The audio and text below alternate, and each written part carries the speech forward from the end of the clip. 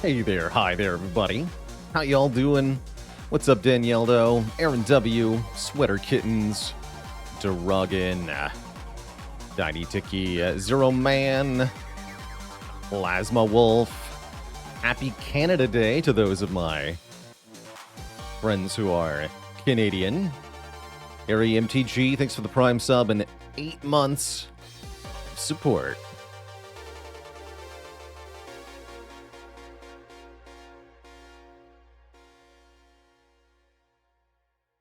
So how it works for the individual character streaks is that the rotating streak is the number of consecutive wins. Here, this will be easier if I get Spire open, actually.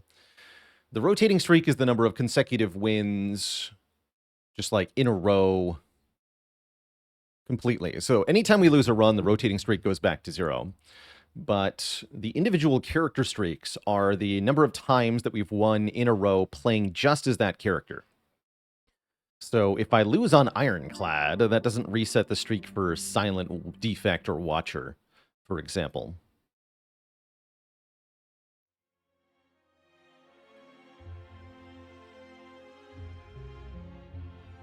Yeah, there we go. Perfect. WWEFanfiction.net, thanks for the Prime sub and 21 months of support. Would playing a game offline break the streak? It would if I did it on this profile, certainly. I would switch profiles and play a different run, though.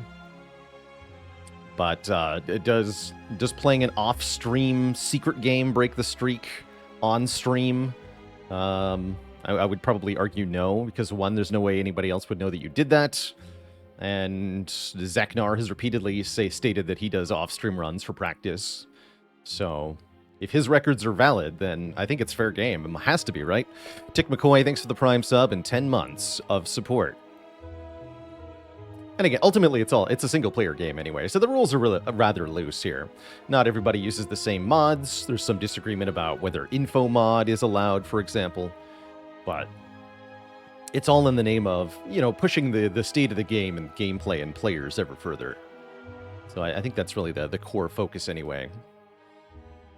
Where am I from? I originally hail from the icy land of Canada. Happy Canada Day, everybody. These days I live in the Northeast US. Would love to hear some commentary about my Ironclad speedrun this weekend. Okay, so this was one of my favorite runs of all time. I'm actually going to switch profiles and look at the run history on this. So we did this past weekend have the very amazing Pride with Friends event. I commentated Ironclad runs with Zeknar, and then I did silent runs with One Pun Man. And then I played in a unseeded Ascension 20 speedrun competition, which ended up with this run, which is one of my favorite runs that I've ever done. This was so fun. I did this live without any commentary. I did think about like re-recording commentary over it so I could upload it or something. I was one of the only players who chose to do Clad. I was beaten by a Watcher player who got, I think, like a 22-minute victory.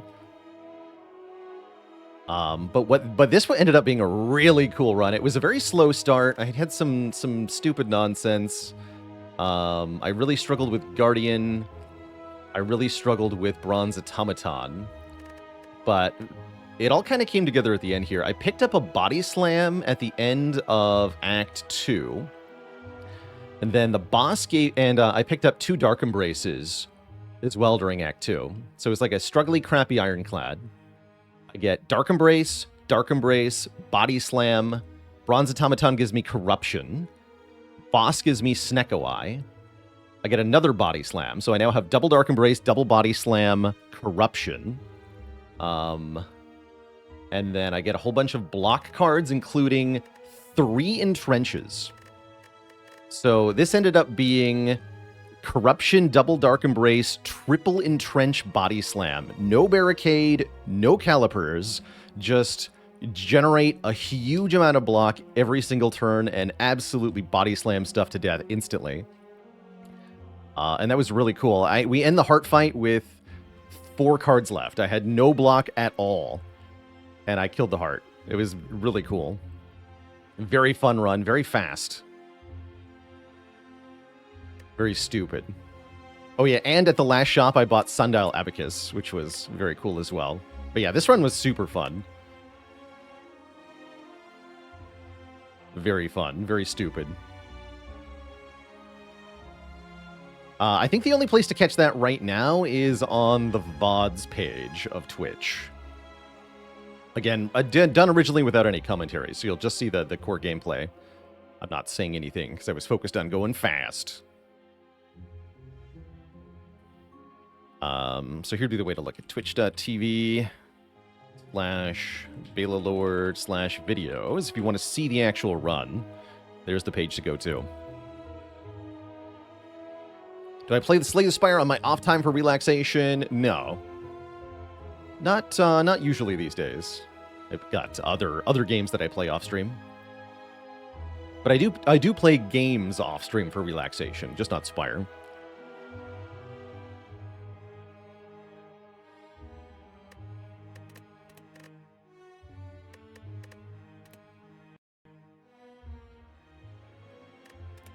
What do we know about Spire 2 so far? We know it's going to launch with 4 characters. We know that the starting... and 2 of those characters are the Silent and the Ironclad. And we know that their starting decks have not changed at all. So expect Silent to have 5 strikes, 5 defense, neutralized, and survivor. As well as many returning cards, but not all of the cards coming back. We know that there are new types of cards called quests that will require you to do stuff across multiple floors. We know that there are a whole bunch of enemies. We've seen the art for them. Yeah, Necrobinder is number 3. Number 4 is they didn't come up with a name yet. They leave it as mystery character. I bet it's because they don't actually have a name yet. That's the easiest explanation. They haven't come up with it yet. The Amid guy. Looks cool. It's like if you smashed Watcher and Defect together into one character and gave him a laser sword. That seems to be what the 4th character is. I'm excited for whatever that is. I don't know what it's going to play like, but I think it's going to be awesome.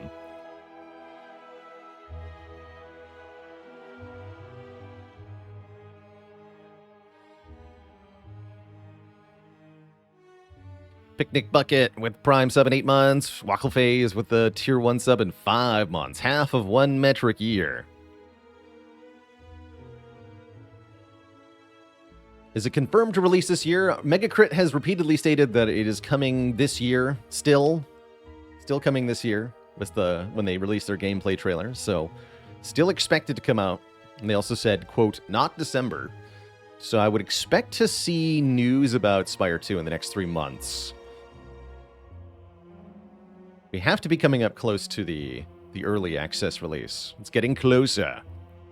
It's pretty hype.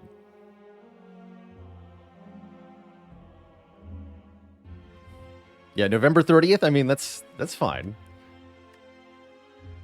We are officially now in the second half of the year.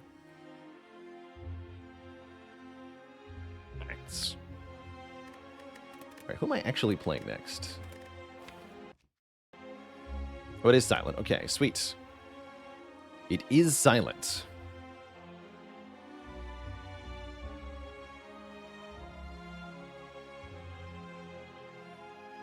What is the expansion next to my follower account? I believe that is my team. The Twitch team I'm technically part of.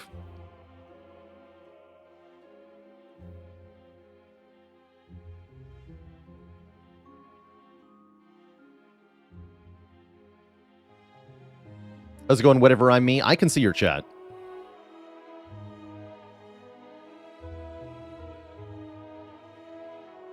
Long John says, I can't wait to build my own incorrect opinions on Spire 2. Some of your favorite Spire ones were that Corruption is useless, Pyramid is the worst boss relic, and Limit Break is an instant pick. I like those lines of thinking.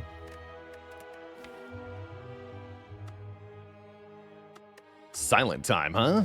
We have a long streak going here. 7 in a row is not exactly a small streak, so I'm curious if that's going to keep going here. We're doing quite well. Greetings, choose, says the whale. We're offered colorless card, 3 potions, curse for max health, and boss swap. Those are not the usual suspects for a good start. That said, with the way the map is, this might just be a 3-potion start. Not something I'm usually excited about, but look at this. We have a mandatory elite. There is no getting out of fighting an elite here on floor 7 or 8. If I want to fire first, I have to fight the burning elite then.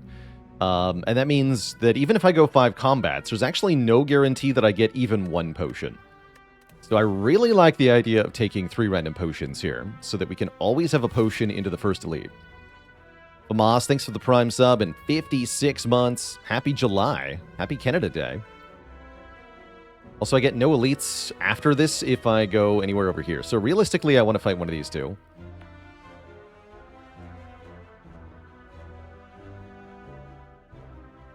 Isn't colorless cards one of the better starts for Silence? I like the rare colorless card, because then you can get Apotheosis. This one is merely okay. You're talking Swift Strike or Flash of Steel or Bandage Up or something. Discovery's not bad. But I really don't like it that much into a forced elite. I'm really looking for something that's going to help me with the mandatory elite that we have to deal with.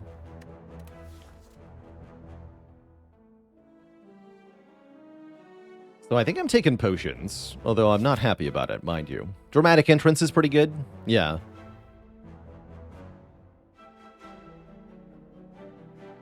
Yes, this is only uncommon colorless cards, of which there are 20. So you see 3 out of the 20 uncommon colorless cards.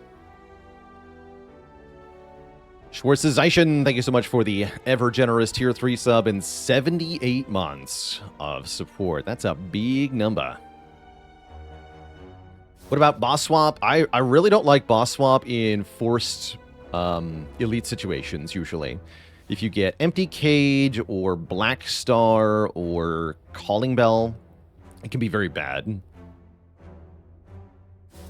There's also the risk of Busted Crown or Fusion Hammer, which are also tough. Sozu.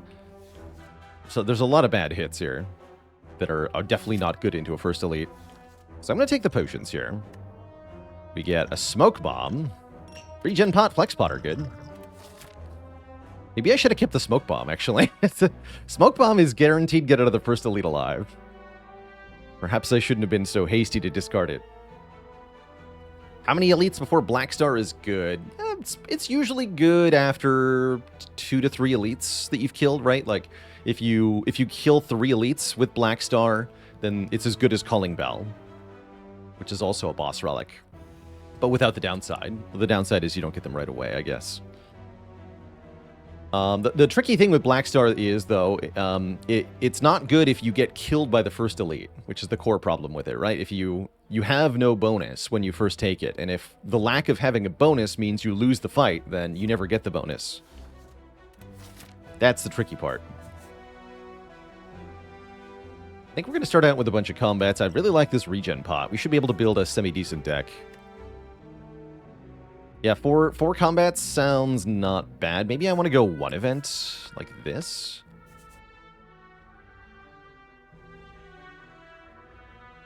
Get some events later, though. I'm probably going to go to this shop. Now, I think we just want to look at as many card rewards as possible for this first elite.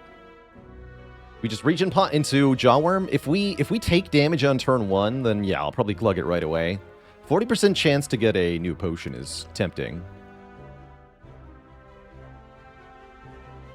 So these are both double forced elites here.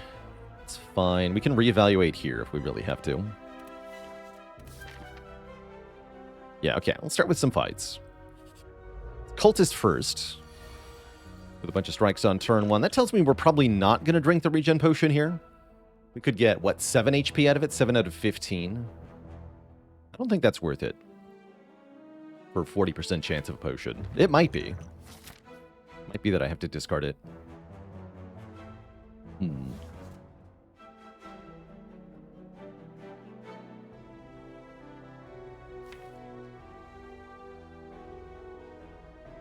Because we never take damage next turn. He didn't roll that much health either. I don't think I'm going to use it.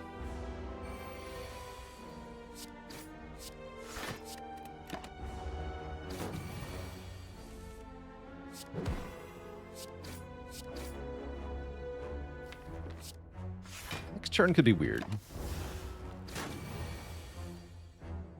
Okay, we're fine. Let's go in Carl Sagan. He's spiring. Okay, and we're offered... We don't get a potion, crucially. We're offered Sucker Punch, Backflip, Piercing Wail. And I think we do want the attack card. With a Forced Elite, we really got to take the attack card, right?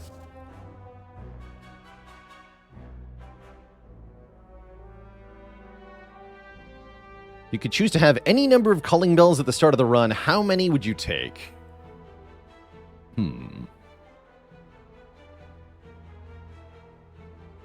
How many relics are in the game?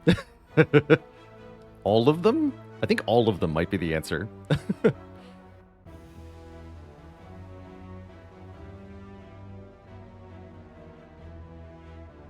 Because if you take enough that you force Duvudal, it also depends on how they resolve, right? If you also get Force Darkstone Periapt and then take a bunch of curses, that could be pretty strong. Yeah, because if you get all of them, then you actually assemble Blue Candle, Tungsten Rod, Unceasing Top, right? So you can just play all of them for 0 cost. And you have Duvudal. So I think the answer is all of them. Yeah, all of them. I click on all of them. Oh, and Dead Branch, though. Can you skip the Dead Branch?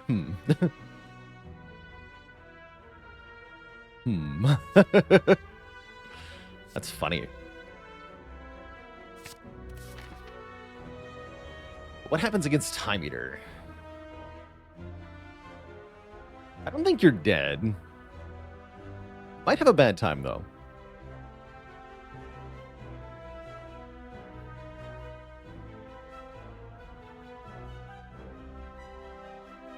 But yeah, I would take a lot of them, is the answer. Yeah, surely you can't be dead with every relic in the game. I'm just thinking, like, you have 200 max health and Incense Burner and Lizard Tail. It's going to be pretty hard for Tim to kill you. You have Orichalcum and all the boat thingies and Thread Needle. Doesn't Normality block going infinite there? You don't have any Normalities. You just have a bunch of copies of Curse the Bell.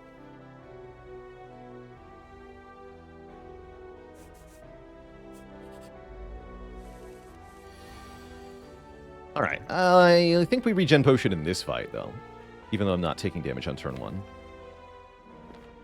Chunt with the Prime sub in 43 months. Did you hear about the cultist who lost his job? He was fired without cause. Caw.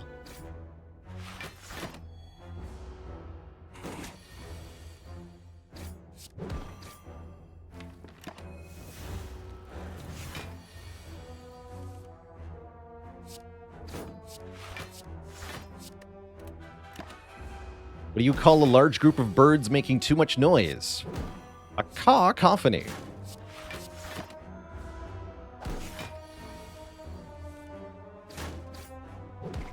Okay, we get all our health, and there's the second potion. So we're at full HP with 2 potions. That feels pretty good.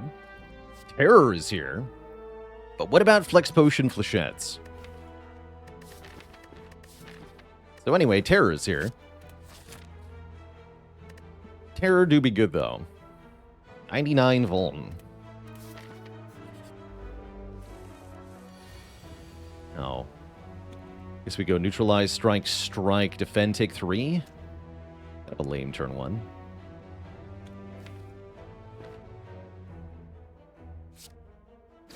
Why do you have 15 health, though?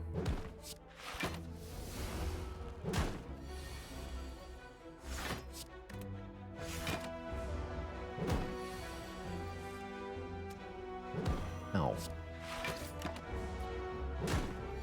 Silent, please. Please draw better. Thank you.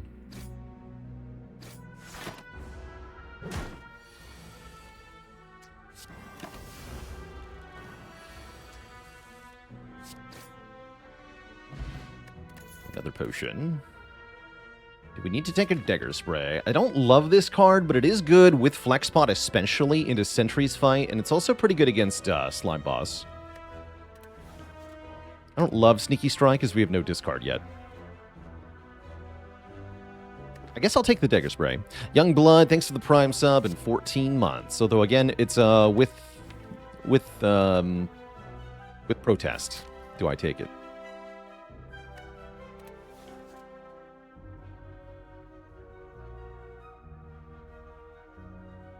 And I think I keep these potions over the energy potion. I really want that poison pot for Lagavulin, especially.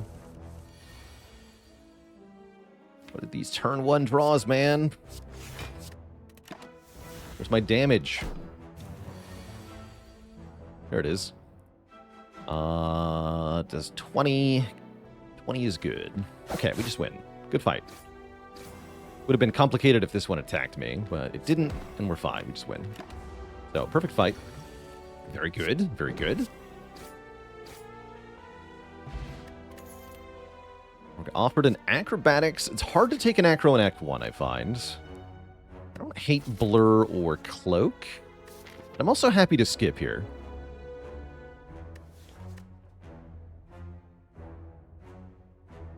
Blade Dance would be good. Yeah, it's tough to want acrobatics on 3 energy. It is almost always a card you want later in the run, but in terms of fighting the elites in Act 1, it's really not that good.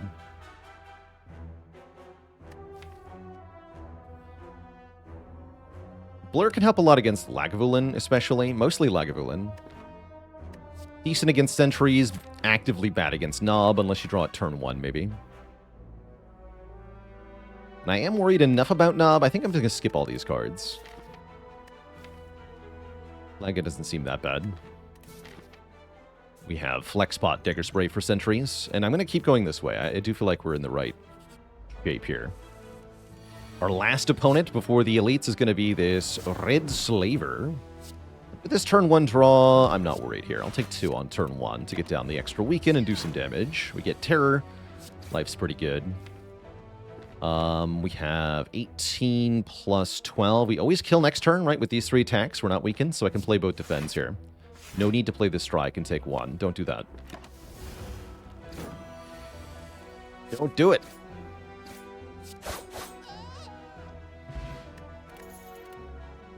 Unload. Hey, look at that. The card's actually pretty good here. It does 14 damage. Dagger Throw is also fine, but it doesn't do 14 damage. Unload does 14 damage. I gotta say, I do occasionally get asked the question, when do you take an Unload? Hello, what is this card for? And here's the answer. When Unload is put up against cards that are not rare, it sure looks a lot better. Because it does so much damage. So, yeah, Unload is better than common cards, turns out. Let's take it.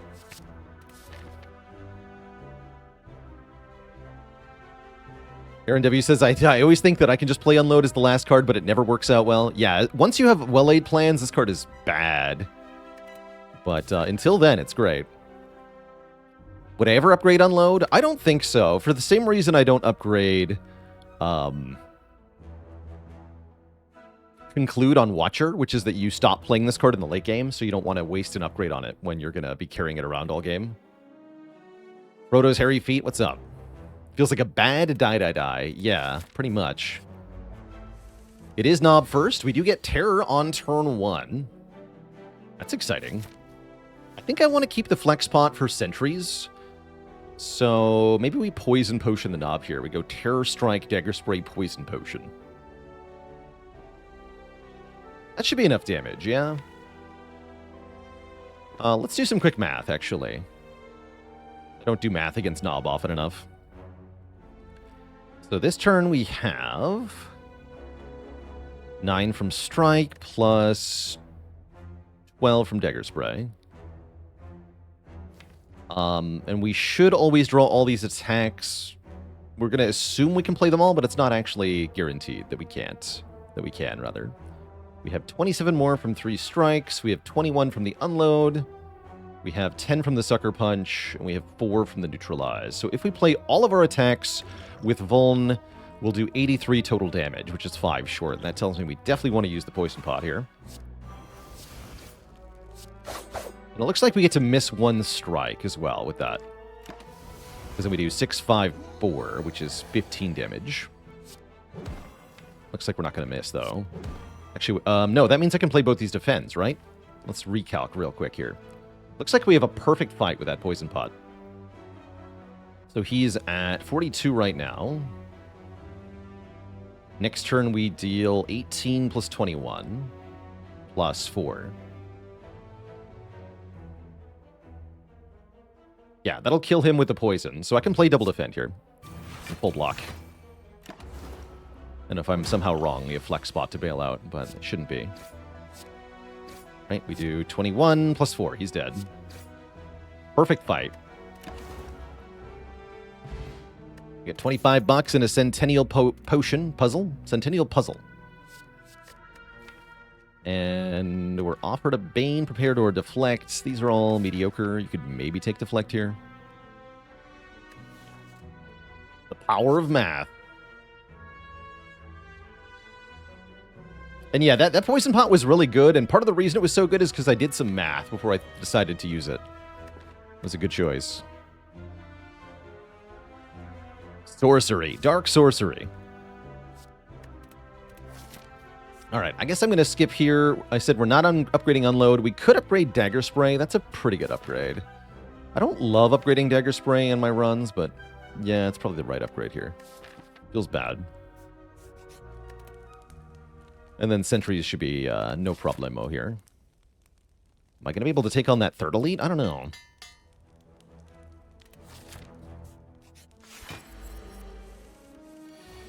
Lagavulin. And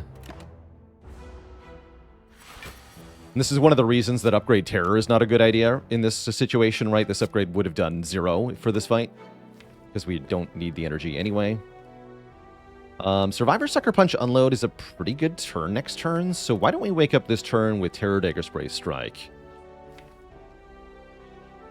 Kappa Koopa, rather. Thanks for the Prime sub. Welcome to the Cozy Sub Club. Yeah, it's a good wake up next turn. We do really good damage. We take 7. We draw a whole bunch.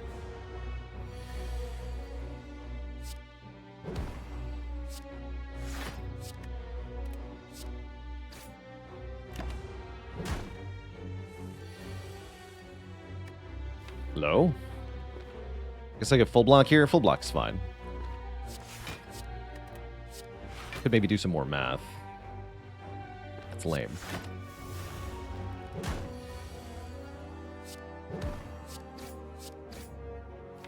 I do 23, maybe. We do 12. 18, and we are just shy. So one strike actually would have made the difference there. I could flex pot now. I should have done math. That's fine, though. We only take a little bit here, actually. This is not as bad as it might seem. Taking the flex spot seems good. So we can take 6 more. I guess that's the way here. There's exactly one draw where I wouldn't kill next turn. I don't think I care about that possibility. Cool. Sentient Liberator, thanks for the tier 1 sub. Welcome to the Cozy Sub Club. Yeah, it would be funny. Now we have 2 potions, and I don't feel bad about fighting this elite as well. That's good. Although I am going to go here, just so that we have the option to the shop in case something weird happens, like Dead Adventurer takes my potions and gives me an old coin, then I go right to the shop. Where are the good cards? I mean, these are fine. I could take a slice here. Not that bad. Spades, thanks for gifting us up to Creeching, and Chris with a Prime sub in 5 months.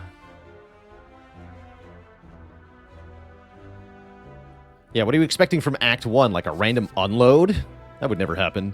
Apolemia, thanks for 100 bits.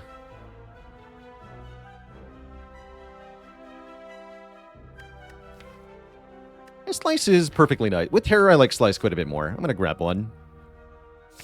With the puzzle, I like it a little bit, at least. And I'm going to want more draw anyway. So it's fine. It's not great, but it's fine. Oh, it was the answer was second Sucker Punch. Anyone who took the second Sucker Punch, you're the winner. We get a Paper Crane. That's awesome. We get loads of money. That's also awesome. But yeah, I was supposed to take the second Sucker Punch, apparently. Now I want to upgrade my weakened cards. Witness the giant yak. He is big and very fluffy. And I'm allowed to remove a strike now that we have Slice. That's cute. Or I can take even more money into that first shop. Card removal could be good here. So could 7 health, though.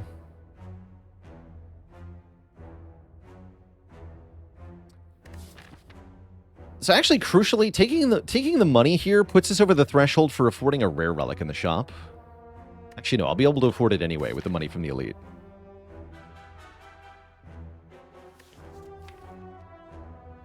Yeah, let's just lose a strike then. That's fine. And let's face elite number 3, which is the Sentries. So we got one of each. That's cool.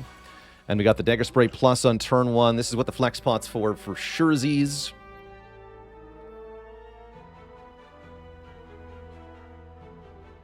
Don't see a relic I want to pay $350 for here. Burner and Helix are both probably worth it, right?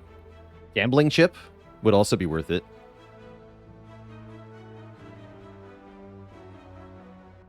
Until I have a Blade Dance, I don't think I would pay for Dead Branch. Well, probably Dead Branch is worth it anyway, but it's not, like, immediately as good. How much damage are we looking at here? We do 8. This will be 16 twice. Oh my god, that's a lot. Okay, so I can easily kill the middle one here. Although I don't think I want to, right? We want to go Terror, Survivor, Dagger Spray. Pocket Watch. That's probably also worth it. I wouldn't pay that much for Lizard Tail, maybe? Maybe. Vajra. Yeah, Vajra would be great here, but that's not $350. Vajra plus Sling of Courage would be cool.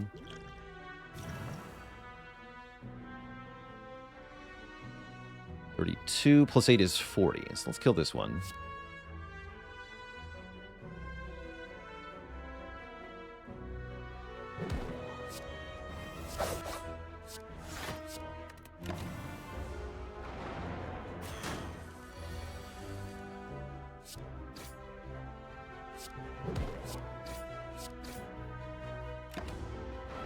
Ding ding.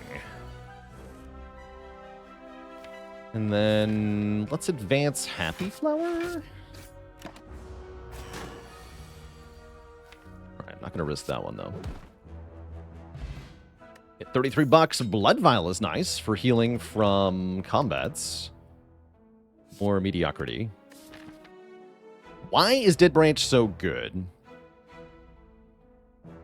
Don't understand how creating so many random cards doesn't get in the way of the deck's logic. So there's a couple key things going on here. One is that random card generation is inherently powerful because a random card always has a chance to be the best card for the given situation. 2 is that the cards get added directly to your hand. So it's like immediate card draw, which is very strong. You get more options. And because those options are random, they, again, always have a chance to be the best possible outcome. These two things combine. There is a risk of, like, drawing back into bad stuff, as you say. But for the most part, what actually happens is that Dead Branch makes you win instantly. And therefore, there is no redraw. There is no drawing back into the cards that have been generated because you've already won. Slake Ray, thanks for a gifted sub. Duncan Enerkib, thanks for 15 months. Balloons, it's real. KJ Tron with some bits.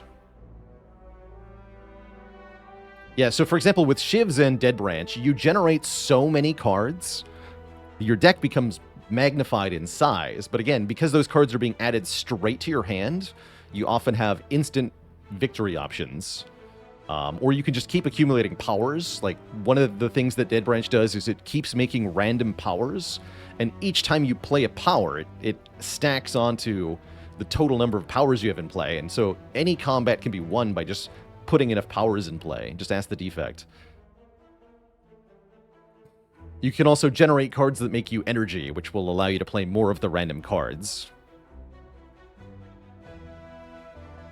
Yeah, it gets really out of control. And Little, thank you so much for the 6 months of support in advance. Take bullet time here? No way. No, I'm going to skip all these. So do I take one more combat for the shop, or do we take an event here? Kind of cool with an event. Wouldn't mind remove transform upgrade or something similar. We have 2 good potions. We have some pretty good cards. We have enough money for a rare relic, probably. Let's take an event. Yeah, it could be more money. Could be an upgrade. Do we upgrade that terror now? No, we upgrade the weakened cards, right? We upgrade neutralize. And then sucker punch.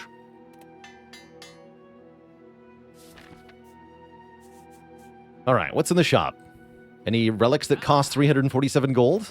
Nope, not today. There's Toxic Egg, and there's Orrery. If only we could get them both. Do you ever buy Toxic Egg? It's silent, huh? Doomgaze with the Prime sub in 14 months.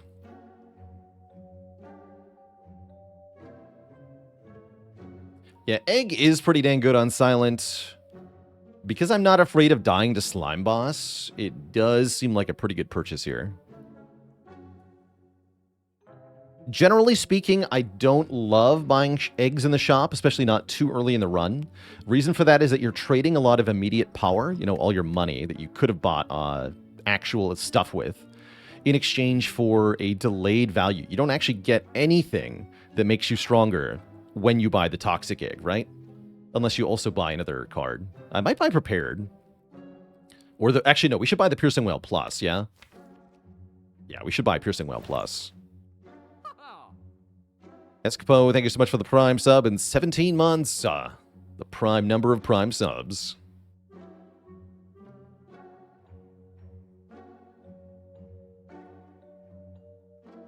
Nash and Ori is exact money. That's cute.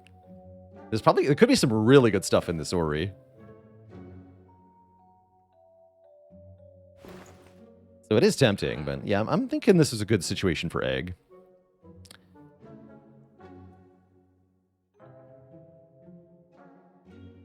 Five Wraith Forms. I actually don't like Wraith Form very much when I have Paper Crane. How good is the Fire Potion? It's definitely not bad in terms of getting through Slime Boss. The thing is, though, my other 2 potions are already very good, right? Strength Pot is perfectly good with Dagger Spray and Terror and stuff. And the Weak Potion is very strong because of Paper Grain. So I think I want both these potions. Yeah, if I buy this egg, then this Piercing Whale is immediately upgraded, right? All the cards are going to instantly turn green, as you can see. I'll take the Whale Plus. I can't quite afford Prepared Plus. That's fine. I think we're good into Slime Boss here. And we have one more card reward as well. Oh, snap. Fire Potion, come back.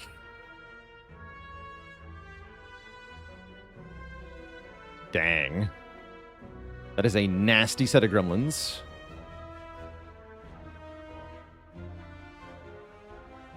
Wouldn't even want Dagger Spray, right? Because the Mad Gremlin? This is really tough.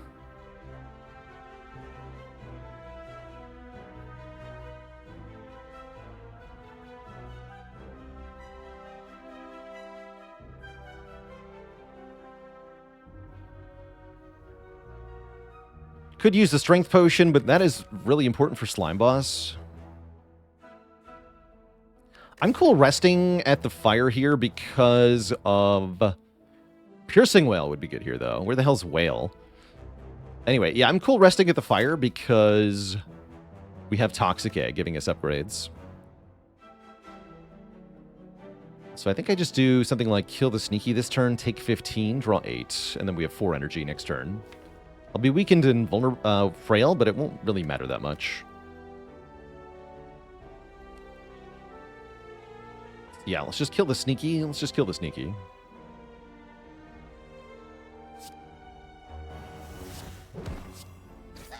Yeah.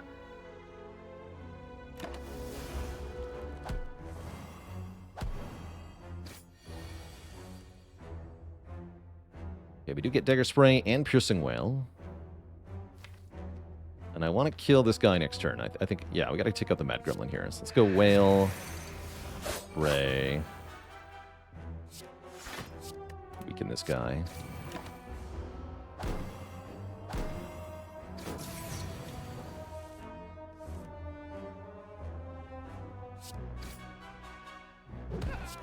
Okay, there we go.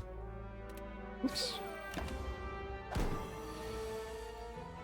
Not that bad. And we have Happy Flower turn 1 against Slimbo. I guess that's fine, right?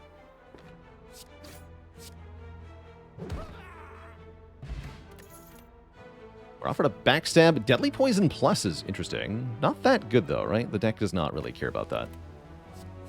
So how do we feel about Backstab? It's a pretty good neck, too. I guess I'll take one. Yeah, I'll take one. We'll rest. When does the Fat Gremlin start also giving you Frail? That is Ascension 17. When normal enemies have more challenging movesets and abilities. It's definitely a nasty change.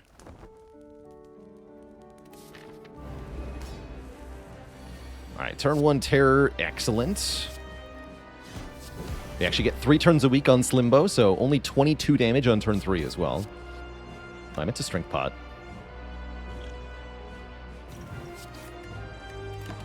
Stop reading chat while I'm trying to play here.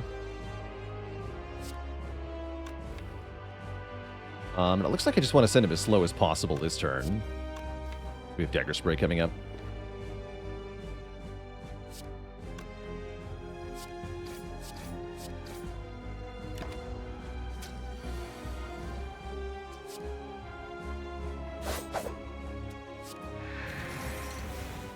That's not bad. 8 brings them to 25, which is not quite split. So yes, let's just hit them. This one specifically. 3 slimed here. That's really nasty. So we have 8 slimed. Although we reshuffle before they get added. Actually, that's not too bad. No, sorry, 4 more slimed. Yikes. That is so many slimes. What's with all the slimes, though? Let's just make sure you die entirely.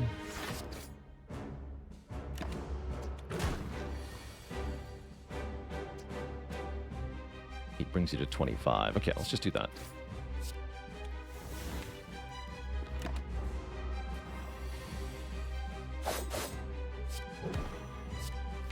Cool.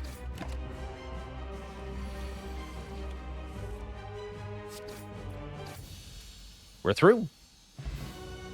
And we have 2 potions, and we have an Adrenaline Plus. No, we do not have an Adrenaline Plus. We have some other cool stuff, though. Nightmare Plus, Phantasmal Killer Plus, or Alchemize Plus. Nice Toxic Egg. Act 1 rating for this deck is like a B+. Yeah, maybe a B+. Pretty good. We got some very nice relics. Actually, every relic we got is good.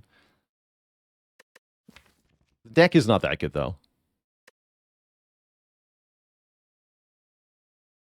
So we have, like, A-tier relics, but a C-tier deck. Maybe a little bit, maybe B+, B-. This is a genuinely hard choice for me between Phantasmal and Alchemize.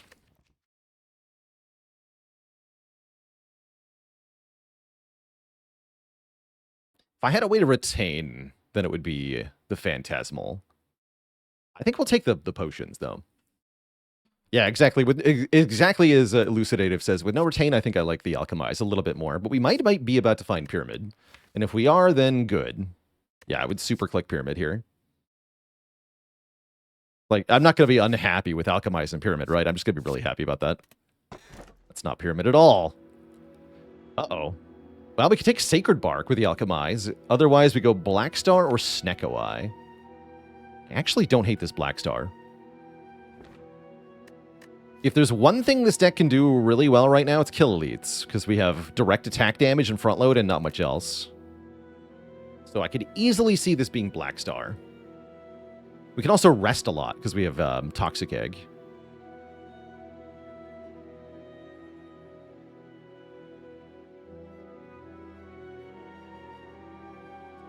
Part of the reason Bark is not that good is that currently both of our potions are not doubled by it, right? You can't upgrade your hand twice, and 3 week and 6 week are basically the same thing anyway. So neither of these potions really benefit. With the Alchemize, they'll change out pretty fast, though. That's true. I think I like this Black Star, though.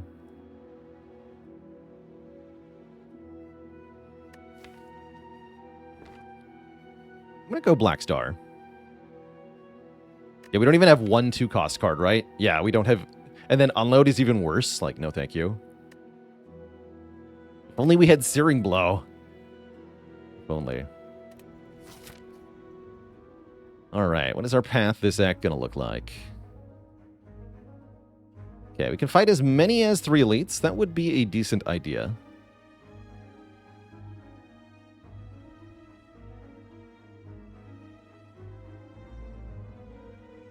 Guess I have to decide early whether I want a shop or not. Start with some combats.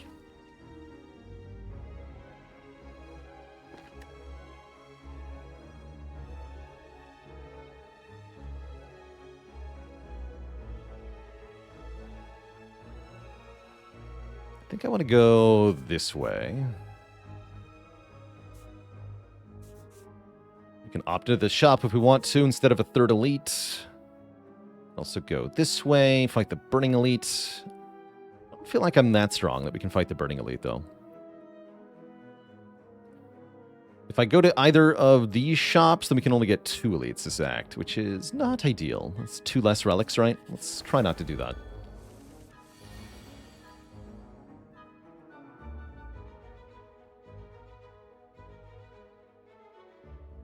Okay, Paper Crane shuts these nerds down.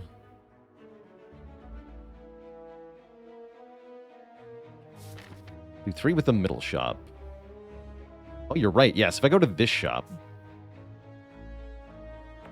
Well, let's mark that in red. That does mean missing this rest site, but that might be worth it. We'll think about that. I think I'm using the weak pot here. The forge pot doesn't really accomplish anything. I can't knock any of the birds out of the air, so we should damage the middle one. We can damage you. Fire pot, that's good. And then block. Maybe I should have played Defend and taken 1 on purpose to draw more cards this turn. Oh, this is fine. I play exactly 4 attacks, that's the magic number.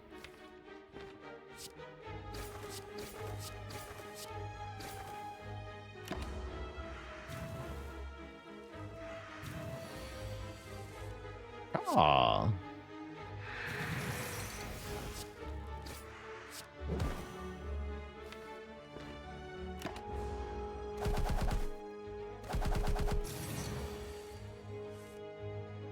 Indeed, thank you, Slice. Take 1 here. This guy attacks for a decent amount next turn. I think I'll take 1. You know, you're going to get knocked out of the air. Never mind. I want you down. Probably should have knocked that one, though. Nah, worked out. It's only doing 9 damage.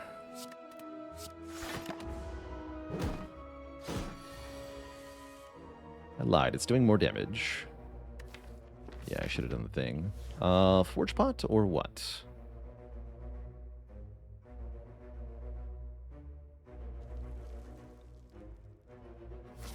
What's the ideal time to take a shard in a shop? I'll give a slightly different answer than chat. I'll say if you have question card, it's actually kind of good.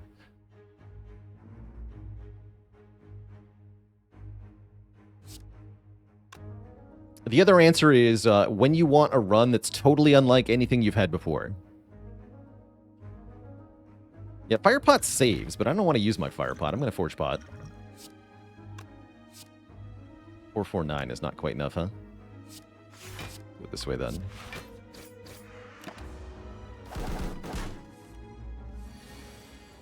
Good potion, man.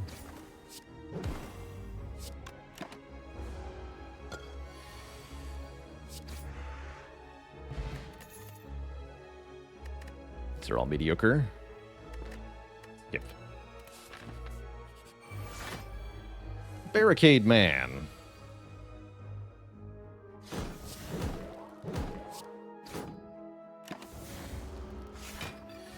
Okay, this is a great time to take 3 damage with Survivor. Got Liquid Memories. Probably I have to use one of these potions next turn to secure the kill.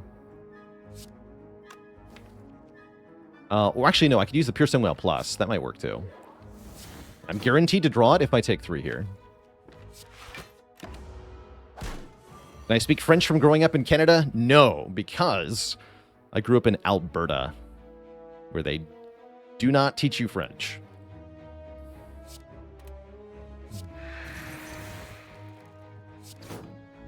Yeah, the Texas of Canada, indeed.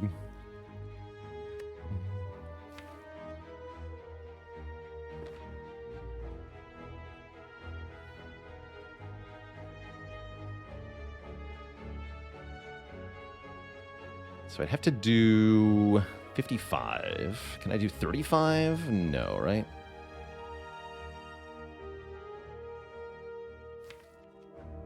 Can Liquid Memories Survivor to block? Doesn't even necessarily get me there, but does get me a lot closer. All right, I'll do it.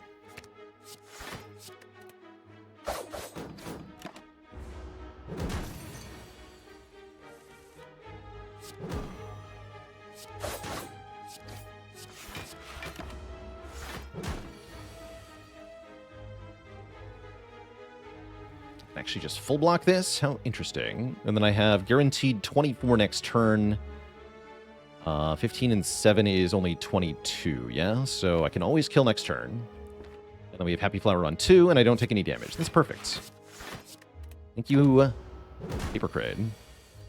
Thank you, Slice. Slice continuing to be good here. Deflect Plus is quite nice on 3 energy. Dash is not bad either. I think I'm going to take this Deflect, though. If I could see any Spire boss make a return appearance in Spire 2, I would want it to be the Champ. He's my personal favorite boss in this game.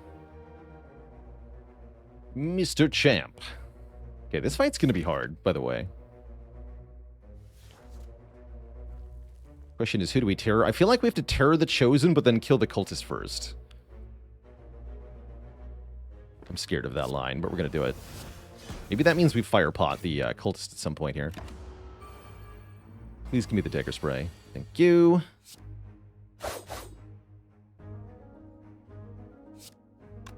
Yeah, I think I'm just going to fire pot here. I don't want to play a skill because then we get a dazed. Well, I could play defend and take 1, then I draw more than I lose. But I can just draw later.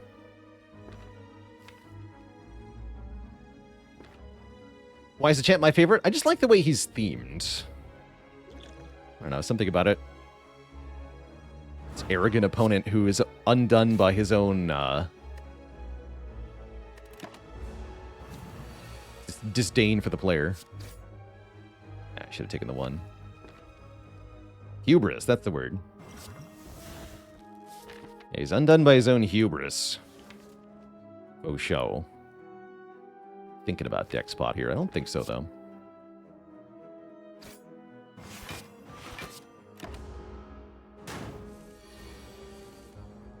Everything is bad.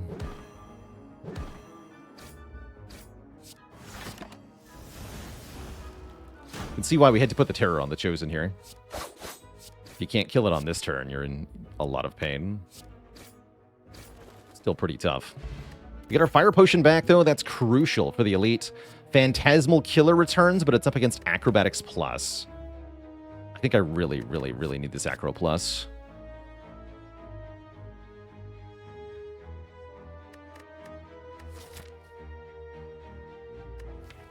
Feel like I need damage? Yeah, and that's what this is. This is damage. This is more damage than this is.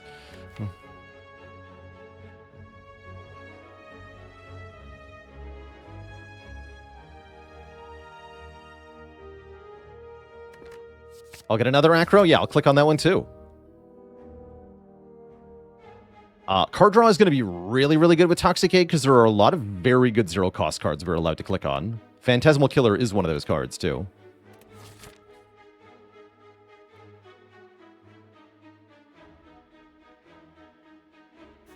All right, we're going to go not to the shop. Correct. I'm going to rest. They say plus. All right. Cool. I'm not resting anymore. Am I taking a Rive? I'm thinking about it, but then I'm not doing it. Okay, I leave. And then now we upgrade Terror with the Acro, right? Yes. All right, let's see how our elite fight goes.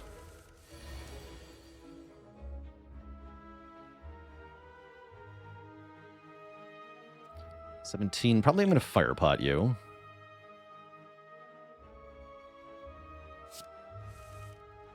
Yeah, by the way, so if you took the Phantasmal Killer, then what you do is you play PK on turn 1, and then next turn you draw Strike, Defend, Neutralize. So PK would be bad here, in this particular draw, anyway.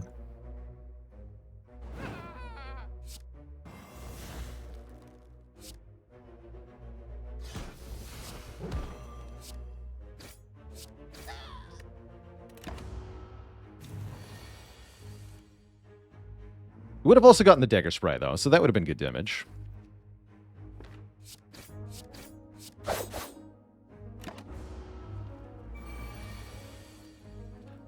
Well, that's rude.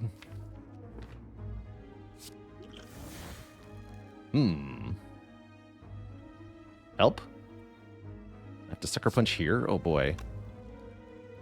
Where is your Acro now? Any damage earlier would have been good here.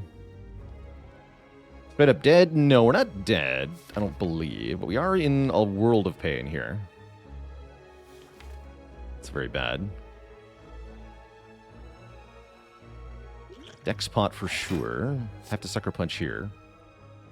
Saves more than 10. Yeah, it goes from 11 to 6. Yeah, saves 15. So we lose half our health, not all of it. But yeah, big ouch that I cannot kill the Sneaky here.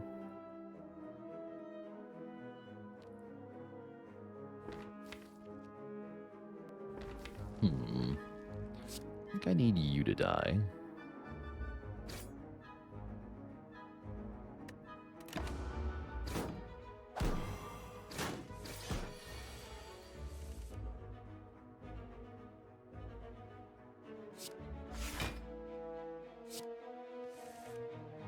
Unload is here.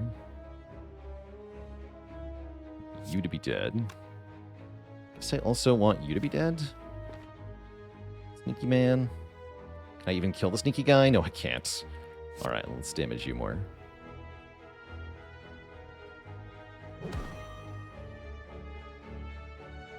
Block? This is scary.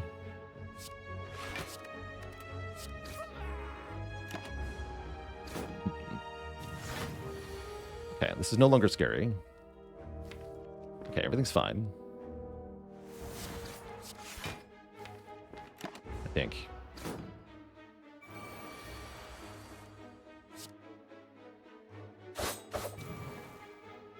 Everything is less fine.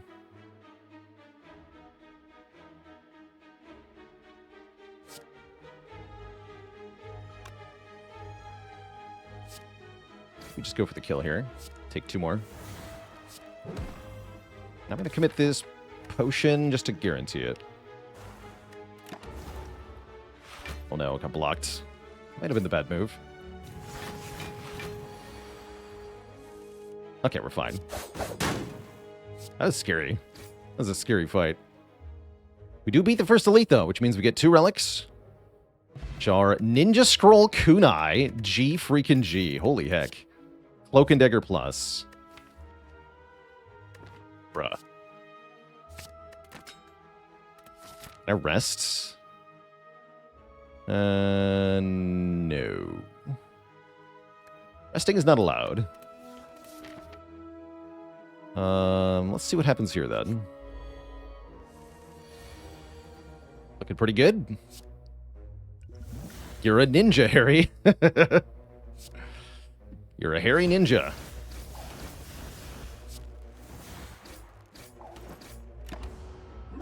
Sloth Fiend, thanks for the 10 months of support. Much love to you.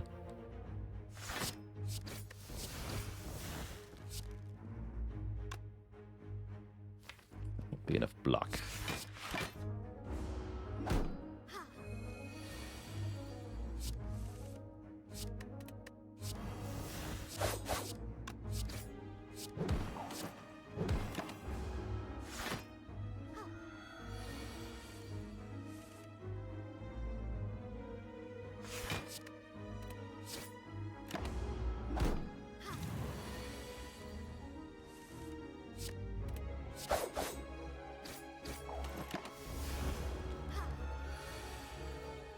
This deck definitely wants Retain, though, to actually be safe.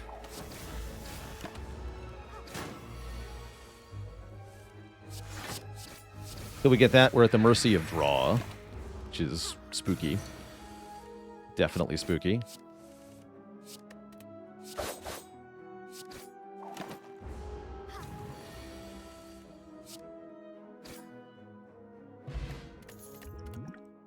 There's the second acro. We click on that one too, like I said.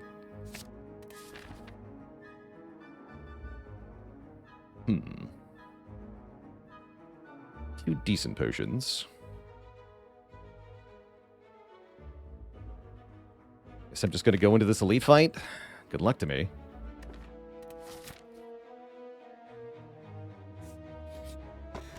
Health. Okay, we almost double our health. That's great. Excellent news. And we get double apparition turn 1 against Slavers. You'll love to see it.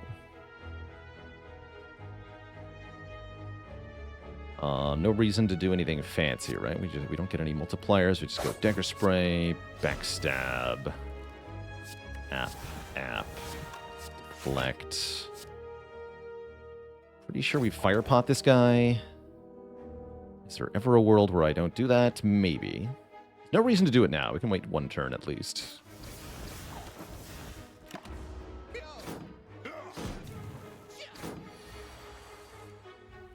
Yeah, do it now.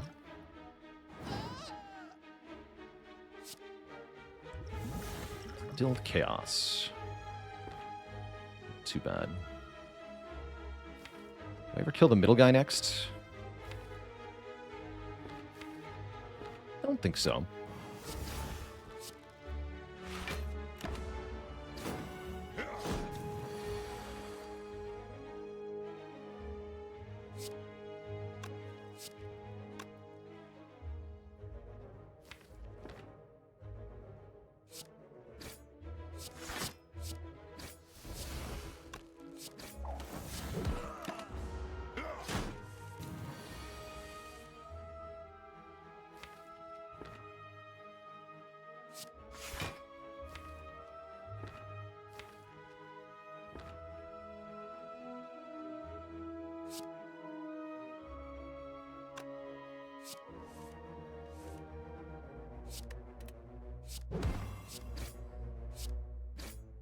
King Show would be good here.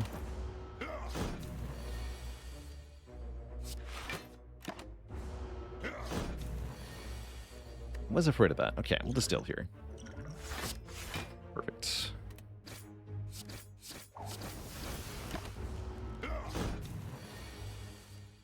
Wonderful. All right, second elite defeated. We get Mercury, Hourglass, and Boat Thingy. Now we're starting to feel kind of strong. And Backflip Plus is very, very, very good. So is Outmaneuver Plus. But I think I want the card draw. Ever taken apps and bites in the same run? I feel like, yes, I have. I don't remember why. Not very often, though. Very rare to get them both. And I don't feel like we need to dive into that shop. I'd rather take another elite on, yeah? Well, I could fight Gremlin Leader again. That's kind of scary. Actually, no. Let's not fight another elite in Act 2 here. Let's not. Bites with Blood Vial and Kunai. Actually, yeah, Bites would be good here, right? Yeah, I don't think I want to mess with Leader, although we have Hourglass this time. Easy NC, thanks so much for the Prime sub and 31 months. Surely we're fine, right? We'll be fine. Smiley face.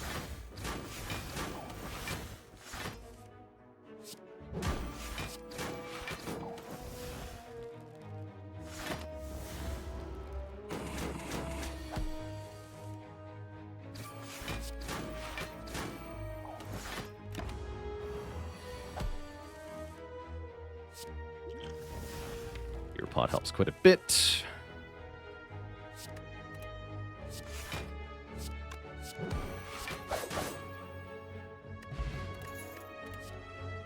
Feet? I'm honestly not sure we want feet. Is Heel Hook good? Heel Hook might be amazing. Is it ever Heel Hook Plus with my Paper Crane deck? It helps us proc the kunai more. I kind of like it with a free upgrade.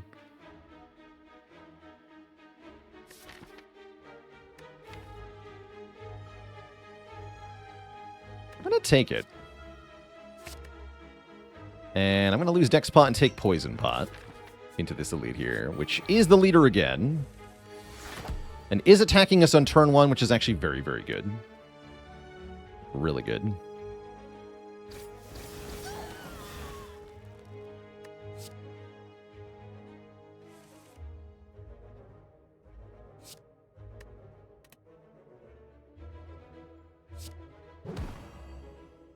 Okay, that's fine. Let's do as much damage as possible. Do I want to use a potion here this turn? Maybe the Poison Pot? Let's use the Poison Pot. Get that bonus damage in now. We learned our lesson last time. Omabi with the Prime sub and 29 months of support. Thank you, thank you.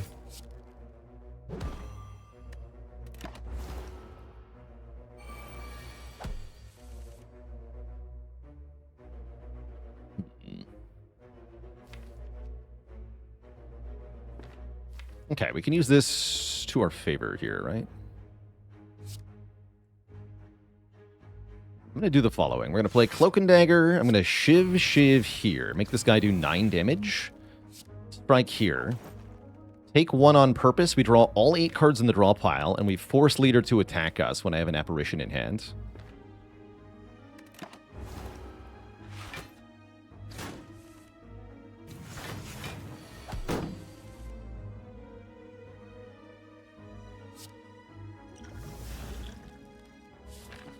Let's drink that right now. Rest of the turn's kind of lame, though.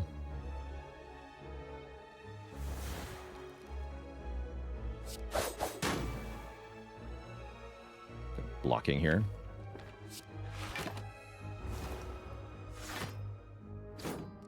Didn't actually have Weaken on anyone, so the Heel Hook didn't work. Still don't.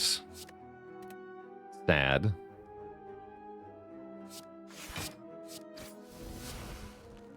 Can't even kill this guy. Also sad.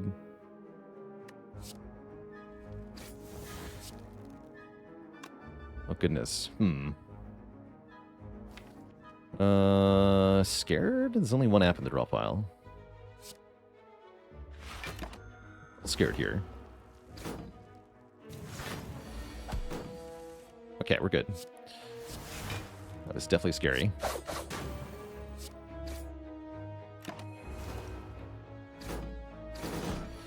Hourglass Nurse. Did that guy do 23? What? Is that what is? Did I see that right? That was horrifying.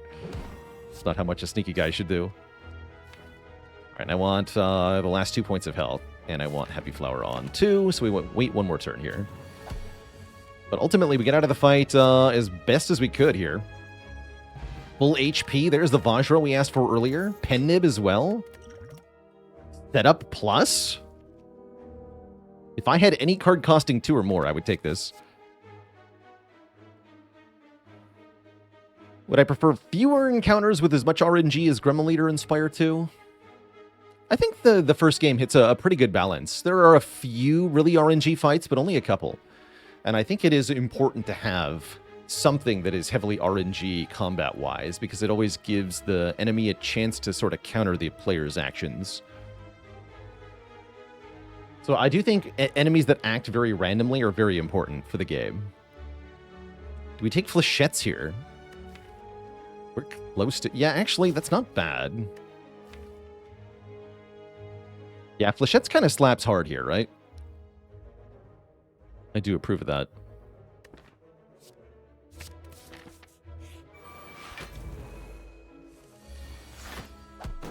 Alright, You're going to go down first.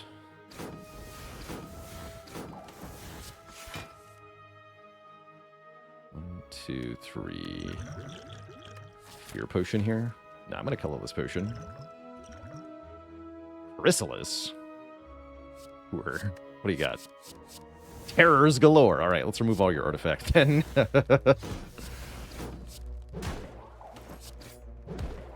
we're so close. Fear Pot would have just killed it. Maybe I should have done that. But I wanted the Fear Pot for breaking through Bronze Automaton's artifact. Play 3 apparitions. You know what? I'm in. I'm a ghost. We heal back the 2 health anyway with the Blood Vial, so I'm still at full health. Ah.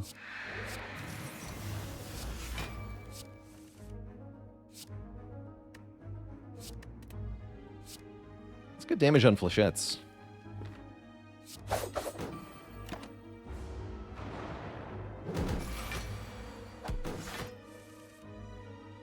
Heal hook.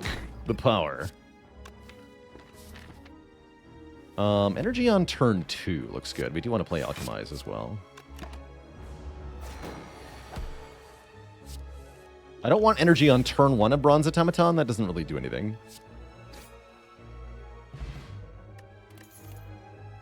Get a second Piercing Whale plus. I also don't hate that. Cake June, thanks for the 9 months of support.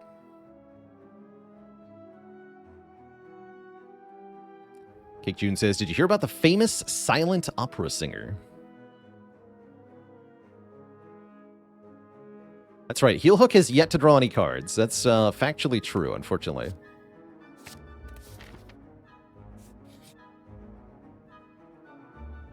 And I'll take a relic. What do you got? Akabeko. Cool.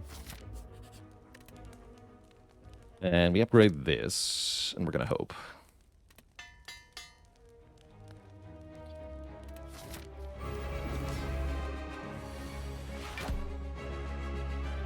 We're going to hope. Make the backstab stronger? Truth.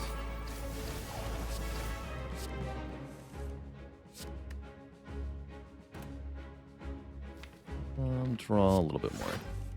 Cool.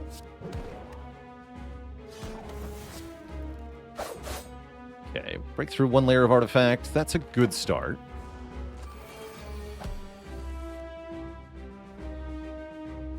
All right, and here we can use the Fear Potion to get the other artifact. That way we can play the Terror, which is really important here. So yeah, let's go Terror, or Fear Pot, Whale, Terror. And then I can take a small amount of damage and draw more next turn. These guys always steal the rarest card in the draw pile. In that case, this means that they must be stealing Alchemize and Unload, our 2 rares. Next turn looks like it could be a really good Flechette's turn. I might use the Strength Pot, the Flex Potion next turn here. Depending on what we draw exactly.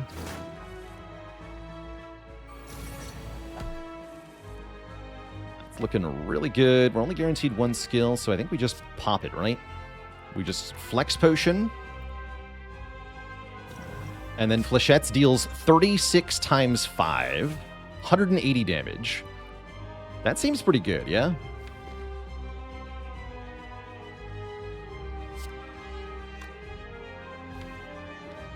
Now the boss is almost dead.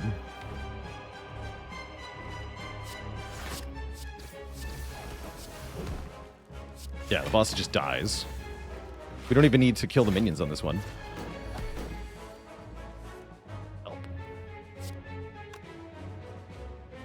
I can just Wail, Sucker Punch, Defend. Let's just do that.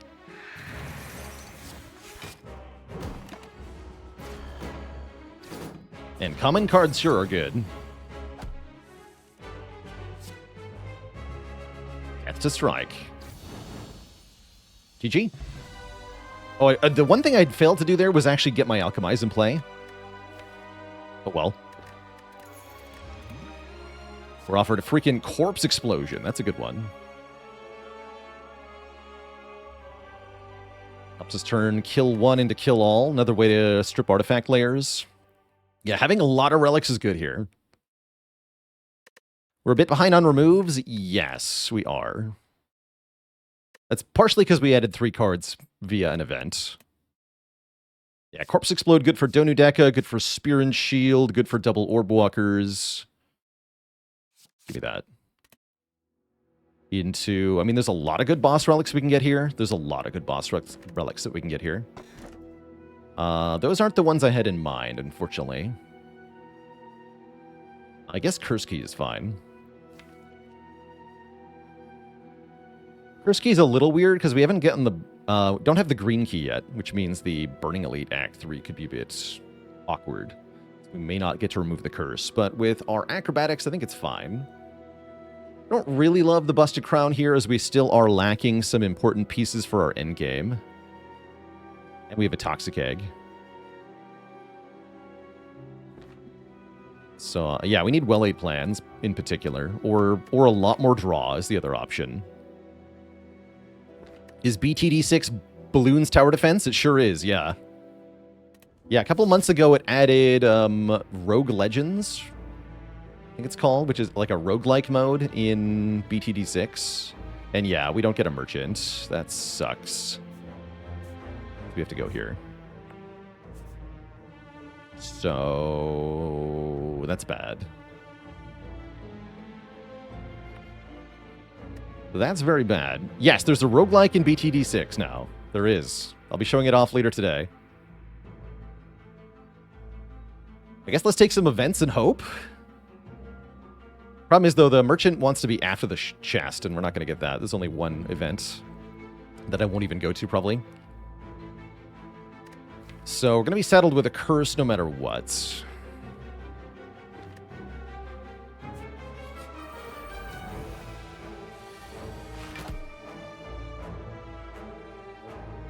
Lechettes. Was doing the burning in Act 2 ever real? I think it was possible. Yeah, I think we could have done it. Maybe we should have done it.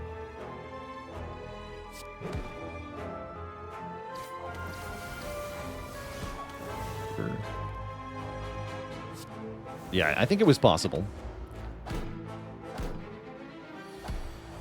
But that could have been like a more max health Gremlin Leader. That would have been spooky, though. I want to play Alchemize, yeah? I also want to win the fight without taking damage.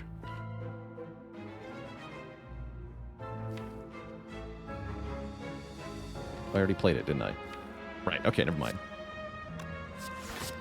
Easy game.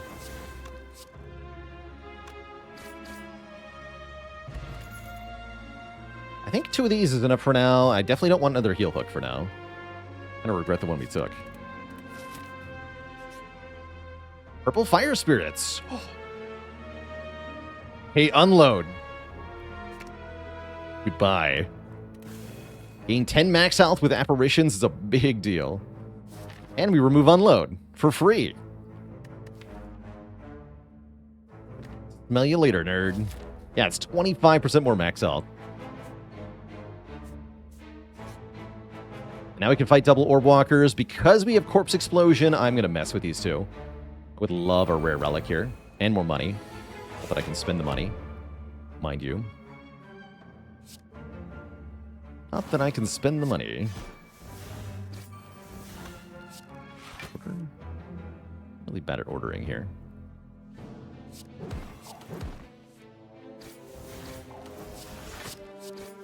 Looks like we win, though.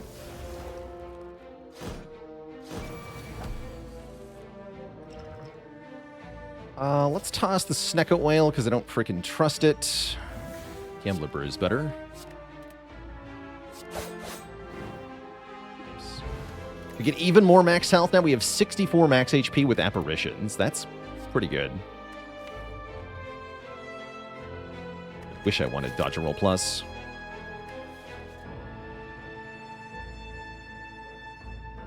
Yeah, what max health loss? There's no max health loss here.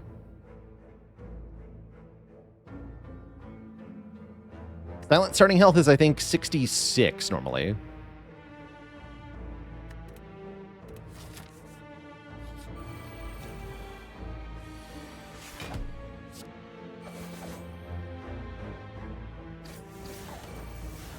I remembered.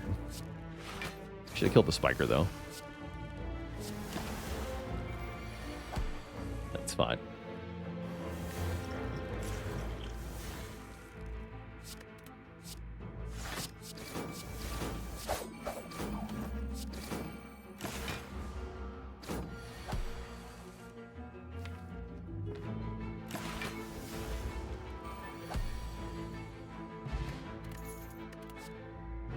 Blade Dance is here. Blur is here. I think I want this Blade Dance, yeah?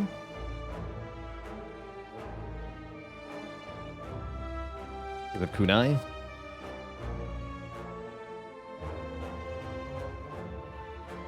Take that.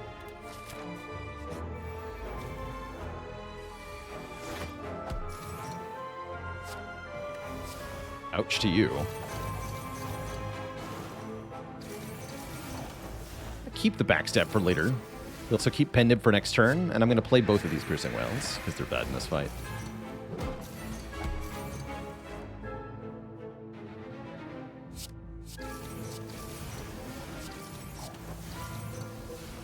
Okay, I can take 2 and draw a bunch of cards for next turn, or I can play these Apparitions and be intangible next turn. I think I want to shuffle back into them.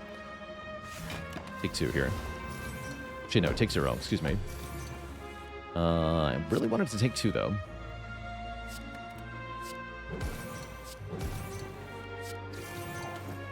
It's fine. Looks like we clear this turn, no problem.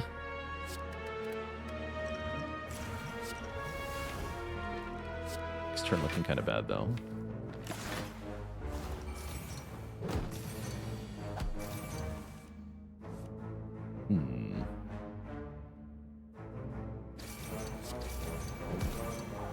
That's fine. All right, now we can just play Apparitions if we see them.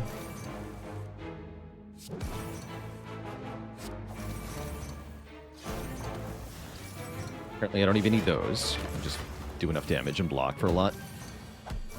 Paper Crane plus Kunai is a really good defensive engine here.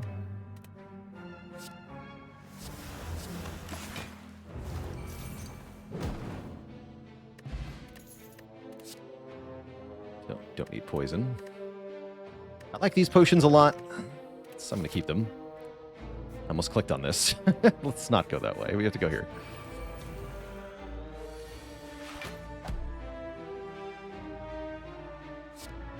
Oh.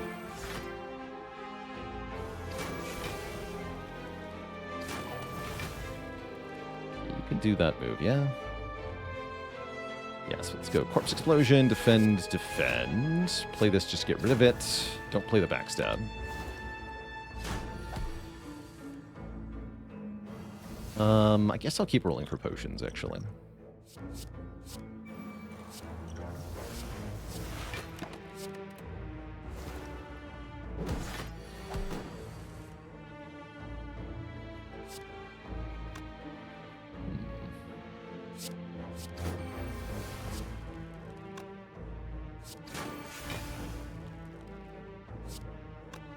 Take 1 is good, take 1 is good. Keep a shiv here. Slow and steady is usually my approach to this fight. Don't need to get the most out of every turn, because this enemy does not scale. So as long as you block whatever it's currently doing, then you're fine.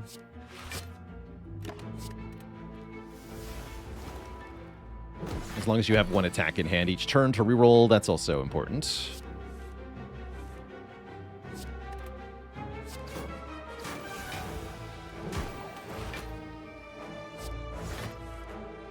Great. Keep Apparition for now.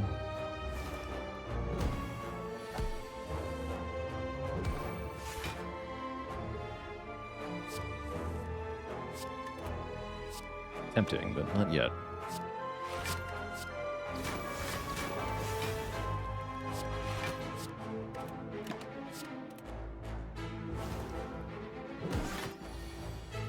Wonder why Akabeko doesn't turn gray like a lot of the other use relics. When they first introduced relics turning gray, they made like a lot of them turn gray to the point where half your relic bar was gray every combat. People hated it, so they rolled back a lot of the graying out of relics.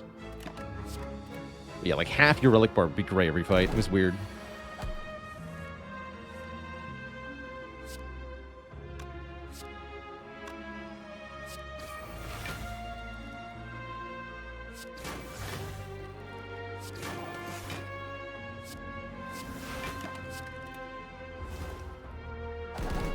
Yeah, I like the way they flash or pulse when they activate.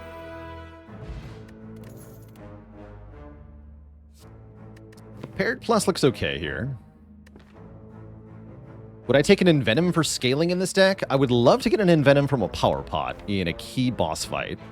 And otherwise, I would love to not have it. This could be the perfect card every time. Could be Nightmare at 0 cost.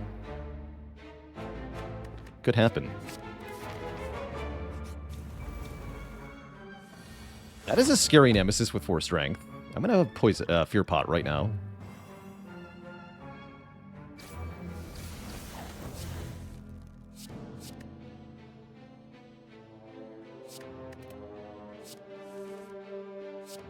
Kind of a waste. It's all good, though.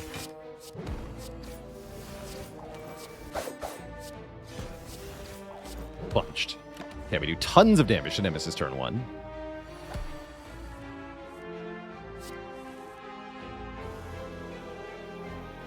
Bully the hell out of him. The boot. Wait, I don't have the boot. Help. Where's my boot?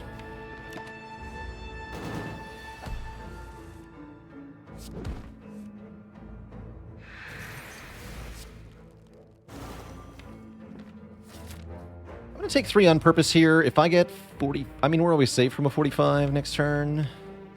Never mind. Yeah, we get 49, rather. And I'm just going to take 1 on purpose here so that we can try to kill next turn. With the Centennial draw. I don't want to dodge any more attacks here. Get him. Get Smiling Mask and Juzu Bracelet.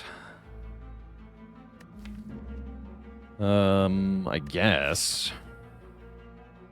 This could help me find Mind Bloom. There's the Nightmare. Or a Reflex Plus. Nightmare with the apparitions just seems really good, though, yeah? Like, really good. We fall, and we lose either Terror or Slice. Slice, I'm sorry. But you are also gone from Act 1. Goodbye, Slice. Apparently, we have no powers in this deck, by the way. Not even 1. So, the Awakened one is free. Excellent news. We do have to get a curse here with the Cursed Key, which is Regret. That is going to hurt. Yeah, that is going to hurt. No way around it. Right into Repto, no less. No regrets, they said.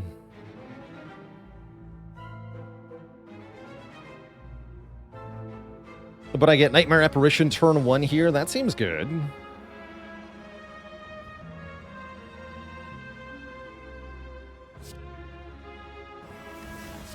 I can do 22 by 4. It's better than pen-nibbing it. That is better than pen-nibbing it. Pen-nib the backstab. Oh, I was supposed to Nightmare backstab, by the way. I could have just killed. I'm stupid. Yeah, I'm stupid. It was just Nightmare backstab. Rob is waiting, part 2. Thanks for the Prime sub in 27 months. Whatever, I'll just do this anyway.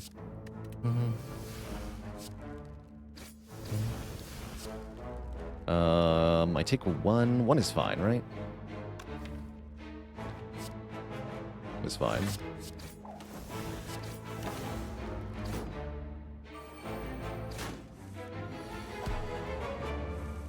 We just get a kill anyway, looks like. Seems fine, too. Dupe Pot. That's extremely strong. Probably going to keep that to heart. We can use Dupe Pot on the Nightmare to make 6 copies of Apparition.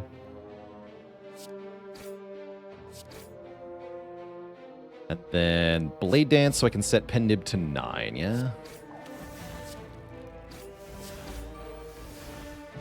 We get Bag of Prep, which does nothing, by the way, because of Ninja Scroll, but I'll take it anyway. Frozen Egg makes powers be upgraded. Another Cloak and Dagger is pretty good. Camel Crushed with the Prime sub in 45 months of support. Ninja Scroll's been really good, so I'm not mad, but it is a little sad. I guess we're going to go this way, right? This regret has not been an issue so far. It'll be fine.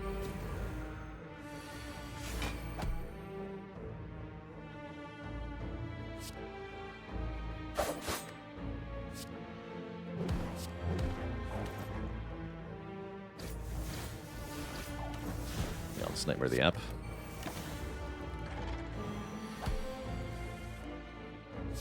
Seven skills.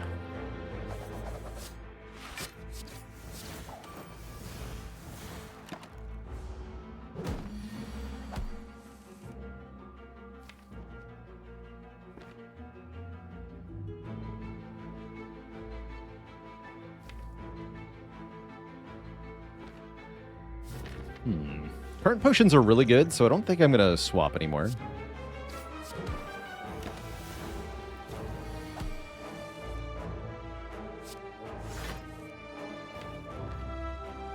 Let's try to get our regret. Discard it. There it is. Work me. There's deflect. So I can play Corpse Explosion for damage.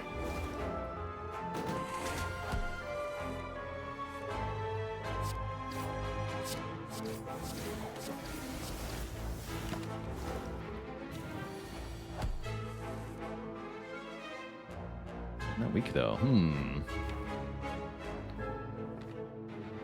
Guess I'll gamble. There we go. Still take some. Guess I could have died with that gamble pot, right? No, I would never die.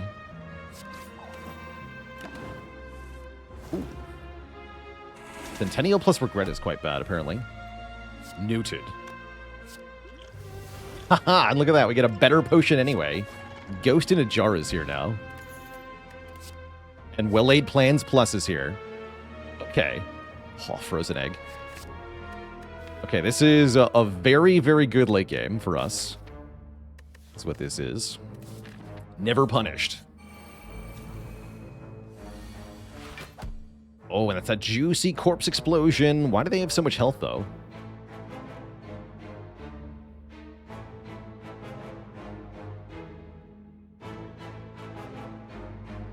We see E here.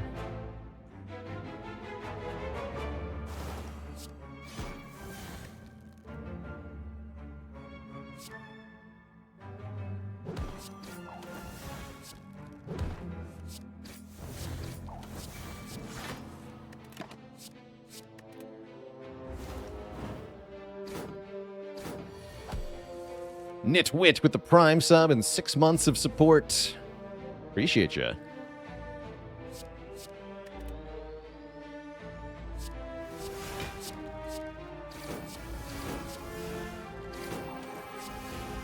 The power.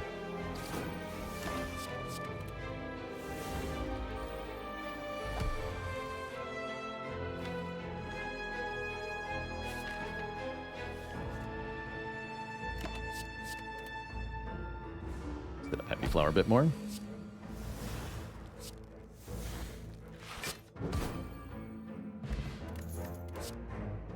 We take a Footwork Plus. Do we? Maybe we take an Outmaneuver Plus. I think the Outmaneuver's okay.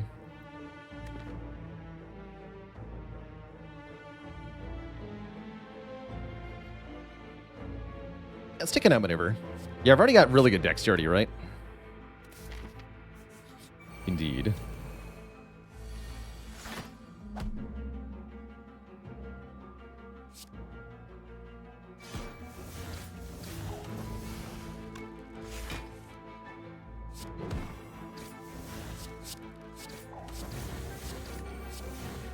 Double damage shiv.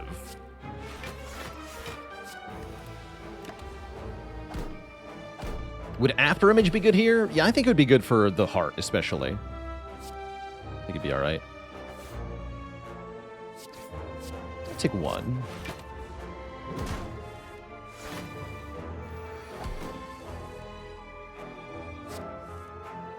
Good. Bad? Now what?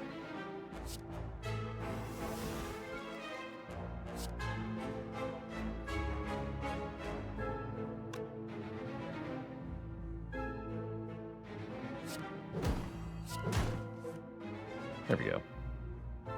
Let's go Apparition Defend, I guess. Thank you, Heel Hook. Heel Hook Redemption Arc, by the way.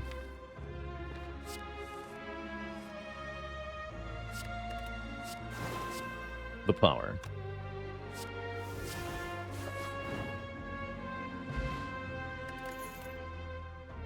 Another Deflect plus, another Reflex plus.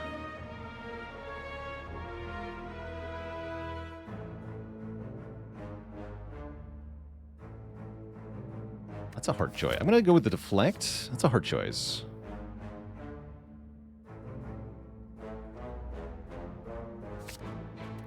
Yeah, it's actually a hard choice. Skip is also not a bad idea there, for being honest.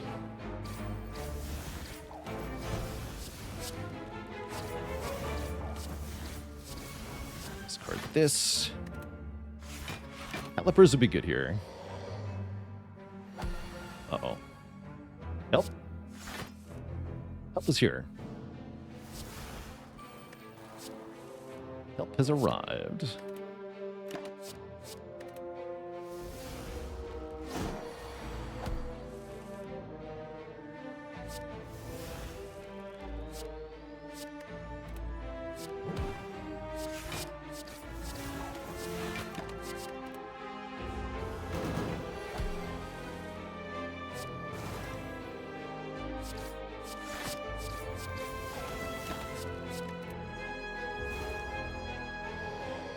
So much money.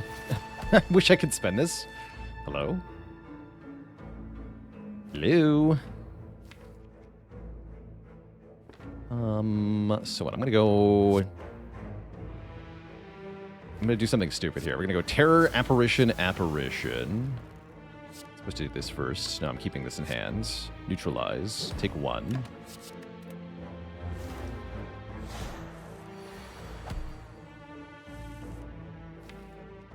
Gonna Nightmare Flechettes, I think. Actually, no, Nightmare Dagger Spray might be more reliable, yeah? So that'll do 20 each. We get 3 of them, and I can retain 1. Yeah, that'll be enough. Nightmare Dagger Spray here. That way I don't have to care about how many things I draw or don't draw.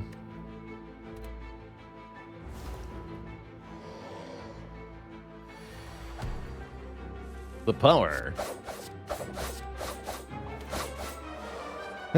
Satisfying.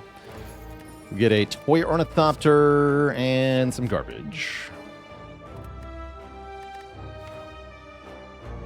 I think Dupe Pot is better than Liquid Memories here. Yeah, it is.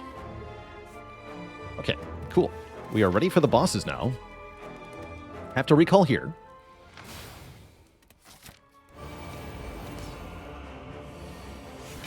Corpse Explosion, turn 1, very helpful here. We're just going to kill the birds. Perfect. We get loads of dexterity. A little bit, that's fine.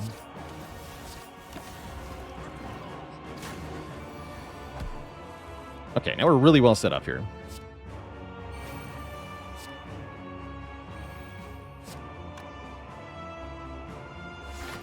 Got too much energy next turn, whatever. It'll be fine.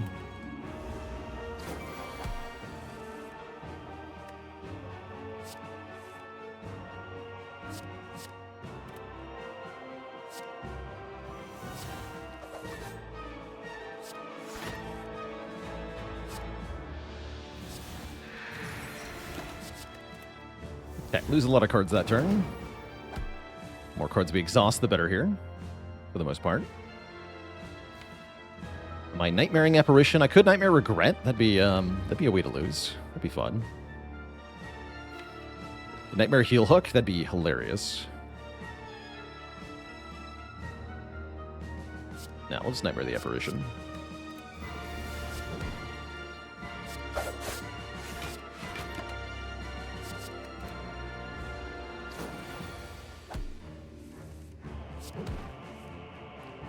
Wait, I'm stupid. Guess I'm intangible this turn. That way we only take 1 damage from Regret. By the way, we are protected from Regret by Apparition too. So it's fine. It's fine. No regrets. Can still retain. Yeah, just take one.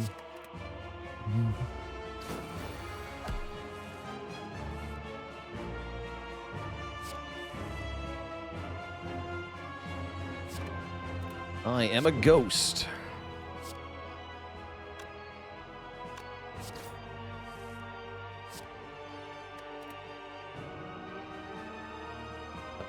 Let's do this as well. Yeah, this.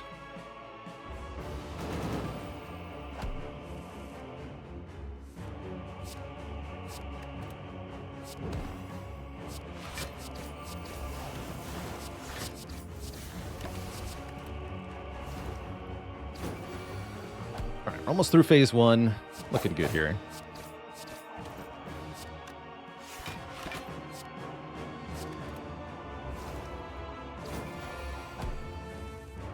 The power. 60 damage flechettes. Yeah, it's fine. Whatever.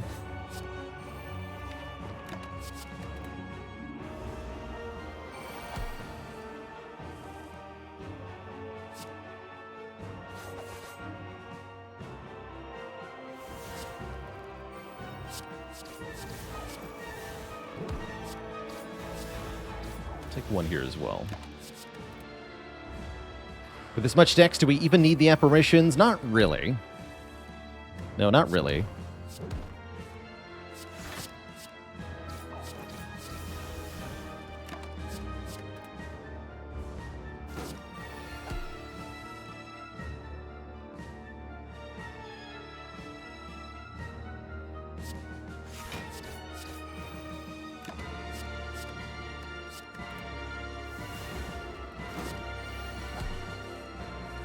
With this many apparitions, do we even need dexterity? Yes, because of hands like this. Ow.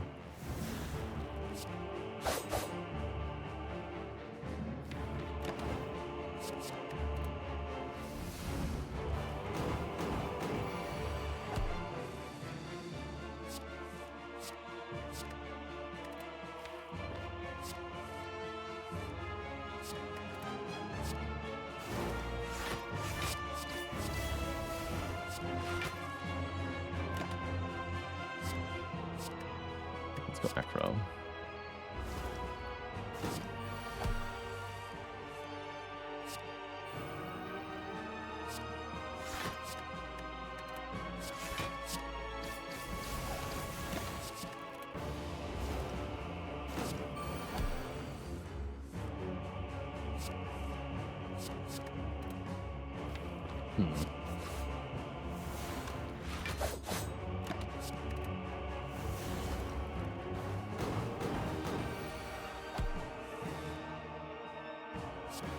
Okay, running out of apparitions now.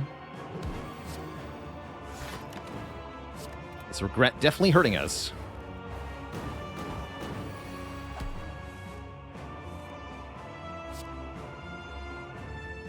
I don't want Heel Hook to draw into regret here. So I'm not going to play it until next turn. Let's keep it.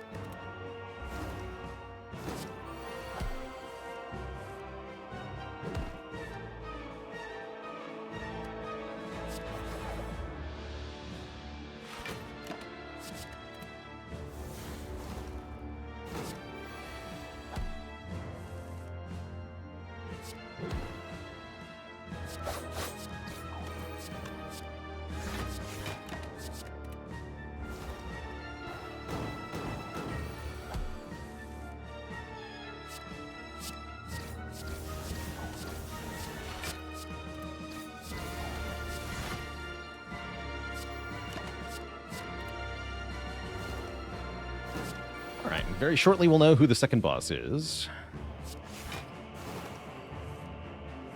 It's a lot of voids.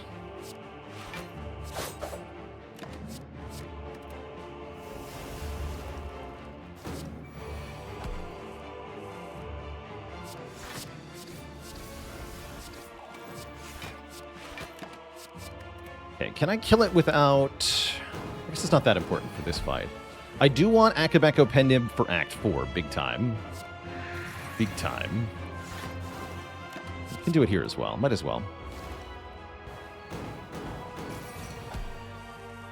Awesome one. Thanks for the Prime sub and 2 years of support.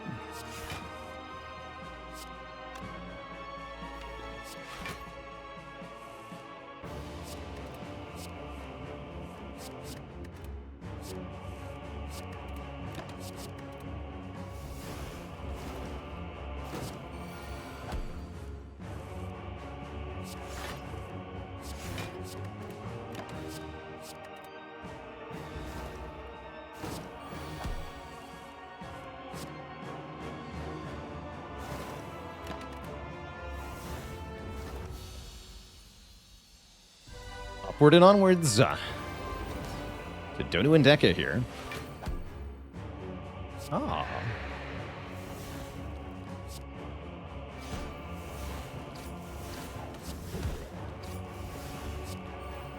Take a little bit of damage on purpose. Only 4.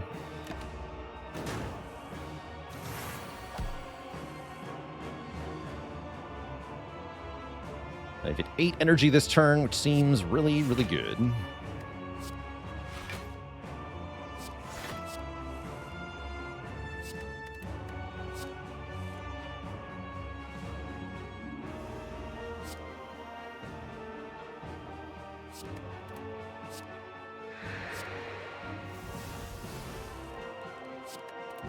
The power. Actually, wait, I can pen nib that? Let's do that. That's even stronger.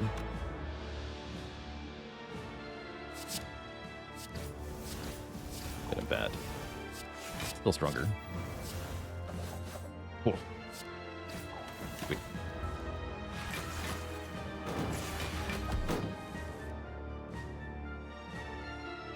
Artifact. Ouch.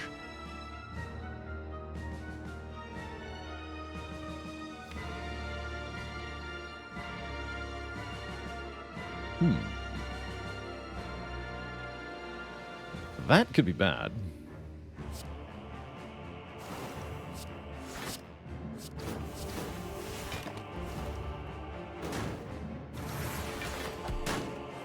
It's not bad.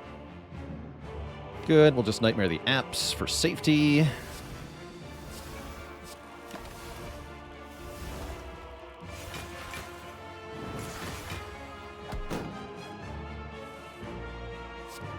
And it made Flechettes super powerful. Although I don't want to instantly kill with Flechettes, because then Donu doesn't actually die. Or Deka doesn't die. It's a weird problem to have. Actually, this is not an instant kill. It only does 50, so it dies to poison. That's perfect then. Take 1, and then they blow up. Two thump, two thump, two thump. A deep pulsing dread can be felt throughout the room. I did not set up Pendibak Abeko, though. Prepare your daggers, dealing 2081 damage. Have I been here before? We have loads of max health with Paper Crane and Apparitions. Feels pretty safe overall. I can upgrade Sucker Punch, or we can rest to get 4 health essentially, and a Carter Ward. Carter Ward's not bad. Sucker Punch upgrade also not bad, actually. I think I might just upgrade Sucker Punch.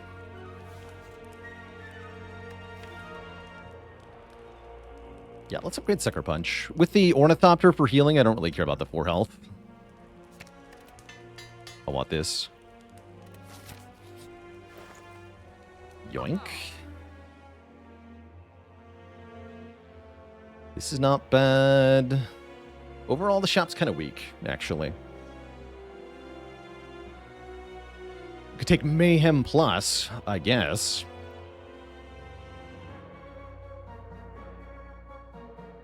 Orichalcum's not bad. Warpaint is okay. We're definitely removing the curse. Buying well-laid plans. I think this potion's actually worse than these potions.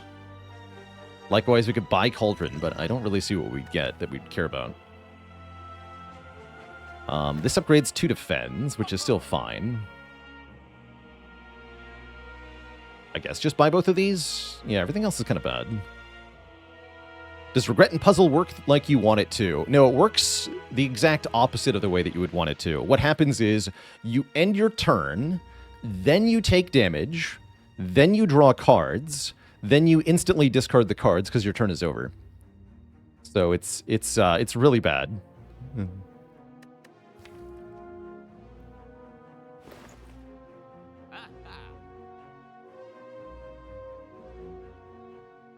Very worse than Ghost? Yes.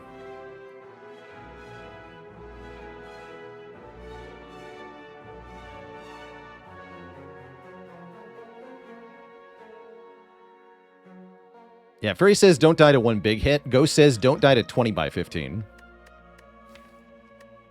I guess I'll take better blocks in the Orichalcum. It's mediocre, but it's fine. We still get 2 relics. I can buy this too.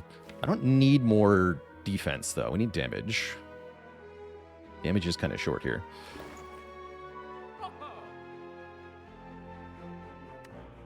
Yeah, damage is going to be weird into Heart. I'm going to have to rely on the Mercury Hourglass to do a whole hell of a lot.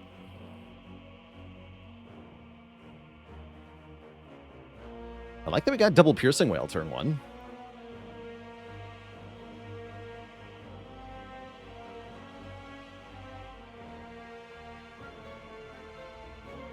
And I think I kill the shield first.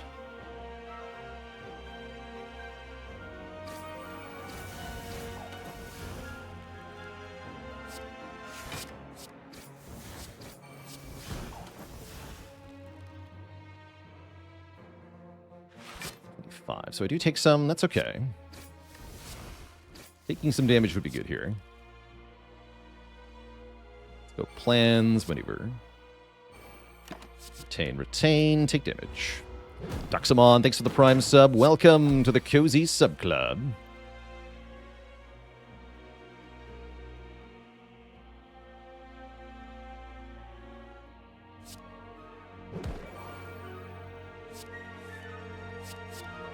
Corpse Explosion would be good here.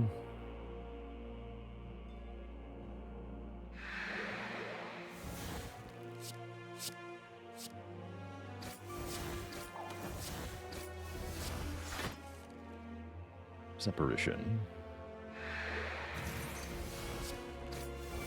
Let's nightmare that. There we go. Alright, this fight should be mostly over now.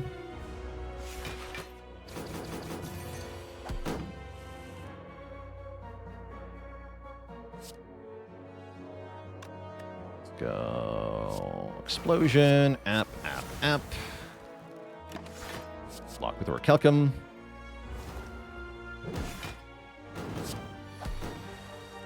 Anything we should set up for Heart?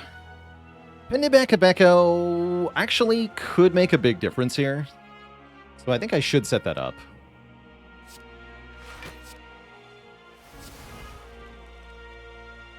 Yeah, I'm going to try to set that up.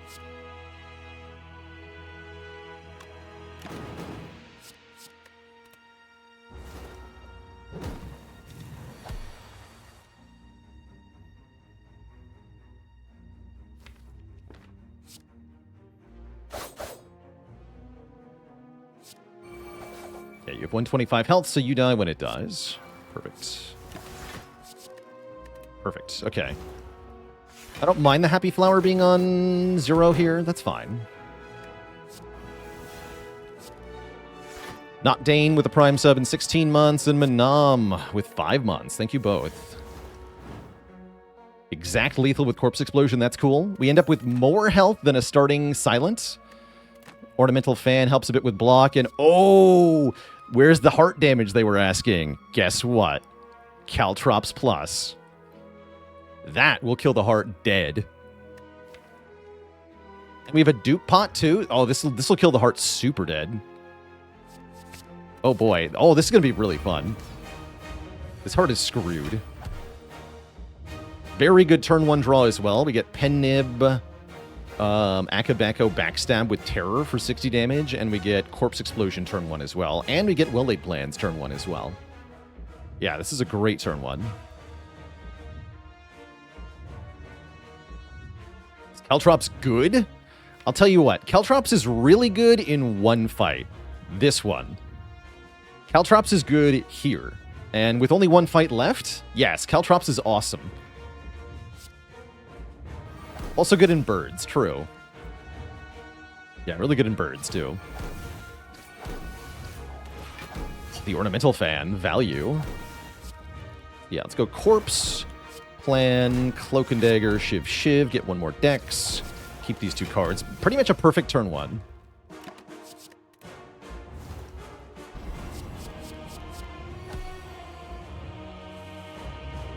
Get a Whale for turn 2. Can't complain about that. Caltrops would be good here, but they are not here yet. That's fine. So go ahead and use this. Then Cloak and Dagger. Cloak and Dagger, sure. Apparition, Defend, Blade Dance. Apparition, Blade Dance.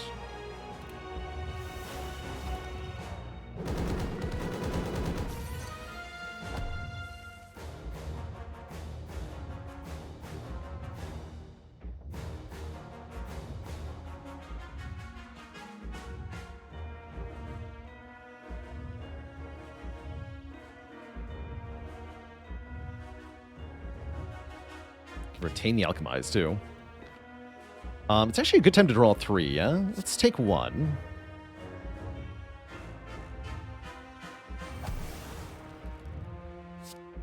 Then defend, then draw more.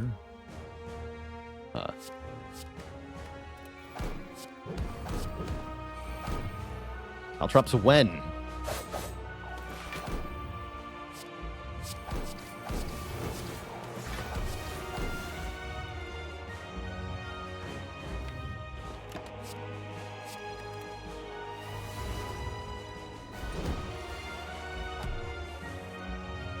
Nightmare is here.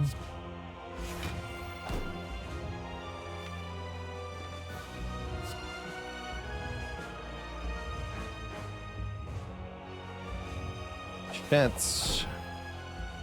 Maneuver, keep Nightmare Apparition.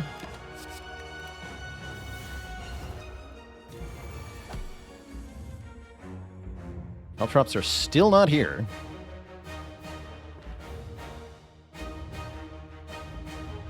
And I cannot stop this with the Piercing Whale. Unless I do pot the Piercing Whale.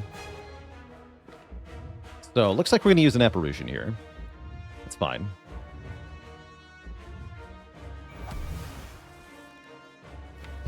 It is the last card. It is actually the last card. It's still fine, though, right? It is actually still fine. That's funny, though.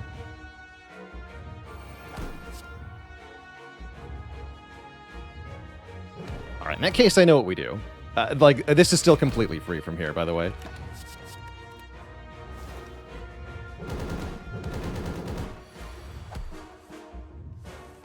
So we get to do this now. Duplication Potion, Nightmare Apparition, Nightmare Caltrops. Lol. Correct.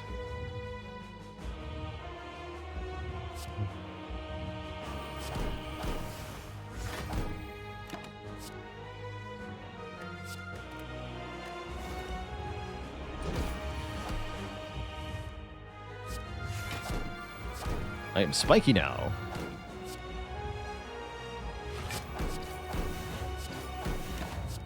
And I can retain all of them? Oh boy. Yes, officer, this silent right here.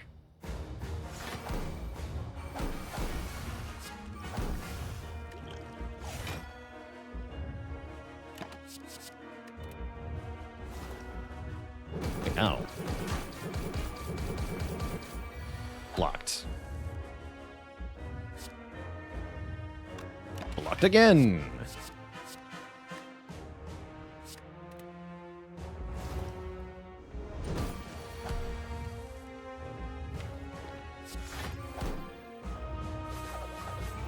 Perfect.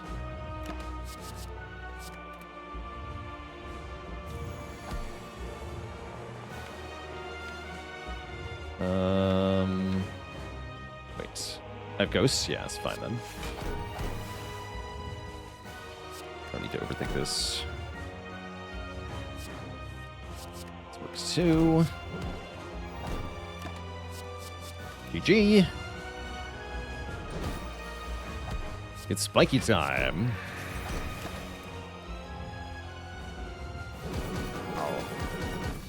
GG. G freaking G. What a decisive victory for the Silent. GG. Be free, my ghostly friend. Be free. Yeah, Nightmare, good card confirmed. Blackstar, good relic confirmed. We actually managed to get into page 2 of this run. 74 max health with apparitions with Toxic Egg. Crazy run. Crazy run.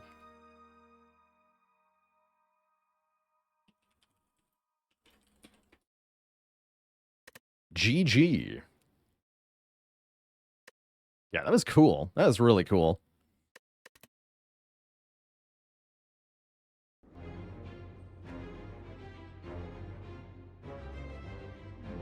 How would I feel if they added a reroll option to shops? I'm not a fan of rerolls in general in roguelites. As soon as you add reroll to a game like this, you add a really big knowledge check to the game. And so it becomes kind of a meta-knowledge thing. I'm not the biggest fan. The spy sleepeth. So, Twitch chat. Shall I? GG.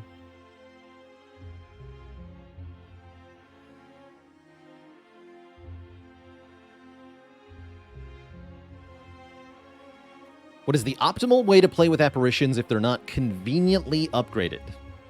One option that you have, and I do take this one sometimes, just upgrade them separately 3 times. Just use 3 upgrades to get them upgraded. It can be worth it if you have Retain especially.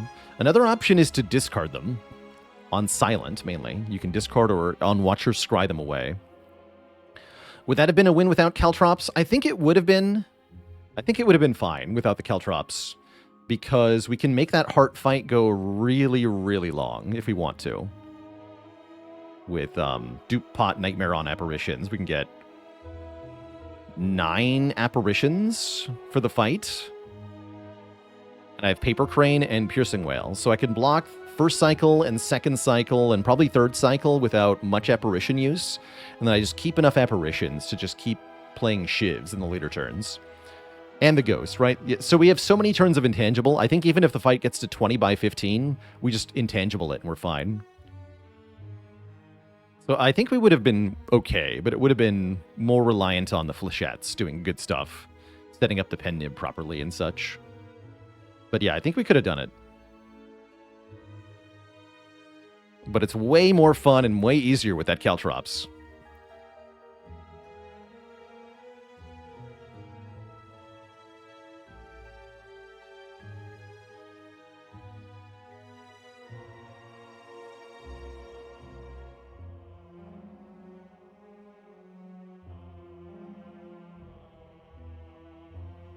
All right, next up, we're going to play some Defect. Before that happens, Twitch chat, I got to refill the legs, stretch the water. I'll be back in a few minutes for some more of the Spire. BRB.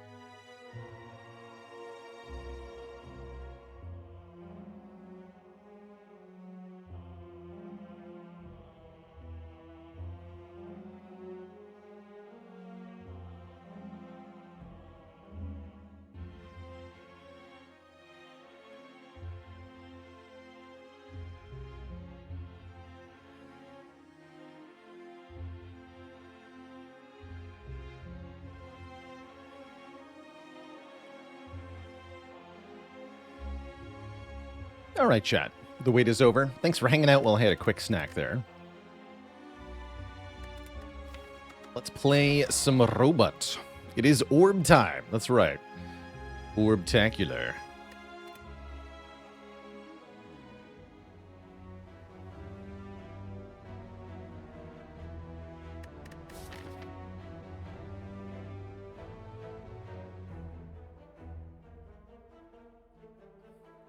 How's it going, Steve with a B? Nice, well spotted there. It's another displate, just like this one, that I currently don't have mounted to my wall. The artwork on that one is called, I believe, Future Souls 2.0. Actually, from another content creator's community. So if you search Future Souls on Displate, you'll find it. But yeah, this one is the Elden Ring.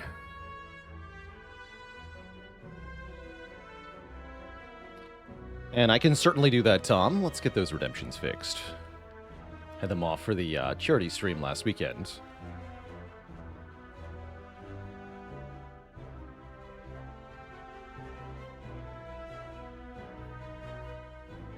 There we go.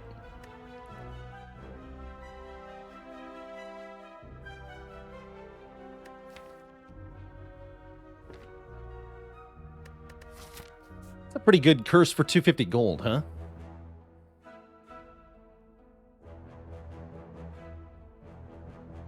Yeah, not bad.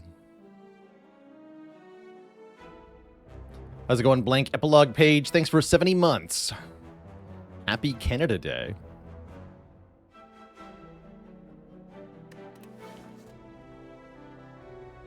Am I Canadian? I sure am, yeah.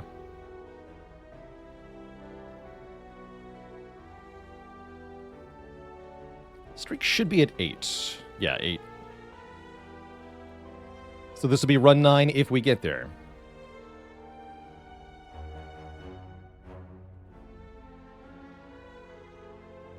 All right, a dad joke for the crowd. Did you hear about the robot who tried to open his own store?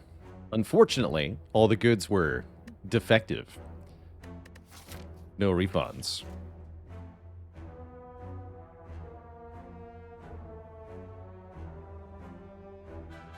Give me the money. No regrets. No regrets at all. Dead.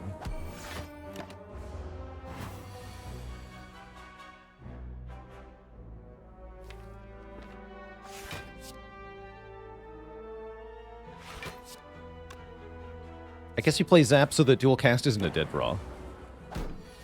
Right, kills either way. Ow. Take 2 to regret. That's fine.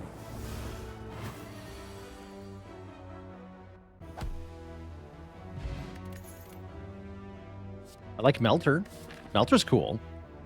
Did I miss a lethal there? -2 if so. Yeah, -2 if so.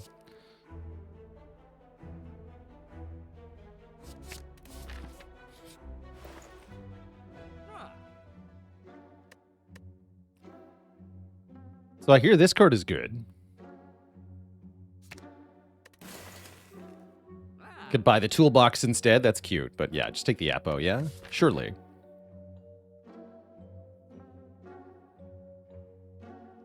Surely. But then you lose the shovel? How sad. No, it's fine. So I take a potion. If I want to fight this elite, then maybe. I want to upgrade Apo first.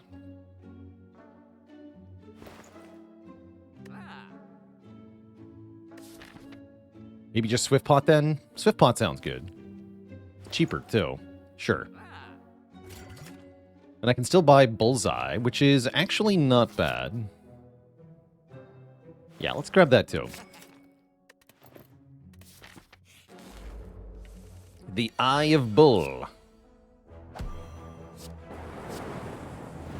If I had to nerf a card in this game, it would probably be Vault or Scrawl.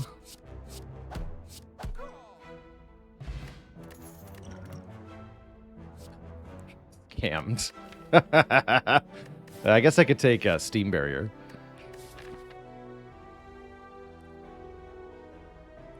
Steam Barrier seems okay here.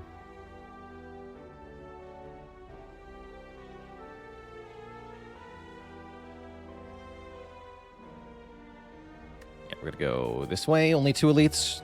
Trying to go for 3 is awkward because you don't get to upgrade the Apotheosis. I don't like that very much. Unless this event upgrades Apotheosis. Now it's going to take our health. I'll click a few times here. Feels like we can click at least 3 times. Ouch. 2 clicks for a mummy hand. Hell yeah. Oh boy. Oh boy. Alright, I'm definitely not going for this early elite now. Eventually worth. Question is when.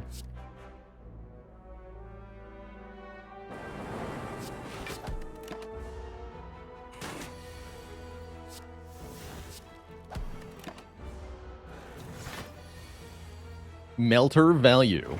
Deleted.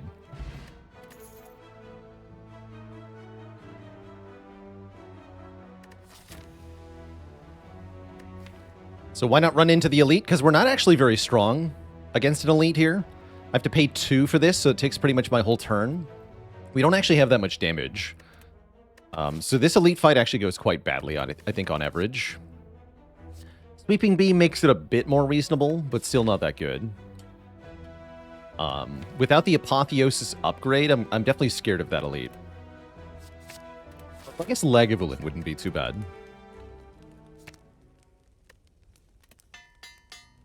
And then we got a relic that... We traded health away and got a relic that did nothing, which definitely decreases your interest in fighting an elite, right? Yikes. Thank you for not attacking me on turn 1.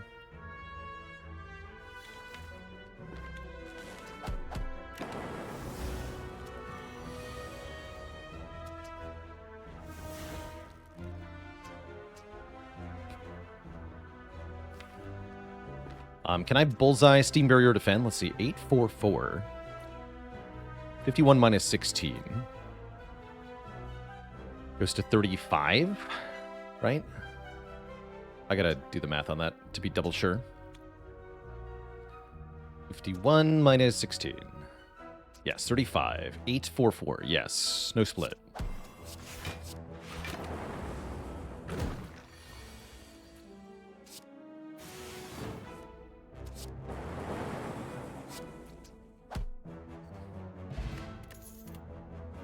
You get a cold snap. I do like a cold snap. I'll take it. And then we're going to fight this elite. Yes. Sentries. Got beam on turn 1. This doesn't look like a very good turn to Swift Pot. What's that about Apo? That's all right.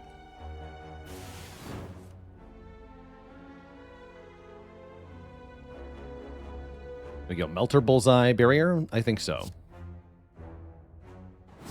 Save the Swift Pot for later in this fight, perhaps.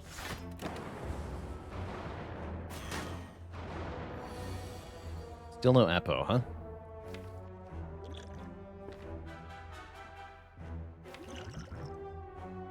Guess I just take 10.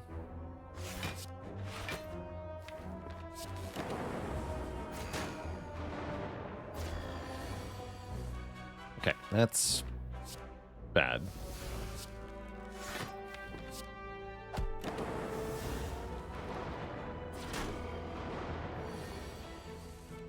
That's good, though. Okay. Seems fine.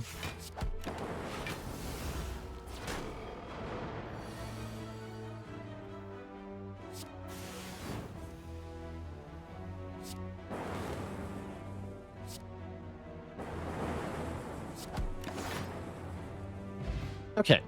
We get a very early Matryoshka. That's actually perfect timing. I love when this happens. You get it right away, or you get it right before the chest, so the benefit happens right away. Swift Pot comes back. Take a charge battery or a streamline. I actually rather like this charge battery.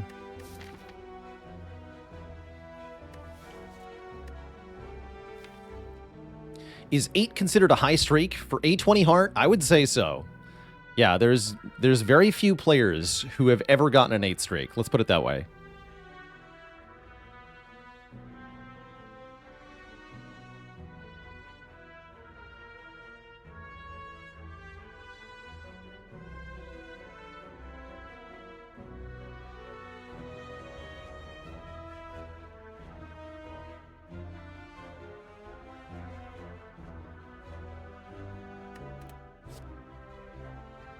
Actually, let's have a poll from chat. Chat, what is your personal best Ascension 20 heart consecutive wins? And if it's 0, feel free to put a 0 in the chat. It doesn't have to be rotating. It can be with one character. Lots of 1s and 0s. Got a few 3s. I saw 13. Eric English. 13's pretty dang good.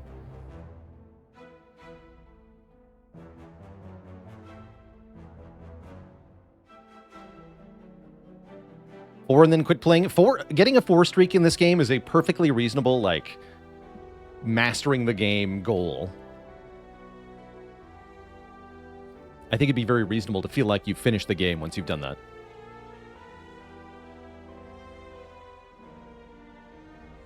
Carl Sagan pitching in with a 2. But yeah, you can see there's only like 1 or 2 people in chat who have ever gotten an 8 streak themselves. It's a crazy hard accomplishment.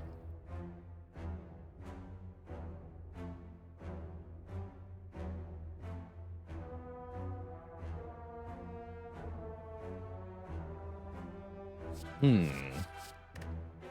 liking Charge Battery here. With the upgrade on it, it's pretty good. My only issue is that into the Burning Elite, it might be bad for Knob. Maybe we have to take Streamline. I think the Focus Potion plus the Bullseye should be enough for Knob. I'm going to take Charge Battery here. Smiling Mask, Gambling Chip. Sick. Those are both very good relics. And we get Remove Transform upgrade. We can Transform a Defend. I like that. Dark Lommel, thanks for the Prime sub in 19 months. Given that we added 2 block cards, I don't mind losing a bad one here. With the Apotheosis, upgrade 1 is a lot less valuable, especially with the Gambling Chip. So yeah, let's Transform Defend. Into Multicast. Interesting. Evoke your next orb X times. Cool. And look at that, it's not even Knob. Easy game.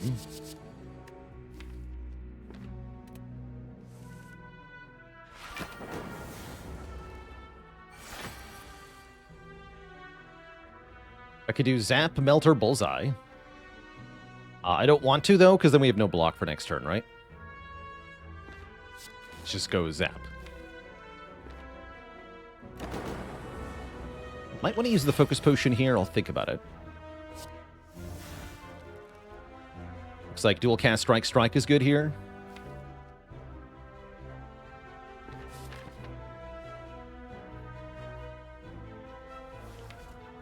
I think just the Swift Pot will be enough here, actually.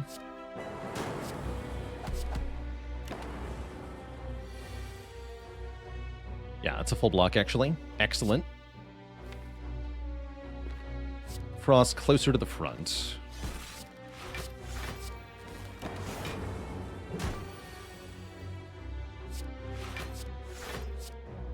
Who even needs a Swift Potion anyway? Not this guy.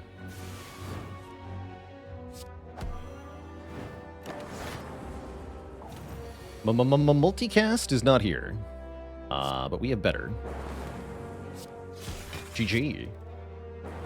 So actually that was a perfect fight with no potion used. That was great. Our Relic is kind of dead though. Upgrade 2 random skills doesn't do much. Mummy Hand says take Capacitor here. I'm also down for a Consume. Am I still in Act 1 Matryoshka Kier? Yeah, I do like keying it most of the time. In this case, though, we got it right before the treasure chest. We got it from this elite, and then we get a payoff instantly, so I loved it here. Just 2 relics for the price of 1.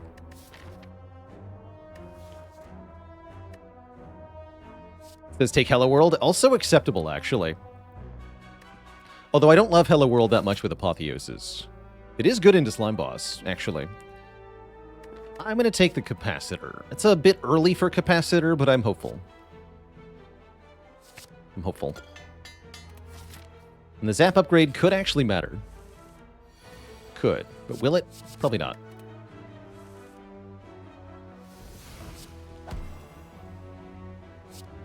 Ow.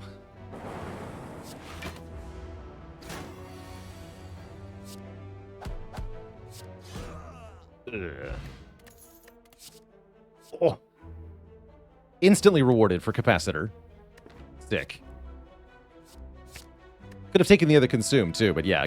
See a Glacier, take a Glacier, for sure here.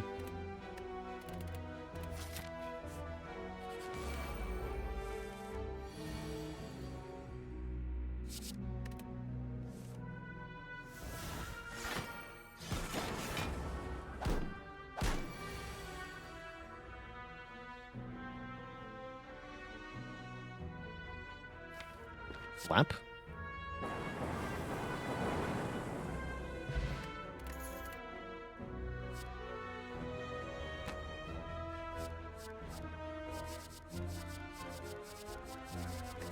This is good too, though. But yeah, Heat Sinks with Mummy Hand is probably a must-take. Yeah, I'm taking it. I'm taking it. I don't even care. Give me a Storm. Oh no, it's bad. Help. Wait, this is horrible. Why are they so angry, though?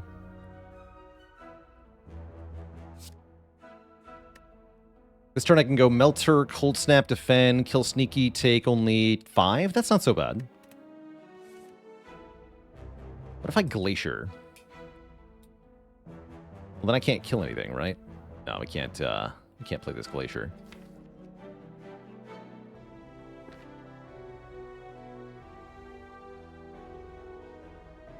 So like Focus Potion or something, but that's for Slime Boss. Or it can also rest into Slime Boss, which is a good idea here. Good idea here.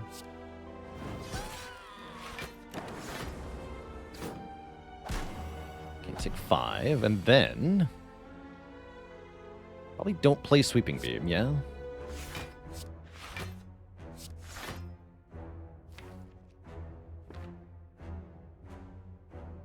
Gonna make him angrier.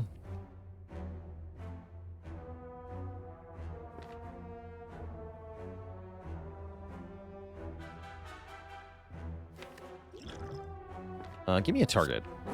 Cool. Okay, we will kill him first then, probably.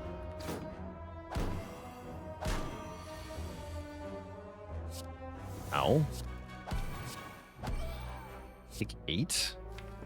Definitely resting going into Slime Boss. Definitely.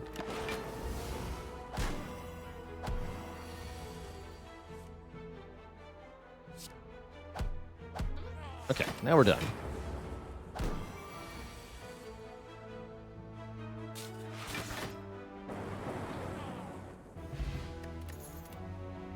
Power. Don't even think. Just click.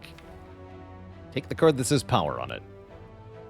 Alright, we definitely rest going into Slime Boss, and I'm going to commit my Focus Potion too. We're very likely to get a new potion, and with the Mummy Hand and the Heat Sinks, I just want this run to get further.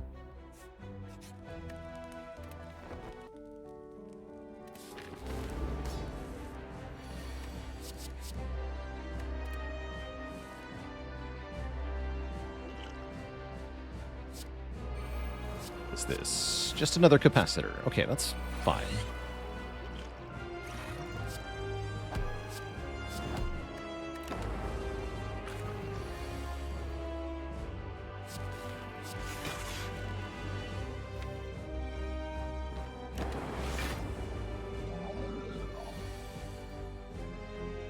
So I'm gonna block this. That's also fine.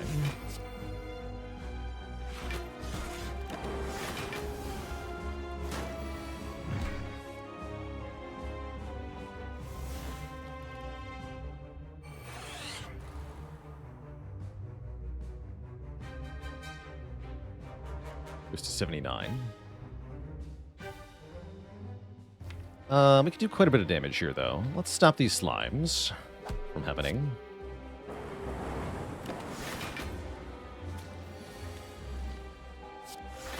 Then we have Frost Galore. We should be fine now, right? Not hard to get hit with this much passive block.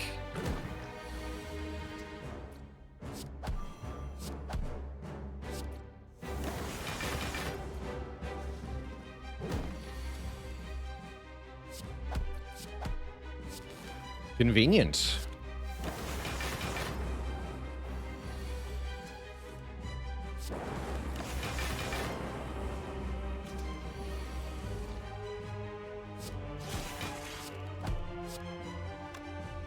Ow. Great fight. We leave Act 1 with 2 potions, a decent amount of gold, and Biased Cognition or Echo Form. It's actually a hard choice. Biased Cog is the front load we need. Echo Form is the scaling we crave. Actually, wait. No. I know the answer here right now, actually. I thought about it for a second, and I've realized that there's something really important here. It's both of them. No, it's not both of them. It is one over the other. So here's the thing. We have mummified hands, and we have heat sinks. And what that means is that the longer this run goes on, the shorter the fights become. Eventually, we're going to be winning on turn 1 or 2, or the turn after we get heat sinks down, basically, right? And so the less turns there are in the fight, the better this is, because the downside is mitigated. And the less turns there are, the worse this is, because it only does one thing per turn. So it's biased over Echo Form here. And we get a load of yikes here. I guess Runic Dome is probably better than Philo or Sozu. Don't love it, though. But yeah, with passive Frost Block, we don't care that much what the enemies do.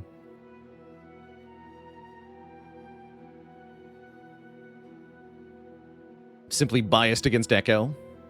I also like having block on turn 1 or turn 2 with the Frost Orbs. It's really nice.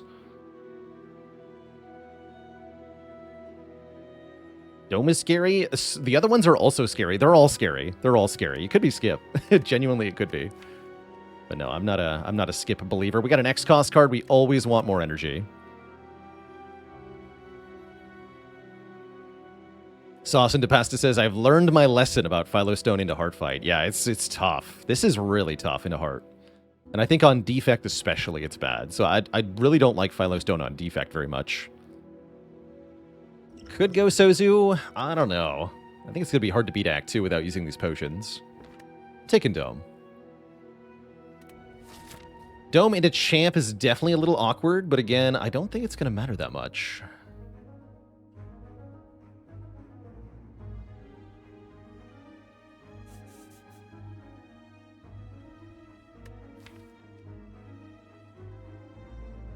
Any thoughts on best boss relics for Defect? Have a really hard time rating them?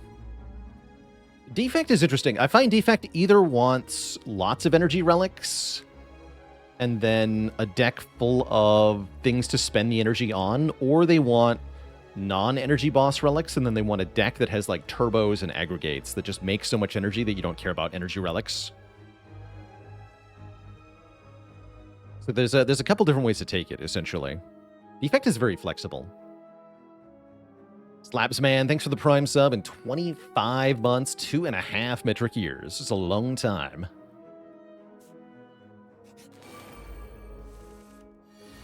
Ah, Thief. Okay, there's Bias turn 1. You love to see it. Buffer is really good here. We actually full block now because they're attacking for 11 and 11. That's what they always do. They actually both rolled the same health, which means I target the Mugger first. This guy does more damage on turn 3, but not on the first 2 turns. Kind of weird. That's pretty bad. We don't actually kill either of them. Looks like a pretty good time for Liquid Memories, maybe?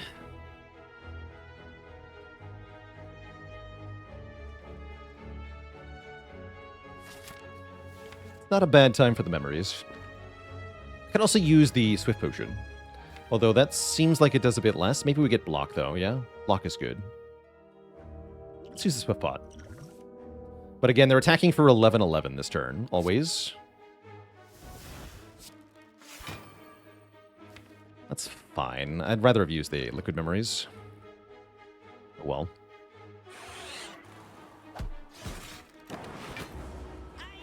It is the better potion, though, so I'm happy to have it in the elite fight.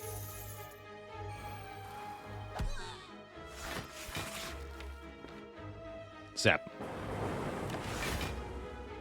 Okay, he's running away. He actually might get away. Yeah, he's going to get away. Oh, rude. Oh, he's going to the shop, too. Oh, my money. I got scammed. Definitely should have Liquid Memories. That said, we get a Doom and Gloom Plus or a Chill. Those are both pretty sweet. I think I want this Doom and Gloom. Because we don't have any proper area damage for the Elites of Act 2. It also gives us a way to kill Champ with the Dark Orb. And we have a multicast of the deck already, right? Like, yeah, that's pretty good.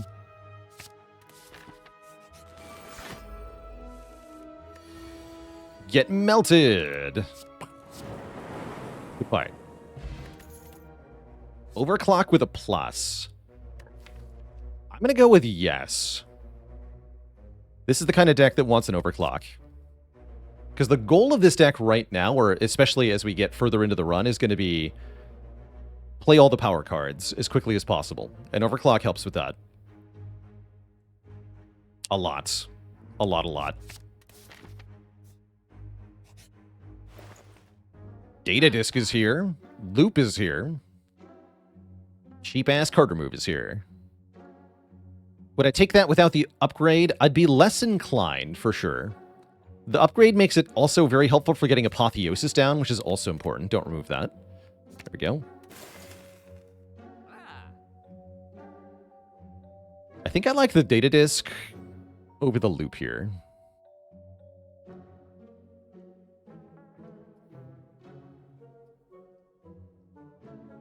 Is there any kind of Defect deck that would want Sadistic Nature? I mean, if anything is going to want it, it's going to be Heatsink's Mummy Hand, right? The actual secret real power here. Ignore the text on the card. The thing that's actually good is the part where it says power, 0 cost. These two things gives it a niche on Defect, if nothing else. Is it worth 191 gold, though? No.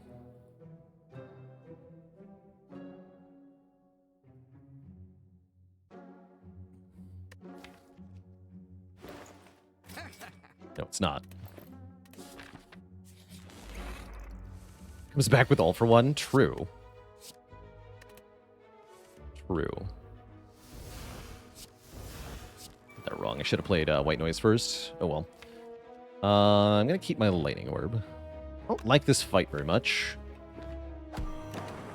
See what happens, though.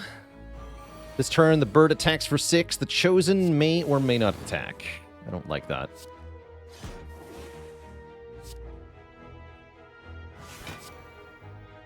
Hopefully the answer is may not. We'll see, though. Ah, they did it. We take 8, and now we're vuln. Very bad. Very bad.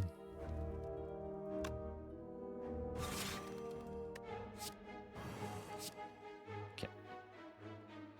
I go Cold Snap. Glacier. Melter. Actually only block for 25, so I could still take some damage here. Be sad if I did. Okay, thankfully not.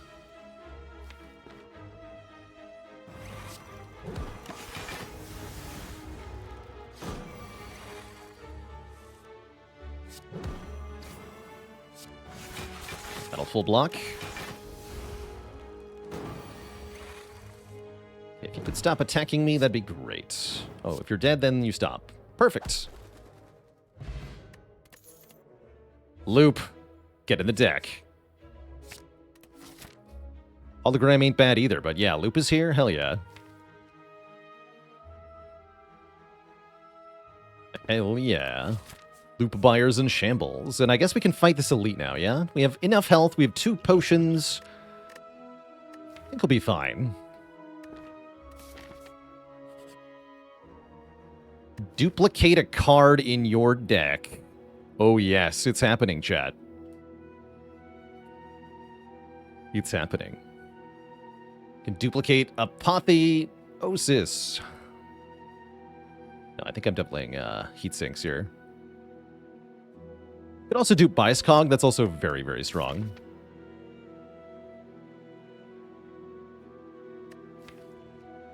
I think I want it to be heat sinks.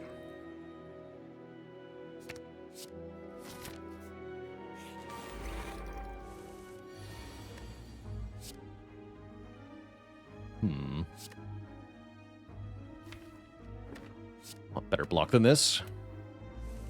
Or worse block, that's fine too. Essence of Steel. Got loop too, okay.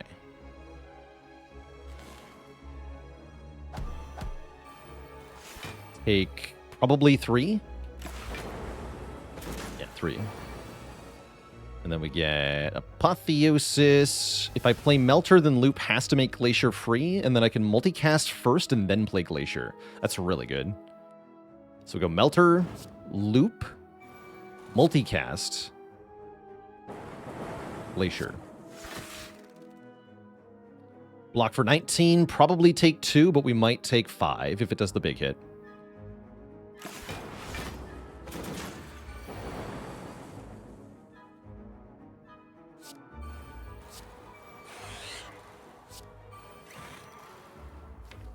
All my cards are free. Sick.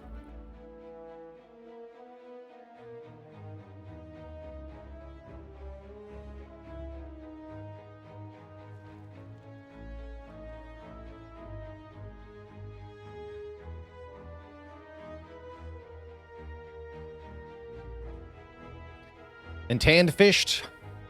Dad joke for the crowd.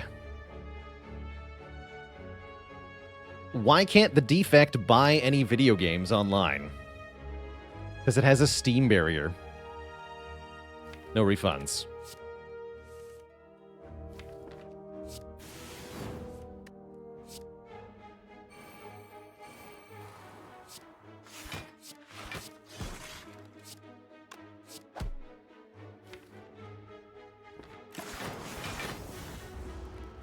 Get looped to death.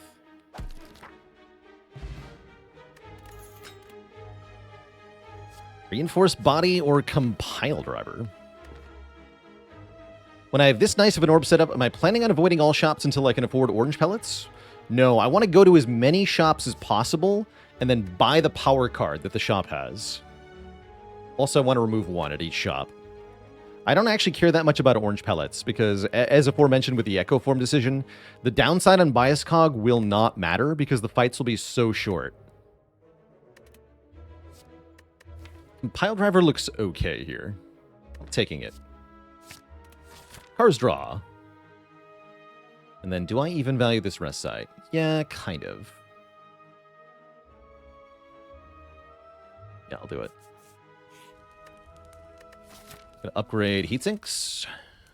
Yes. How's it going, Pillsbury Man? We sure did win that silent run with the power of 20 Caltrops.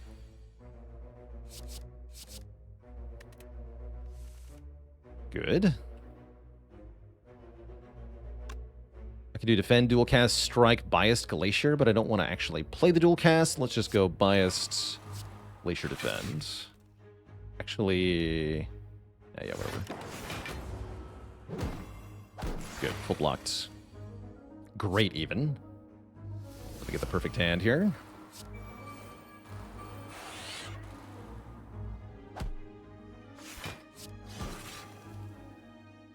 Four, that's a full block. This thing can only do up to 20 with Vuln on this turn. Next turn could be iffy, though. Could do 31 now. Oh, never mind. We're fine. Everything is A-okay.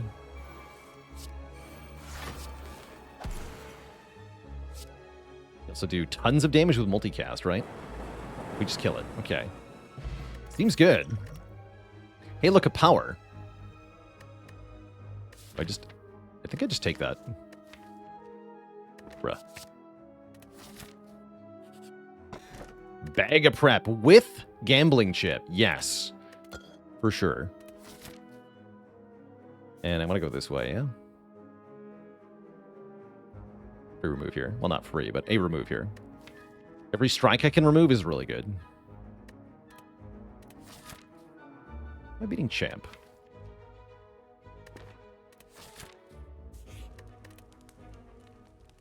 I'm resting? I think I'm resting.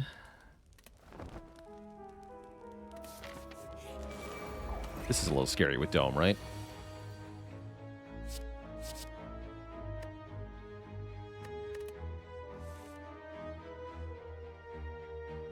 Let's use the attack pot. Barrage. Barrage would be good here.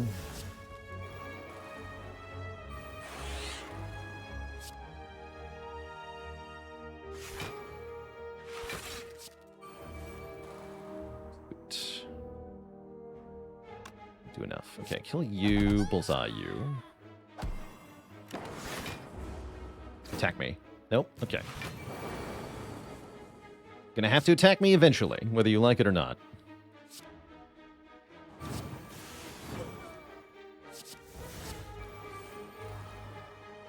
When that day comes, I'll be here.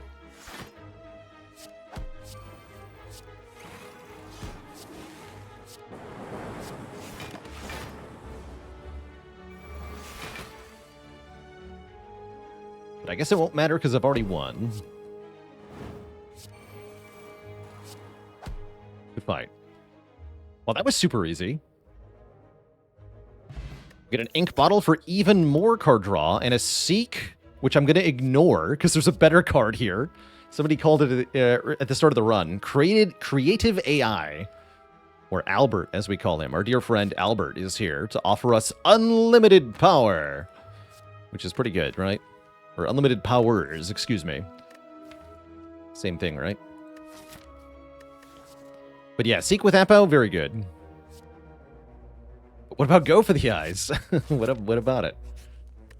What about Go for the Eyes? I'm gonna recall.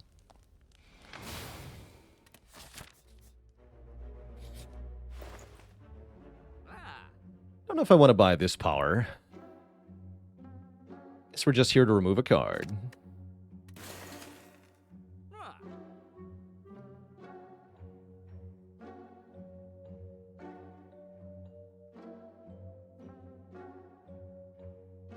Wouldn't the same logic apply to Albert, though? True.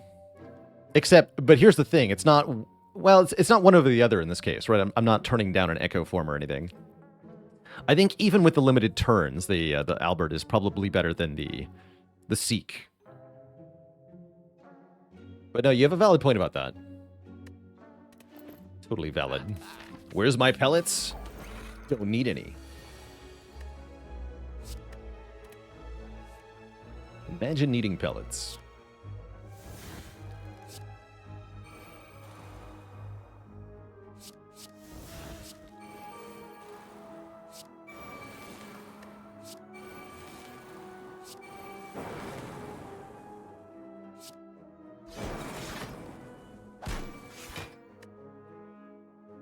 Get melted.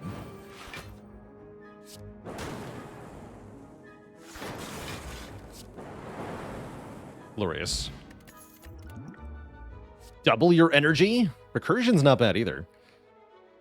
Recursion's actually really good here. I think double energy is more broken, though.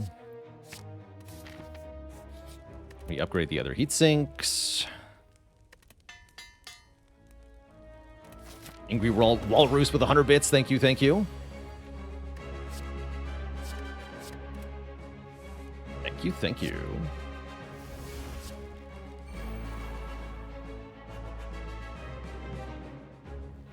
Okay, let's just go Doom and Gloom Glacier to start here.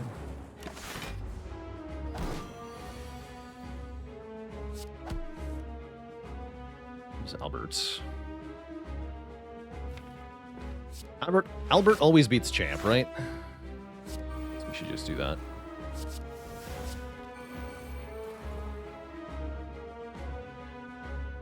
Then I don't need the Dark Orb, actually.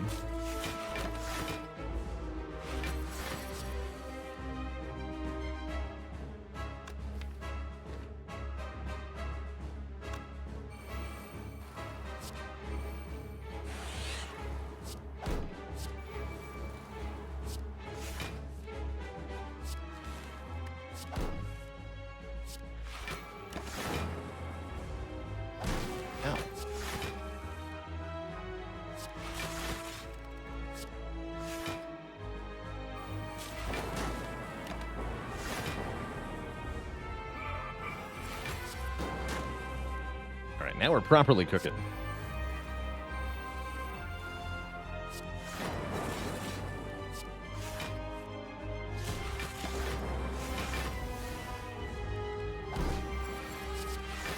Perfect.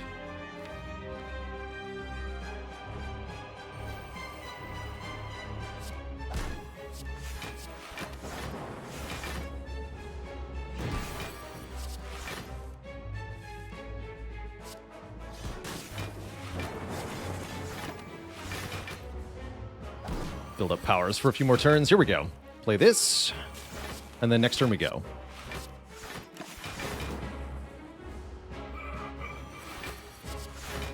Perfect.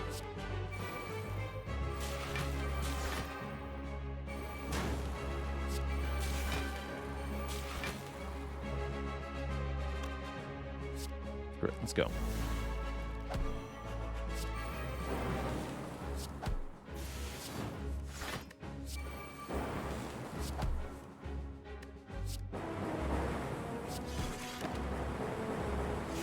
The Blappening.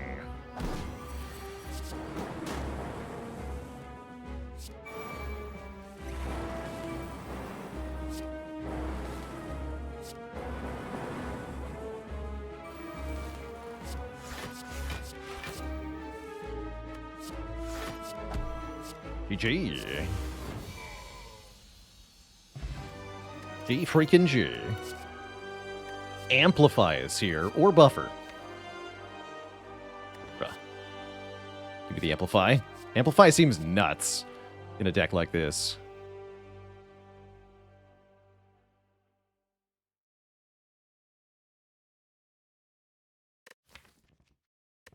Doink. Frozen Core? Fusion Hammer or Empty Cage? I mean, Hammer seems pretty good, but so does Frozen Core, oddly enough. I think we take the Hammer. One more energy per turn, but we can no longer upgrade at rest sites. Who cares? I have Apotheosis.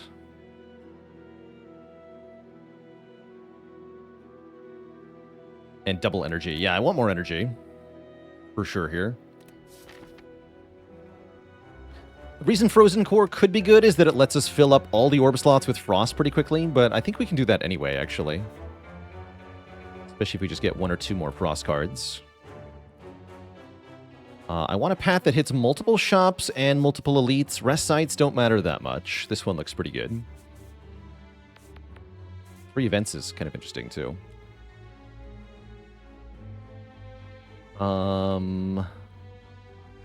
Yeah, that's my best bet. Darklings are hosed here. Darklings would be dead here. Let's go. Apo. Heat sinks. Amplify. Double the loop. Double the biased.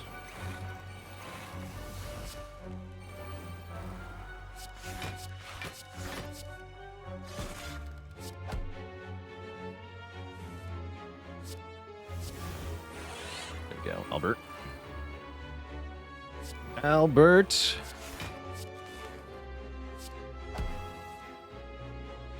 Really good turn 1. The Blappening.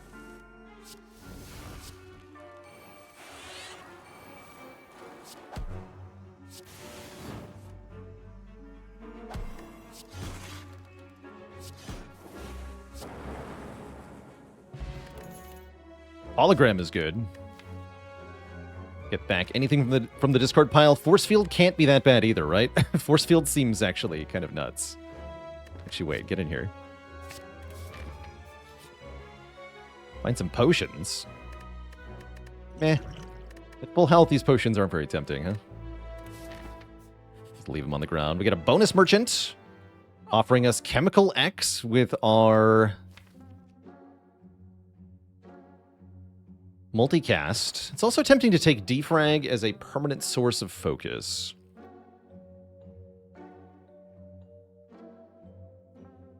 Especially one that I can double. Yeah, Defrag is kind of huge, actually. What's up, Papa?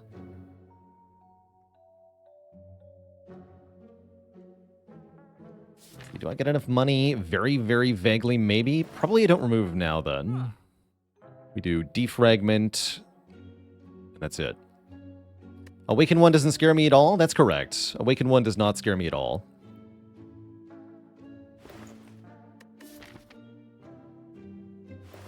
Let's do this.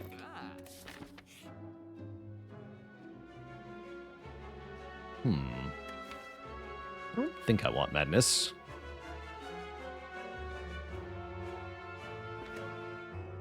Could be funny, though. Oh.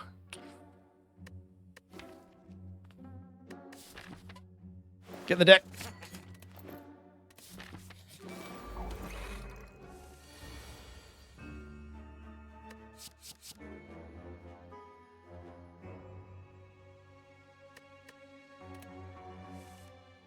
Make it happen. No heat sinks. Okay, that's fine, though. I'm going to amplify biased here. This fight should be short. At least I freaking hope it will be. Hit you. Easy. Oh, dear. Nice. Oh, ink bottle into overclock into Doom and Gloom. Here we go. Deleted. Are you one of the ones attacking for 25? 50-50 either way, right? The strike makes no difference. Whatever. Easy game. Lightning Orb's own? Lightning Orb's own. Heat Sinks does not own, though. What the hell?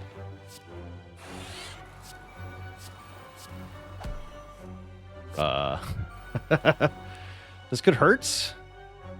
You might not attack, though. I'm gonna hope she doesn't. Ow. Maybe should have block potioned. That's fine. We have to rest here anyway. Doesn't matter that much.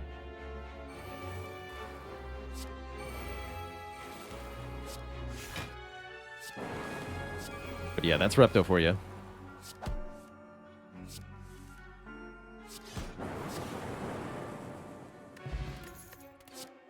Now we can take Echo Form. Doink. Seems like a good card. Upgrade Bullseye and Cold Snap? Sure, why not? Then yeah, I have to rest, so we get all that health back, pretty much. Good. Turn 1 Echo Form, you love to see it.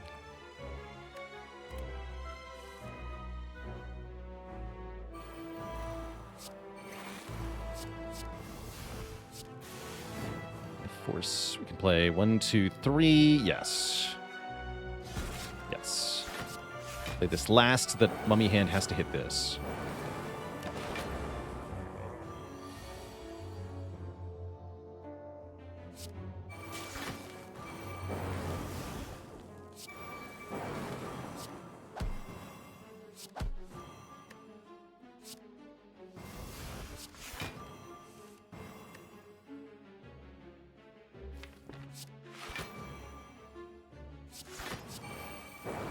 There's that bow.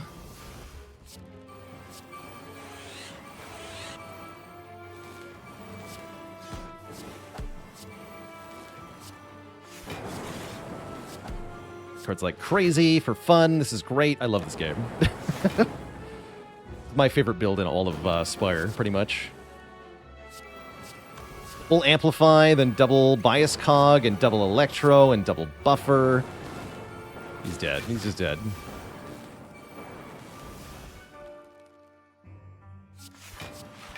My ink bottle, I guess.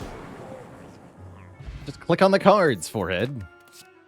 White Noise Plus, click. Bogus Potion, click. Most of these days, I barely remember we have a Runic Dome. Blue Key, click.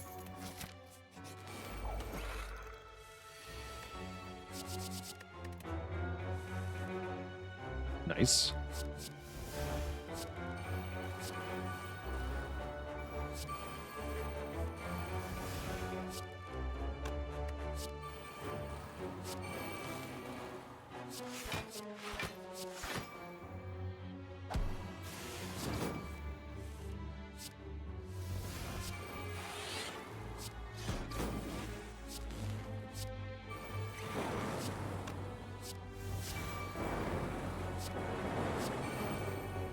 I love it.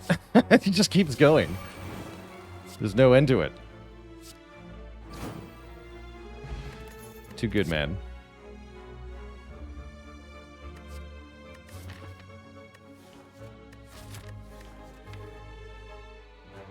Too good. Birdman a problem? I don't think so. Could get weird.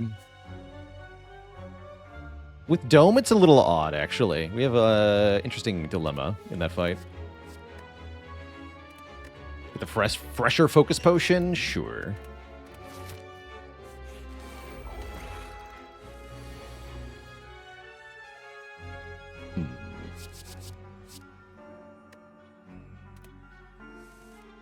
Okay, I don't entirely regret my choice, but a little bit.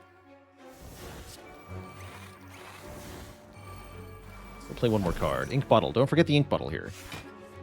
Okay, that didn't help. That means I'll take damage. I guess I'm okay with this.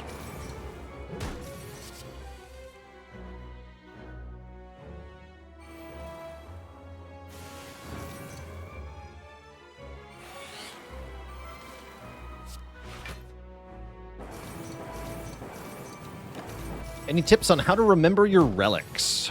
Practice is the main one. There is a mod called Minty Spire, which can help quite a bit. So if you're struggling with relic remembering, then I would recommend Minty Spire.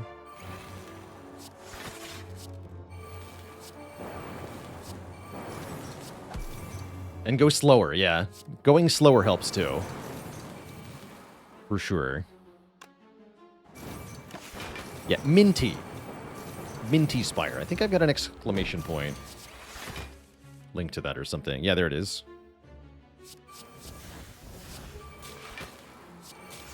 All right, this guy's toast now.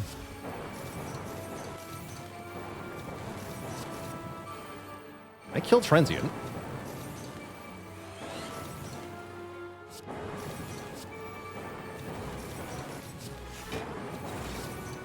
Looks like I sure can. He's just dead. He's just super dead. GG nerd. We got him to 1 hit point for a second there. That's cute. Deck take a Tempest. Not quite.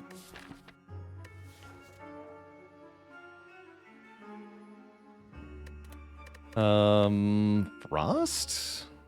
Another Frost Source.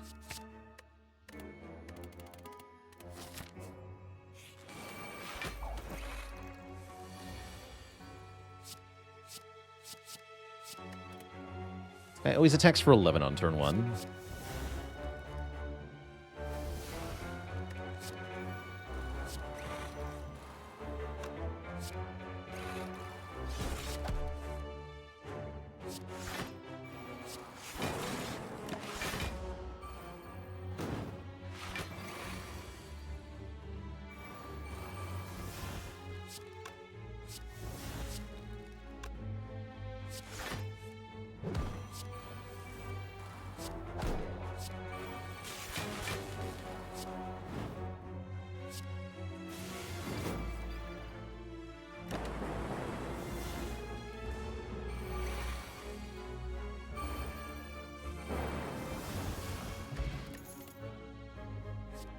If I want more energy, we can take Greg.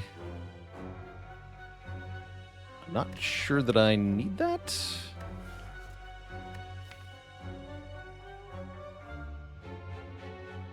Wish I had more permanent card draw.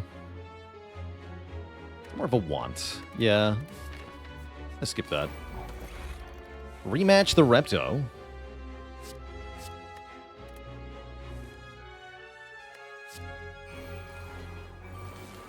Okay, good so far. Really good so far. Really, really, really good so far. I think we win.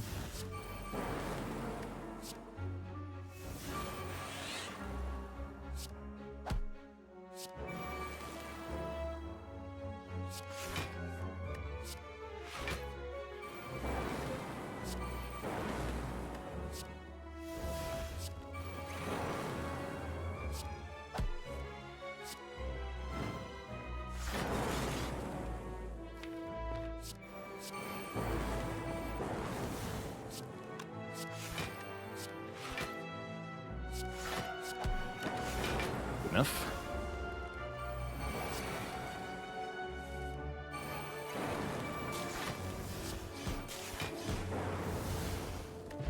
Pretty good.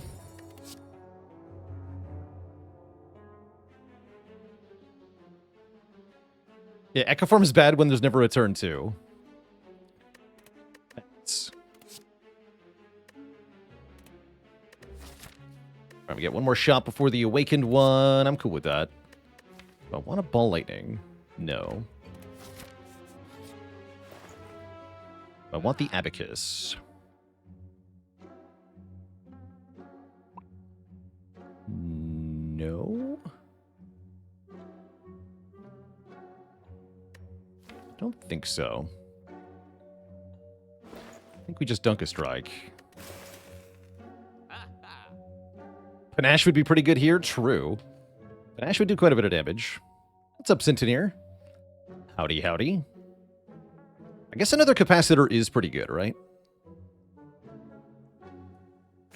Then I still have enough money for remove. Next act. We actually get Dreamcatcher value to get either double energy plus, go for the eyes plus, or hologram. Wait, that's actually kind of sweet. Think I take holo, but the go for the eyes is actually kind of good here. Especially if I want to block the awaken one. Let's take it. That actually lets us block awaken one. We're not even currently fighting.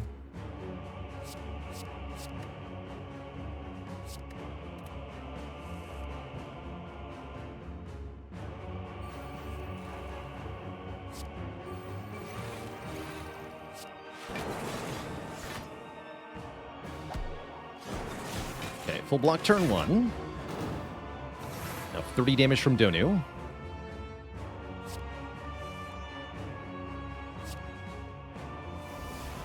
Looking like a huge turn here. Oh, yeah.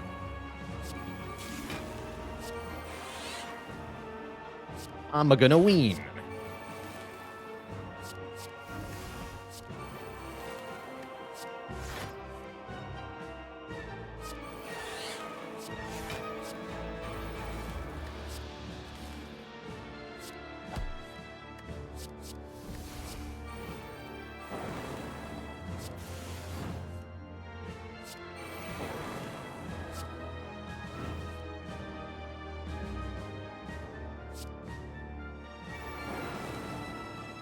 A lot of powers. I played every power card in the deck. Now I need more. Need more powers, game.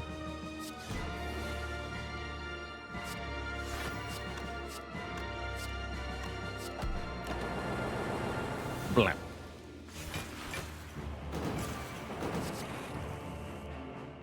More powers.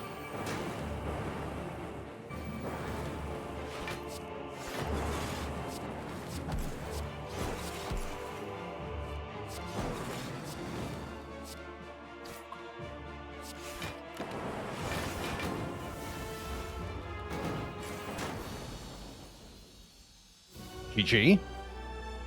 It's like a 3-turn Donu Deca fight. Time Eater might be a few more turns just on account of ending our turn whenever they so wish. That may mean that I don't want to play the bias. We'll see about that, though. Oh, look, we're being attacked. Useful information.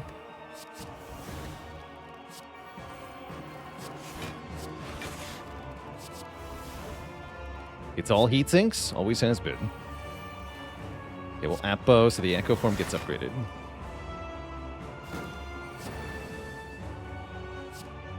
Double buffer. Double capacitor. There we go. 2,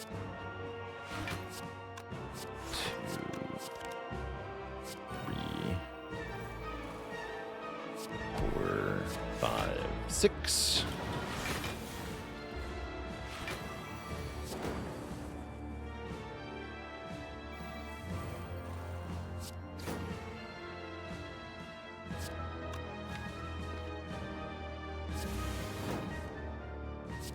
Frost cards.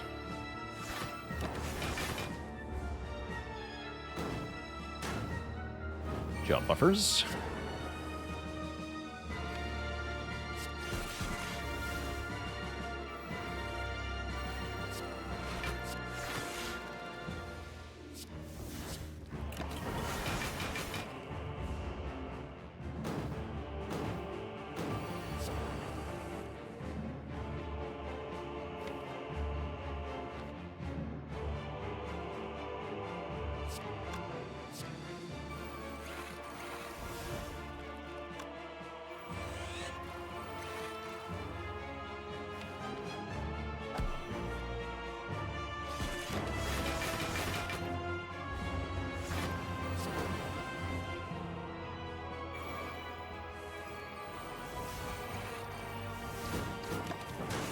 Feeling very safe now.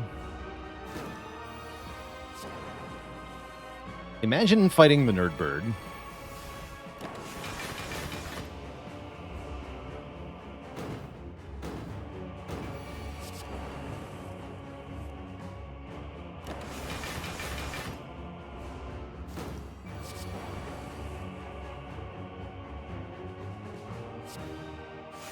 And I owe the chat a dad joke for Brad's strategy. Here's an oldie but a goodie for you. A photon is checking onto a flight. The flight attendant says, "Are you checking any bags today?" The photon replies, "No, I'm traveling light." No refunds.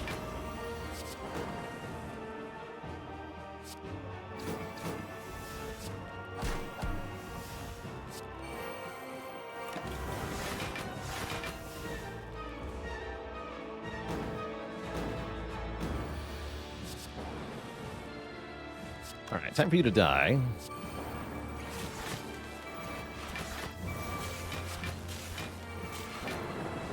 And if you're wondering how we beat Awaken one, we just do this.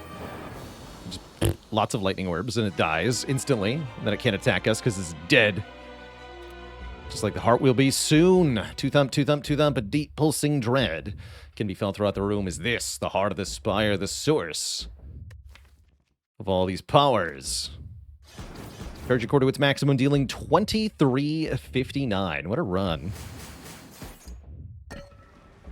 Yeah, Awaken 1 has the critical flaw of having a finite health pool. Imagine.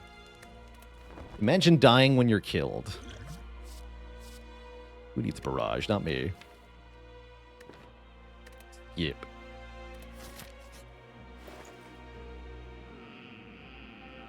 Take another focus potion. Now we just remove the last strike. Must go. Do I take stack? No, right? None of our cards actually go to the discard pile. They just attach to our character directly.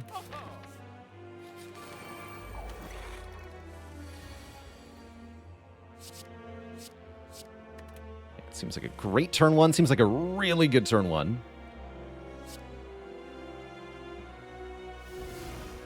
Heat sinks, amplify, echo form, bias cog.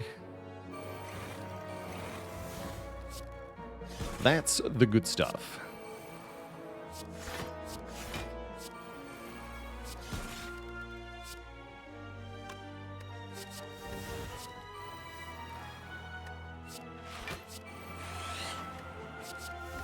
Just keeps going. It just keeps going. Oh my word. Okay. I think I broke the game again.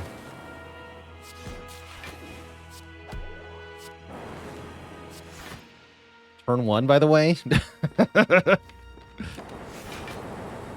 Dead?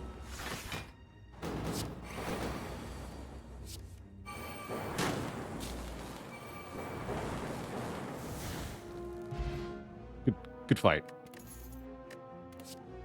How about another storm?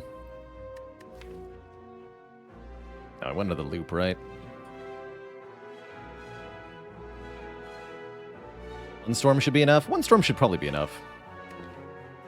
Sick loop. Do I take weak potion? I don't think so. We got to go for the eyes. We got to go for the eyes. We'll be fine. We'll be fine. I mean, do I need to draw anything else on turn 1? This is about as good as it gets, right? We got double energy, we got heat sinks, we got powers.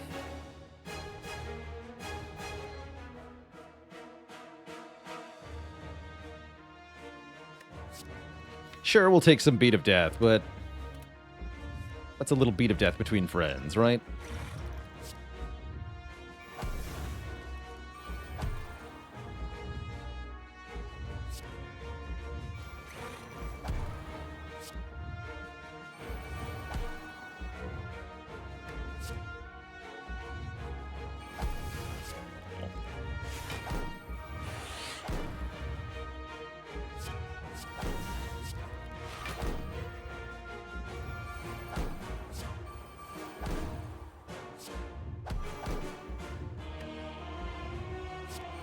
Cards. There's the other heat sinks.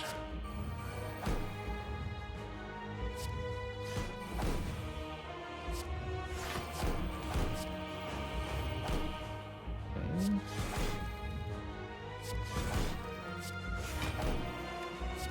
I'd like to double one of these at least.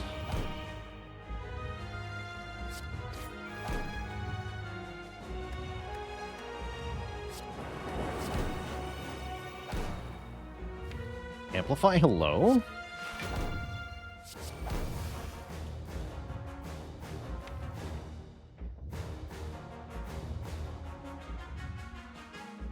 Compile amplify defrag.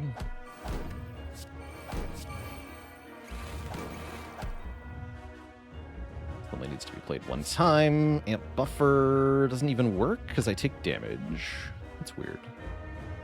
But anyway.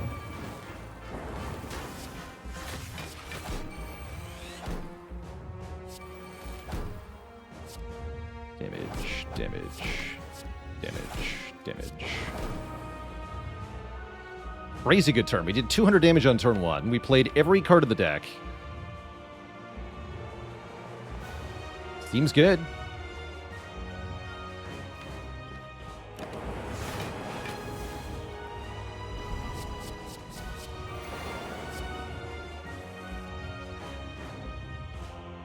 Buffer protection, huh?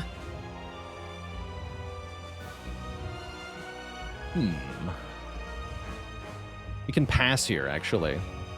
Pass is a valid line.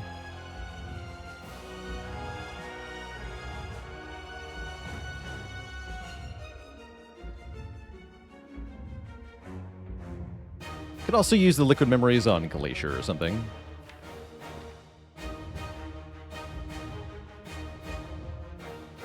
Might as well, right? We're gonna kill this thing really fast.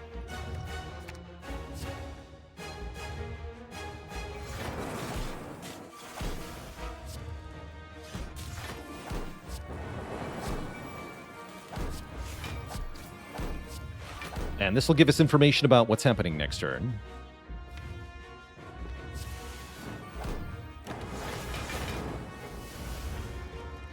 Okay, it's the big hit next turn, so we can just use the buffer here if we want to. Not that I need to, mind you.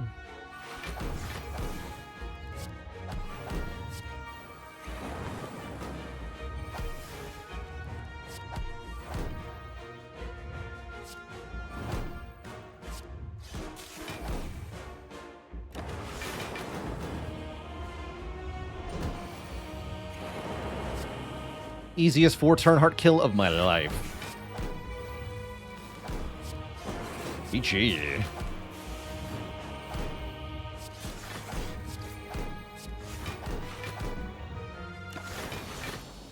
Lapped. GG. Incredible run. Just incredible run.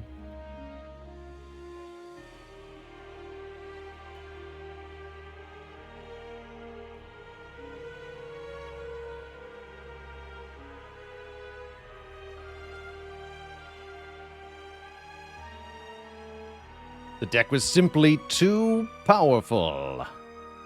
GG. Mummy Hand does give us a total for the discount. It says 10.4 energy per combat, or 2.6 per turn. So as good as 2.6 boss relics. That's pretty good. That's pretty good. 3, 2, 3, 4.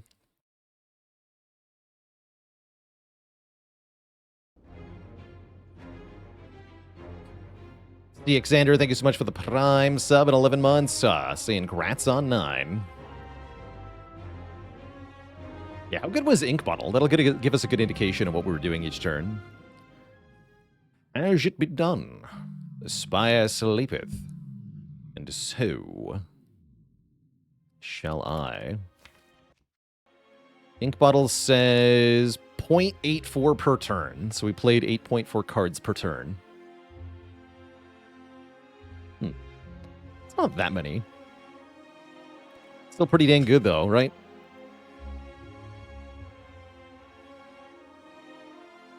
Ever killed the time meter within 12 cards? I believe I've done it in 1. Which is very fun. Or at least I've seen it done in 1. I can't remember if it was me or not. It's like... Turn 1 is like Pennib, Akabeko, Ragnarok with Necronomicon or something. And you have 3 strength from Mutagenic Strength. Something like that. I know I've killed the champ in 1 card.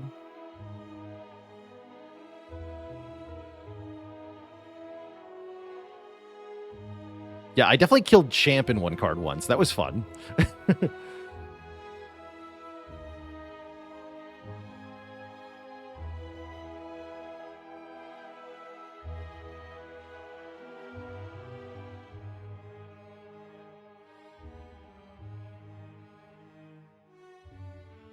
What's the fastest I've ever killed Transient? That's a good question.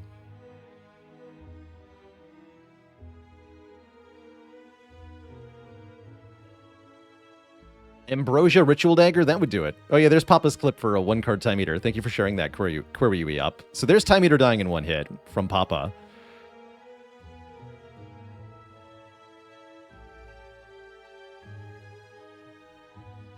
So that's how you do a dome run. Yeah, just be so strong that you don't actually care what the enemy's doing. I spent very little time on this run thinking about what my opponent could do because, yeah, I just killed him on turn 1. Whatever. Whatever.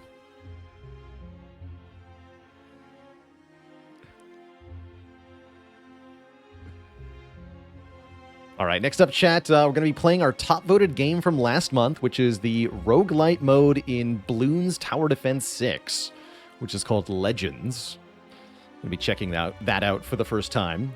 Before we dive into that, I am going to refill the legs, stretch the water, and grab a quick snackaroni. I'll be back in 5 to 10 minutes for some Bloons action. Don't go nowhere, folks. I'll be right back.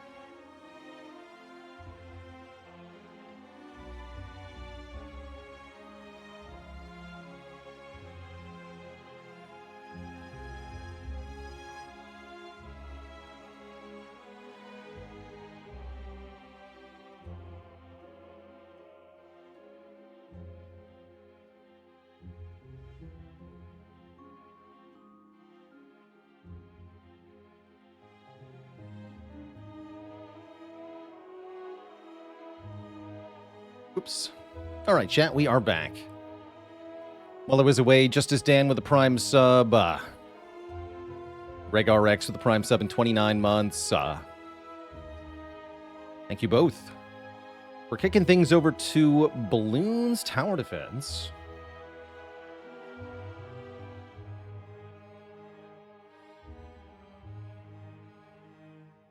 Zavarin, thanks for 28 months of support.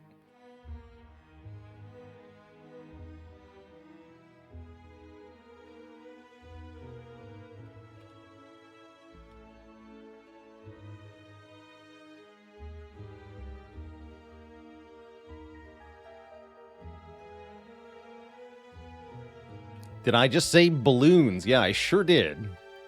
I sure did.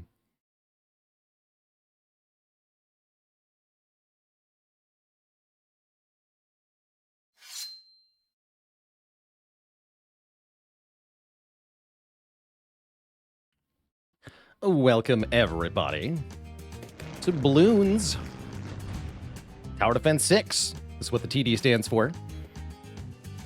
This is actually a game that I have a decent number of hours in, believe it or not. People are asking earlier today what kind of games you like to unwind with off stream. Well, this is actually one of them.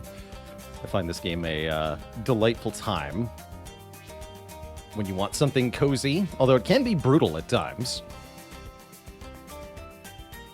This game is now, I think, 5-ish years old. They just had an anniversary event not long ago. Regularly goes on sale for quite cheap. I think it is on sale probably right now. And it's gotten continuous updates ever since being originally released. It's kind of like a live service single-player game. It's pretty cool. The sheer amount of content in it at this point is ridiculous in terms of number of maps, different types of monkey towers, and different event modes. So there's a hell of a lot to enjoy in this game. This is a game with in-app purchases, kind of an unusual monetization system. The game is definitely designed in such a way that it does try to annoy you into using its microtransactions. There's always a button offered that makes things a little easier for you, but you don't have to use these, and you can unlock everything in the game very easily just by playing the game. So it's entirely doable too, and you probably should just ignore all the microtransactions that are offered to you in this game. It's a very enjoyable and actually quite deep strategy game if you do that. So it is a cool game. Again, very, very easy to pick up. I have played Bloons Tower Defense games since the very first original Flash game, which I think is still archived on the Ninja Kiwi website. So there's some kind of definitely some deep nostalgia here for the Tower Defense, the Bloons Tower Defense series, which has its roots back in the old Flash days. It was just a basic Flash game in its original incarnation, and now it's turned into like an empire for Ninja Kiwi, which is pretty ridiculous. That's right. There's also a max difficulty mode in this game in which you are disallowed specifically from using all of the microtransaction stuff. And I gotta say, though, they did show their hand recently. Somewhat recently added is the ability in said hardest mode, Chimps. You can now retry the most recent round if you fail a round. Although this will stop you from black bordering it. You get the red border instead for Chimps.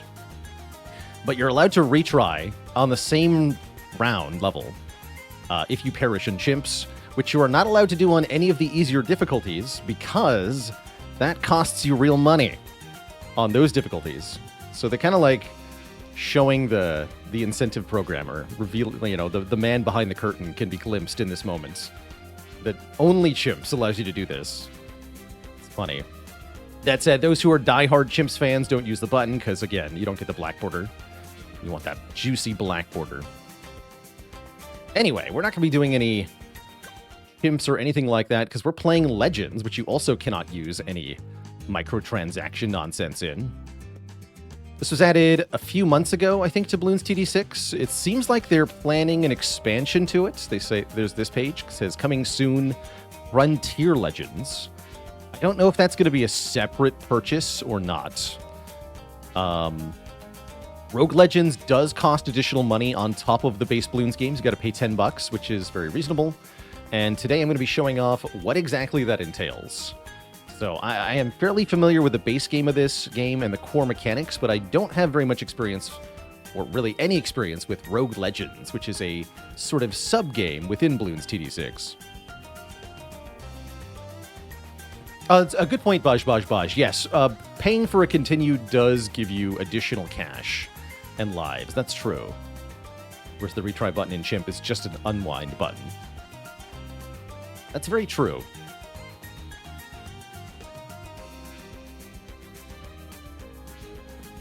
So, in Rogue Legends, you build a monkey party, and you kind of have an overworld that's somewhat Spire-inspired.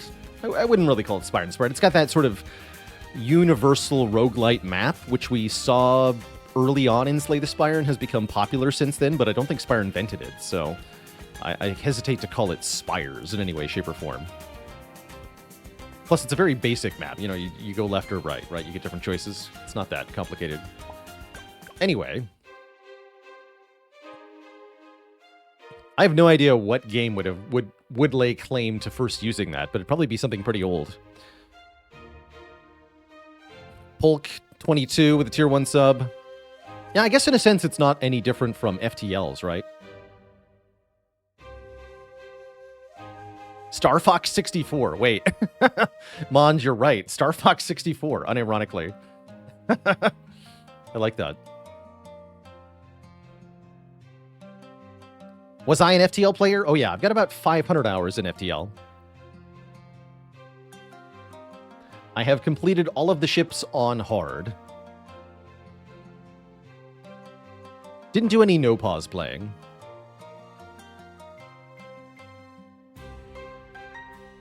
Am I telling you that Star Fox 64 is a roguelike? I mean, it is designed to be played in a single session, and to be replayable and to be different each time you play it, based on the path you take, so kind of?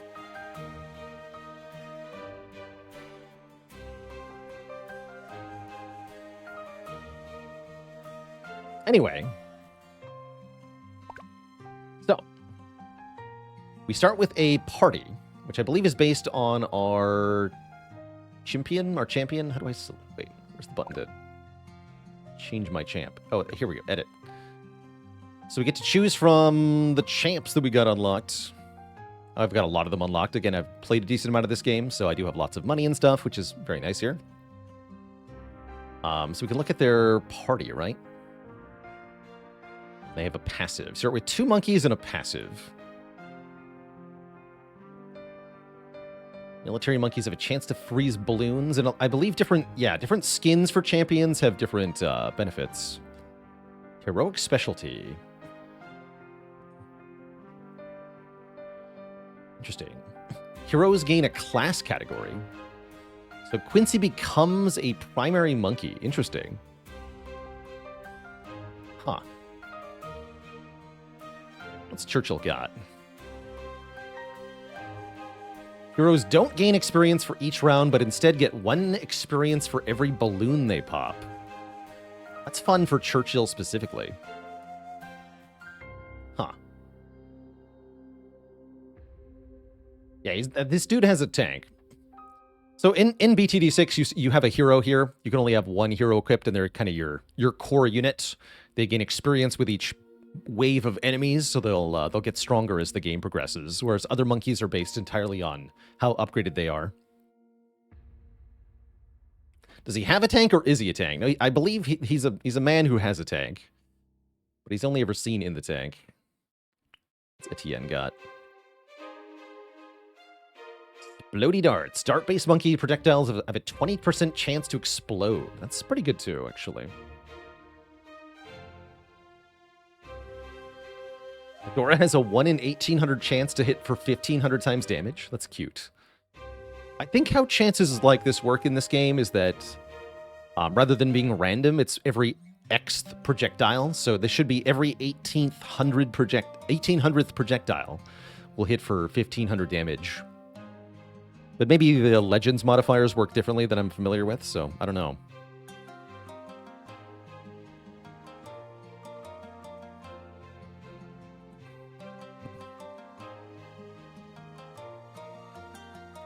Again, mathematician, the skins are very easy to unlock with in-game money, which you can earn quite quickly playing solo. So you can get all these skins without having to ever pay a dime to the game, which is including what I've done. I haven't bought anything in-app in this game. So everything that you see me have unlocked is stuff you can unlock without spending money. I'm gonna try Churchill. I like this idea of gaining experience for each balloon popped. That's cute. The sun god fights on the side with the best artillery. And then we have slots for permanent artifacts. Do we have any? Yeah, we do. Projectiles will bounce. Monkeys deal more damage to ceramic. Dark monkey Pearson range increased.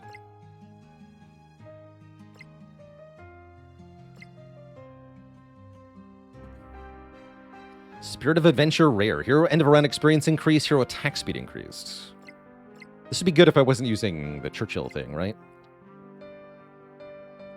Spike factories are better.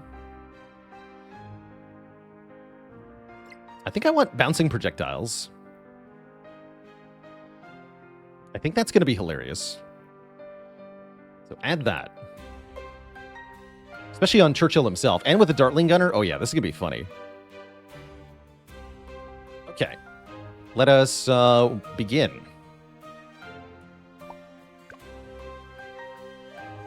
Welcome to Rogue Legends.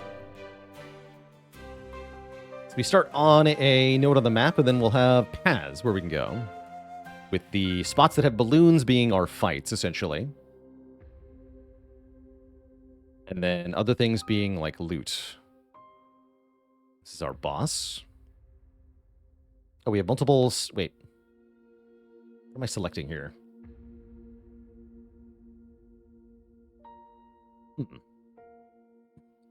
Not quite sure how to parse the map here.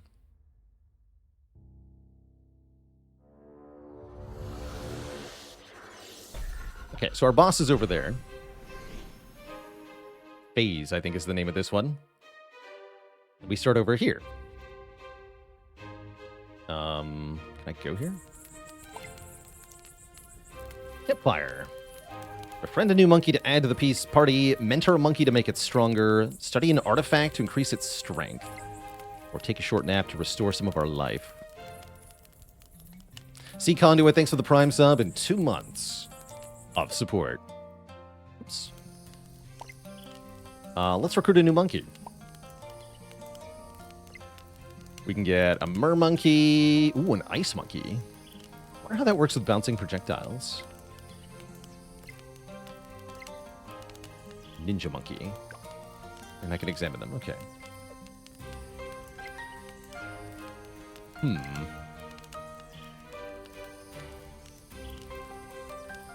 going to take the ice monkey. I think that's a good compatriot to Churchill. And you can actually go back and unchoose. That's interesting. That's a little abusive.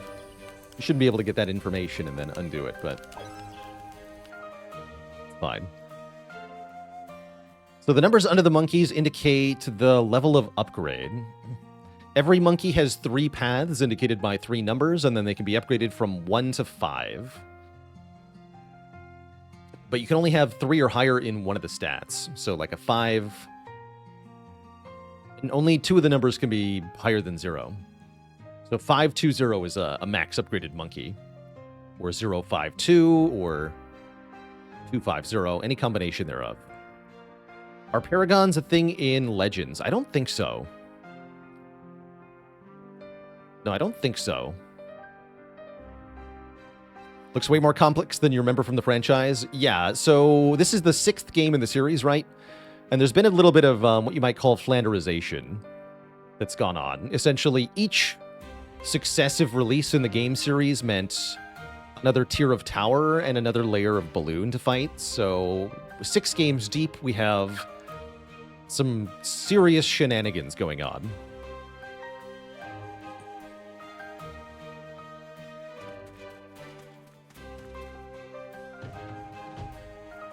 And this will be our first encounter with the balloons. You can actually skip encounters. Interesting. Let's see how this plays.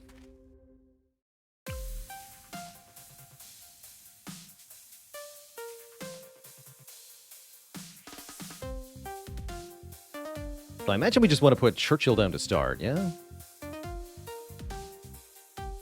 My understanding is that the waves of monkeys that we're going to see on each stage will depend on, or will be the same for each fight.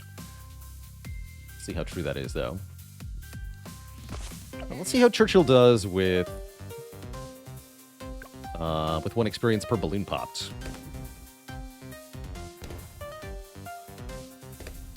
Already you can see that that bouncing shot looking pretty cool. We see our relic count. Yeah, so Churchill will gain experience for kills, not for rounds, and his projectiles will bounce, which is going to be very silly.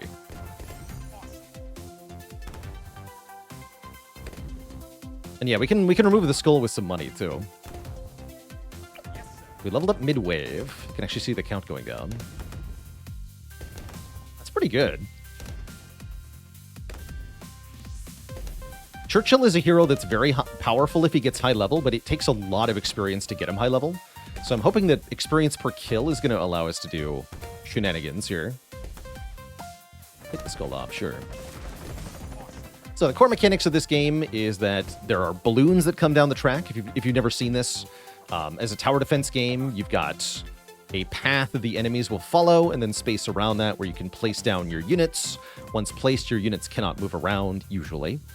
And they have a limited attack range, so their job is to kill the enemies along the path before the enemies can escape the path, which will deal damage to you.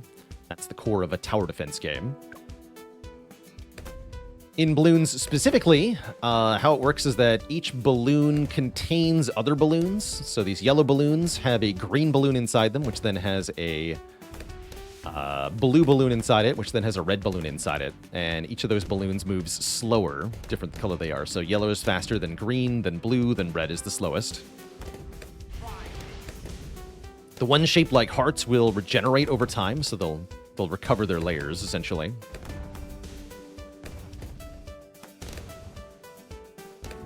Is Churchill going to retain levels between nodes? No, he's going to be starting fresh from each combat, essentially, I believe.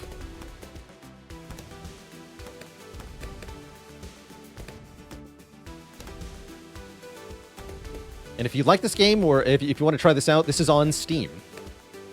Probably on sale right now, if the Steam sale's going on. Is heart balloon multiplication a thing in this game? Yes, and it can kill you very dead. Good question. So that is, some balloons turn into 2 balloons when they lose a layer. For example, I think a black balloon, when you pop it, turns into 2 pink balloons. But if those balloons are heart balloons, then the 2 pink balloons could turn back into 2 black balloons. You pop those, they turn into 4 pink balloons. Those regen into 4 black balloons. You pop them, now you have 8 pink balloons. That can be a problem. But only certain setups will have that issue. Ideally, you just kill the balloon before it can regenerate, and then you won't have a problem. So this game is currently less than $2 on Steam, says Storm. And then I believe if you want to try the Legends mode, that still is probably $10. I bought it today, so yeah, full $10 addition to that. But just the base game is like hundreds of hours of entertainment if you like tower defense, so I do recommend. Doodles doodly do with 15 months. Alright, we can afford regular upgrades too. Let's get Sky Crossbow. Churchill's not going to pop that many balloons until he can get a machine gun.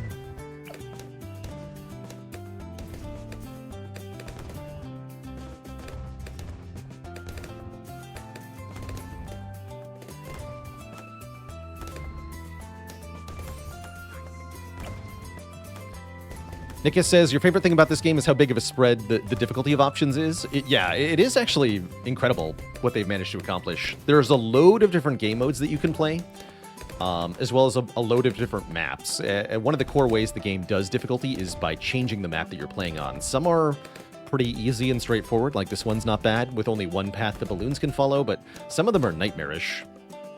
All right, we get a boost. I think these boosts are only for the current node? Question mark?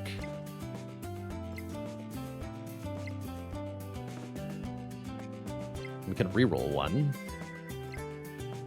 These aren't very helpful, so I'm going to reroll. New monkey. Let's try the Desperado. This is a new monkey that got added to the game like a week ago or something, by the way. Cowboy monkey is now a thing. Yeah, it's under boost, so I think this is only during the current fight.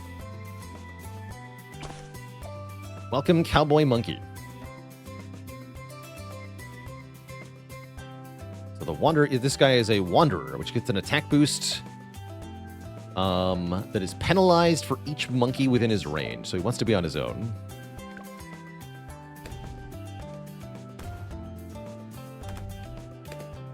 He's got a 6-shooter. Pistol. The game, of course, does have a speed up button, so if the rate of play is too slow, you can enjoy things. So far, it looks like the first 5 waves of balloons are no problem. Oh yeah, actually, I don't even have unlocks for this guy. Still have to unlock these. Am I earning experience for him? Might have to avoid him.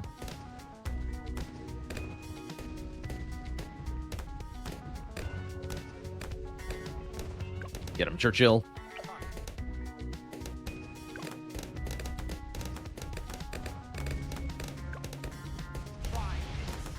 Blap. Okay, that's our first little combat.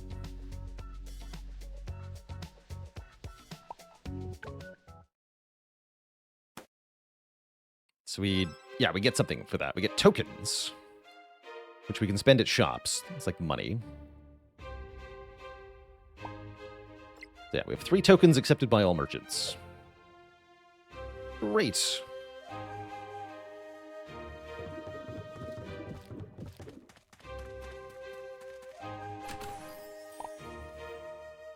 Choose a permanent artifact. So this will apply for all of our things for the rest of the run.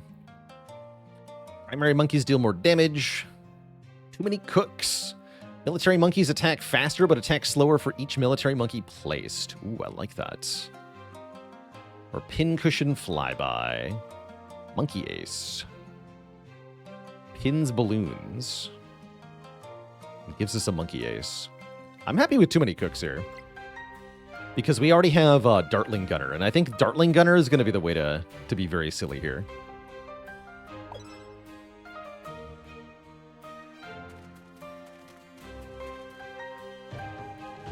Alright, balloon encounter number 2. All balloons are regrow, and regrow rate is up. We go from round 2 to round 7, it looks like. Okay. Let's see if I understand this right. Yeah, so we're starting on round 2, so it's still 5 waves like before, but now it's a more difficult set of waves. Which is going to make getting Churchill initially leveled up maybe a little bit more challenging. We'll cross that bridge when we come to it. Oh no, he does start higher level. Okay. I think it's fine. Does Churchill count as military? No, good question. Just like in Monster Train, heroes are not any other unit type. Unless you get an artifact that says they are. Yeah, we want the Dartling Gunner. But yeah, we can see Churchill did not keep the experience from the first combat. You have to start fresh each time. This guy has powerful darts. We're just going to lock him. So we have bouncing Dartling Gunner. Yeah, this is absurd. Excellent. I love where this is going already. Yeah, bouncing bullets are going to be very dumb. Bouncing buckshot can be funny. Honestly, bouncing anything is going to be really funny. The only path we probably don't want to go is laser path, because I imagine the laser can't bounce, right? And yes, this game is, again, 90% off on Steam, so if you want to try this game out, you can have it for less than $2. And it is a great tower defense game.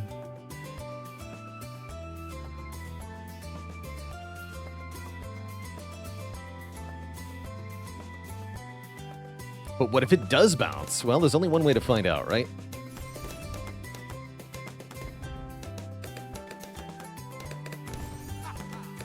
The madness. You get a new tank via drop every time you level up? Is this an ad? No, this is...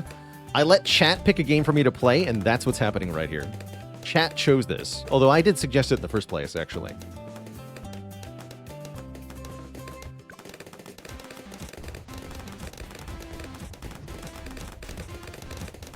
It's an ad for chat. I'll have to confirm when wave 5 comes in. Like I said, I think we get the same waves each time. So we do know kind of what's coming up. For example, on wave 5, there should be a bunch of white balloons and black balloons all at the same time. If I understand correctly. Is the machine gunner stealing kills from the hero? Yes, but that's not a problem at the moment. We'll have to worry about that in some of the harder stages, but for now, it's completely irrelevant.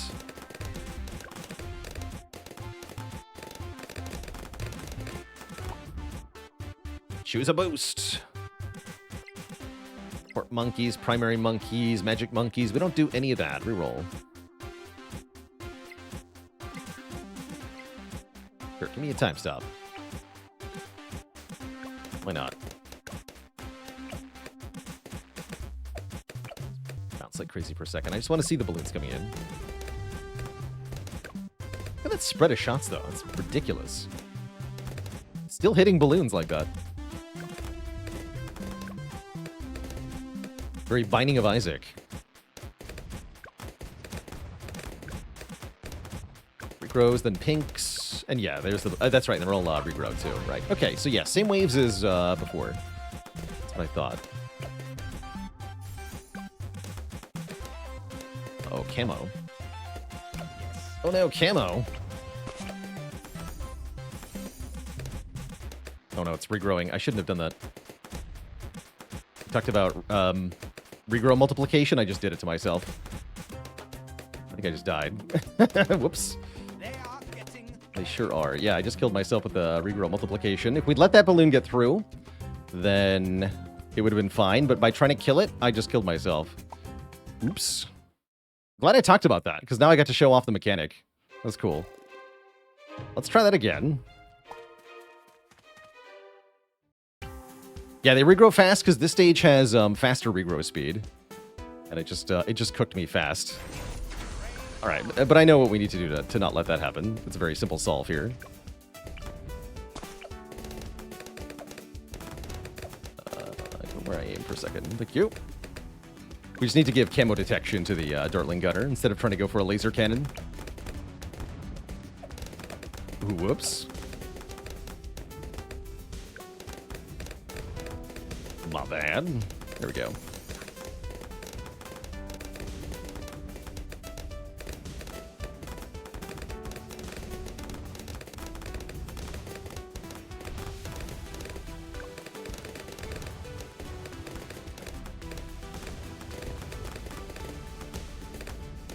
How many times can we retry if we lose? Looks like we have 5 hearts to start. You lose 1 when you fail a stage.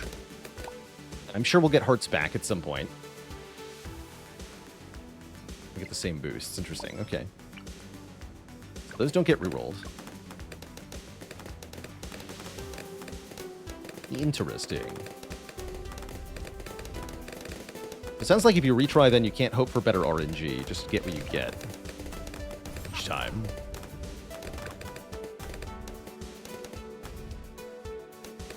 Okay, no problem. That's what killed us before, is this camo balloon. Okay, there we go. Got it.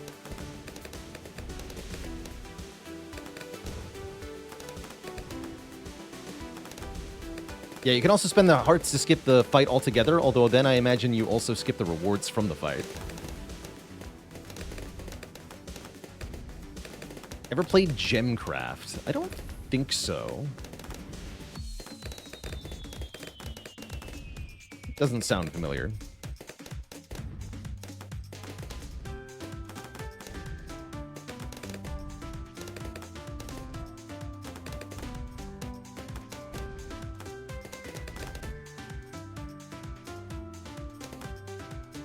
Okay, last wave.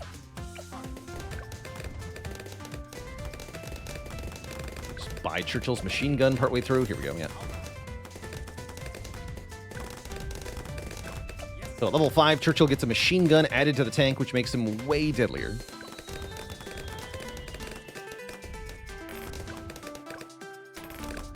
Lead balloons, no prob. So that is something to keep in mind, though. Lead balloons on wave 7. With Churchill, that shouldn't be something we have to care about, though.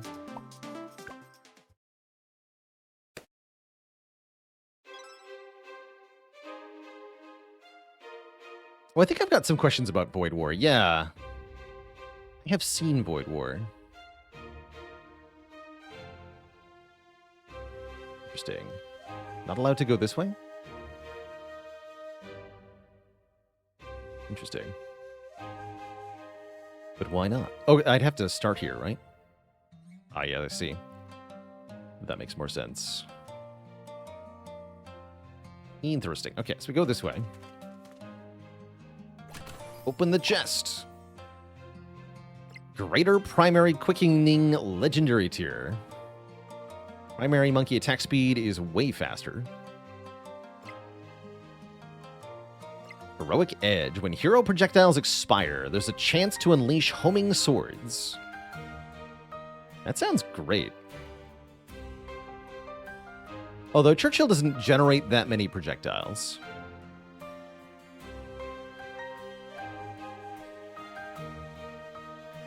Still helps Churchill get kills. I have to imagine we want this. Any bonus to the hero sounds pretty good here.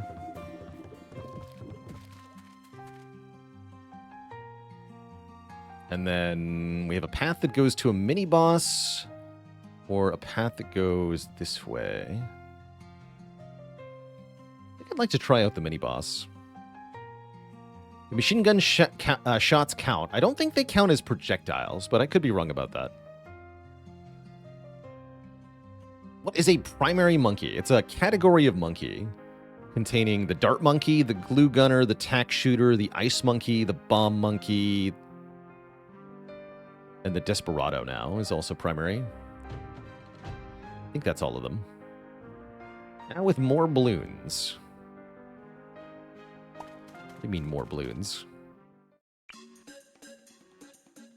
So anything with a blue background is a primary monkey here. These two are primaries. I'm guessing we just put Churchill here.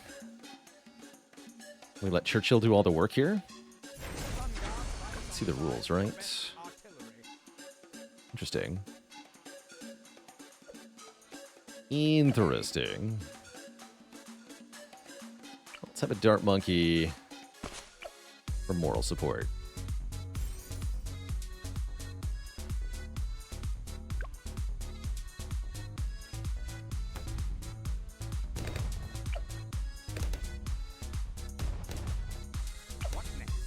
Go on close.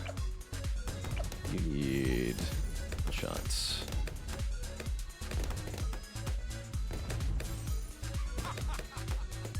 So this time we're going to try letting Churchill get a lot of kills and see what happens here. Oh yeah, there's the swords. That's kind of cool.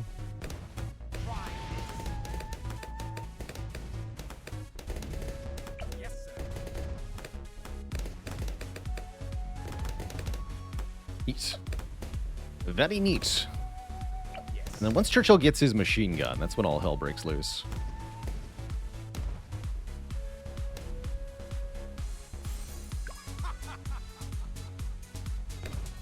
Is this roguelite mode a free update or a DLC? It is a DLC. It costs $10 within Bloons TD6.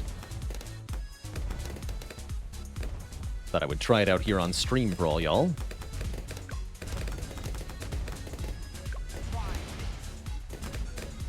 Deleted.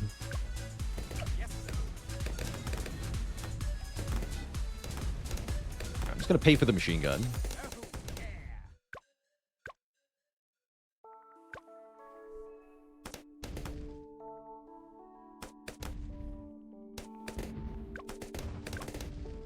Let's see here.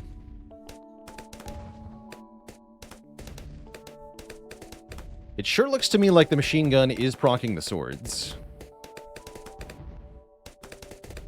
Yeah, I think it is. Yeah, it is. Cool.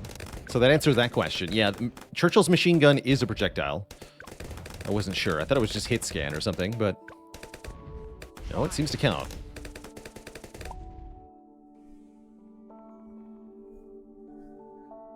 All towers have more pierce and more range. That's gotta be good. At your service. He can't see camo yet, but this guy can. That should be enough to stop one. Oh, well, more than one, huh? No, it's fine. Okay.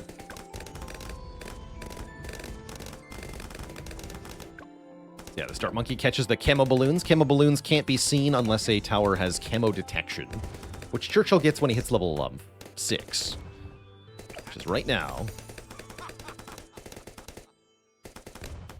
Do boosts stay between fights? No, only permanent relics do, which you get outside of fights. Is there a way to change the targeting on the hero? Yeah, I've got him set to close. Let's put him to strong, actually. For Churchill, the targeting priority only affects where he shoots the cannon. He'll always shoot the machine gun at the first balloon available. That is the balloon that's furthest on the track, is who he'll shoot every time. Look at that, he just slices through everything here. We're going to be relying mostly on the tank.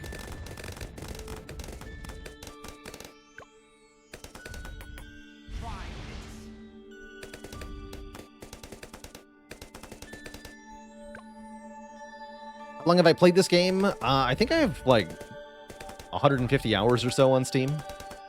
I've never played Legends before, though.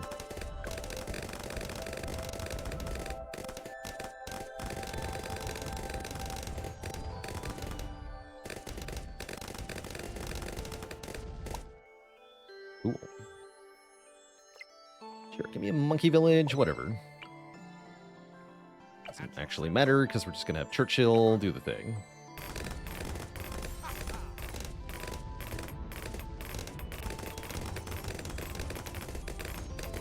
Yeah, this game is very addicting, for sure. For sure. Alright, easy peasy.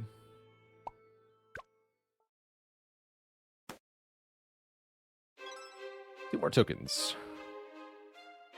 And another permanent relic. An artifact, whatever. Confuddling spelling. Heroes deal double damage to tranced and stunned balloons. Interesting.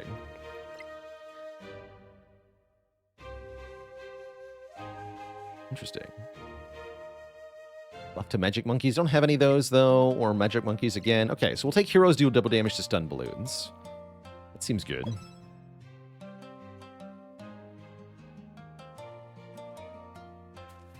Then we just need to find a way to stun things. Currently, we don't have that, but when we add a new monkey to the party, that could change. Balloons spawn more densely, huh? That shouldn't be hard. Ultimate airport phone game? Yeah. It looks like the balloons are coming in reverse here. Normally, the entry point is here. I don't mind reverse, though. You can go right here. That's a good spot. Unless regrow balloons are a problem. They could be a slight problem. This is also a pretty good spot, as there's 3 major sections of track he gets to cover. Kind of want him to kill all the things in one go, though. Let's go here.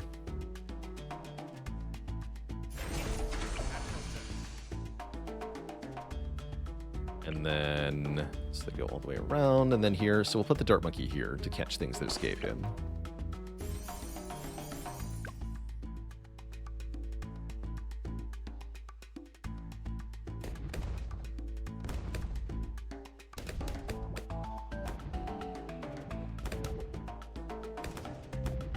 Goes.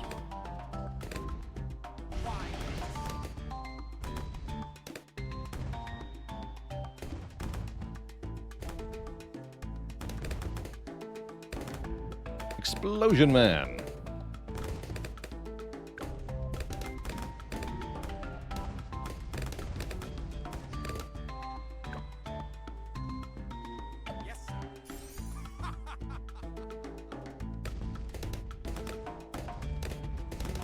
Again, the idea is to farm kills on Churchill most rounds.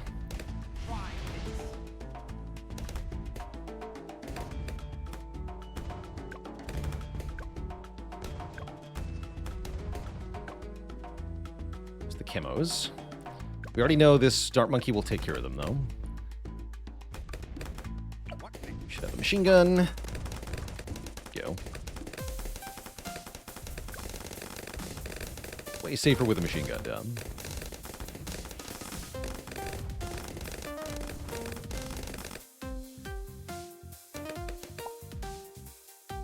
Choose a boost.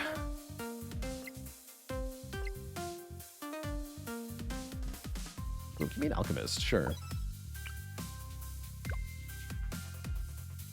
Although that's a gold alchemist? Wait. I don't think I want that.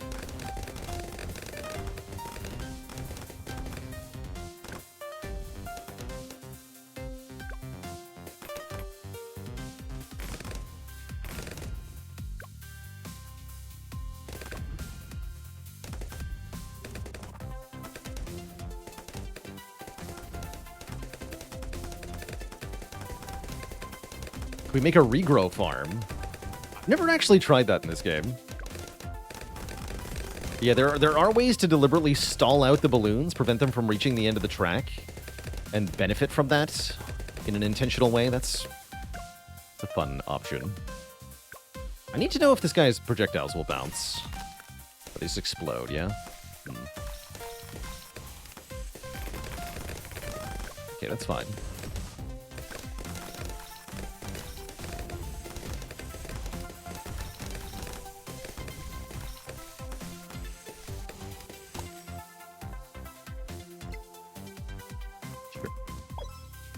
Slight bonus to everybody. Okay, so ceramics first appear on wave 10. That's good to know.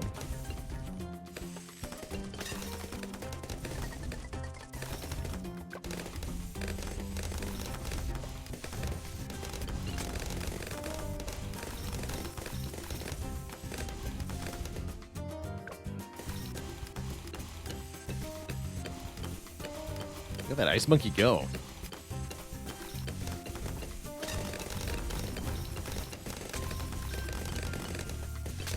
Sell him, right? Yeah, good.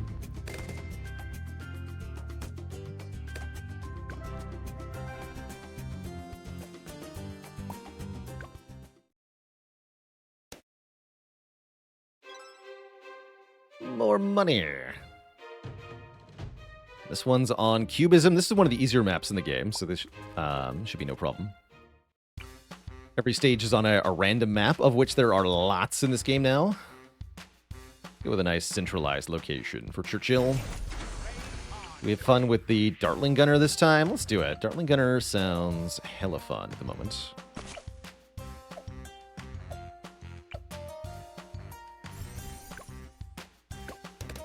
Shoot them with the darts.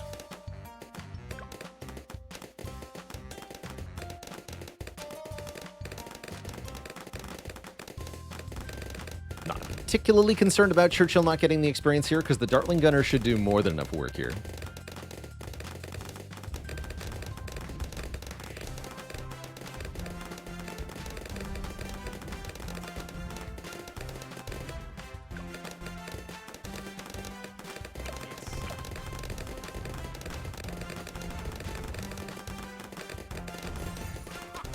And I want to get Hydra rocket pods. Yeah, in this position, that's what I want. Let's increase military monkey damage, since the Dartling Gunner is a military monkey.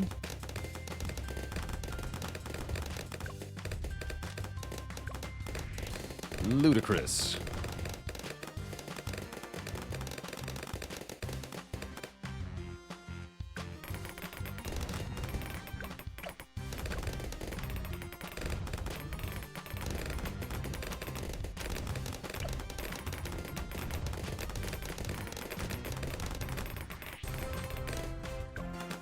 Yeah, Churchill not leveling up just means we're popping balloons too fast. I don't think that's a bad problem. I kind of want to just gain an understanding of what our performance of the Dartling Gunner is going to be.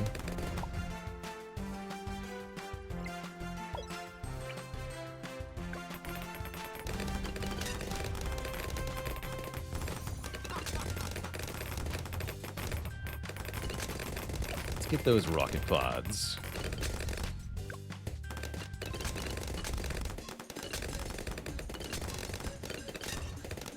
Camos plus camo reds plus ceramics is a weird mix.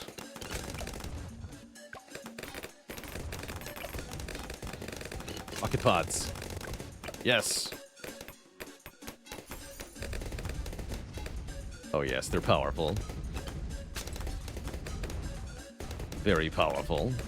So it's a Depleted Bloontonium missile. Good time.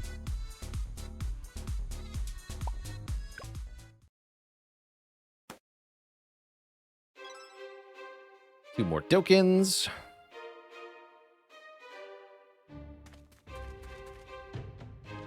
What's the dumbest game that I've played that I still liked? I feel like that's Brotato, right? Isn't that just Brotato?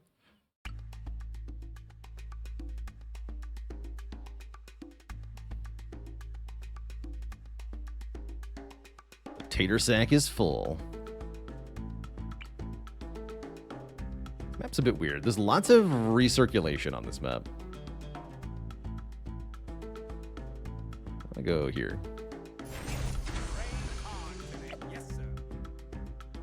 Okay, so it starts at partway through level 3 now. Dear. Wait. That's right. We have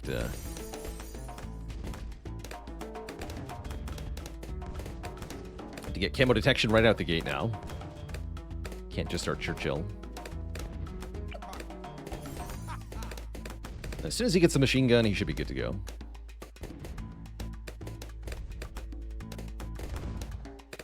It's getting out of control.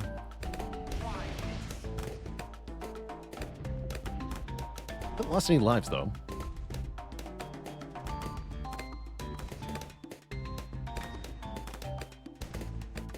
Yeah, the overall path is so long here. It's crazy.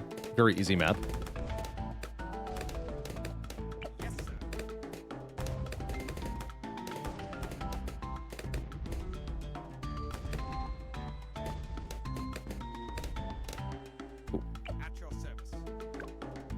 Let's get Churchill his machine gun.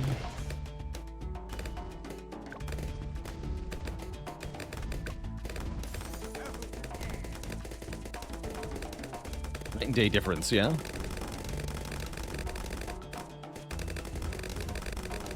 Yeah. just slightly different. That's right, yeah. There's a way to set your monkey to specifically just target the camo balloons, which we can do like that. That is allowed. Dear. Oh, I see. We've only got one of these guys. I'm not allowed to deploy a second one. That's kind of tough. Can I give you camo? No, I can't. Looks like you got them all, though. Good job. Ooh, Super Monkey Storm is really good, actually. I'd like to use that more than once. Guess we'll find out.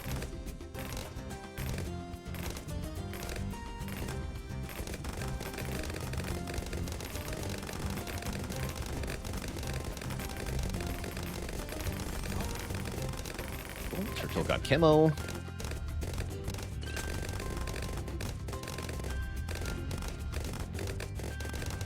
Good. Oh yeah, after a couple rounds I can place another one, I see. So now I can do another one. Got a friend.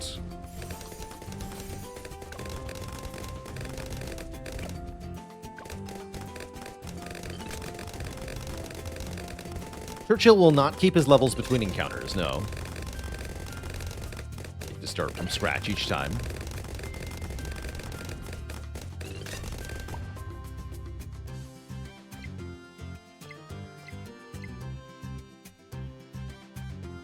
Let's roll this one. All tower precision, sure.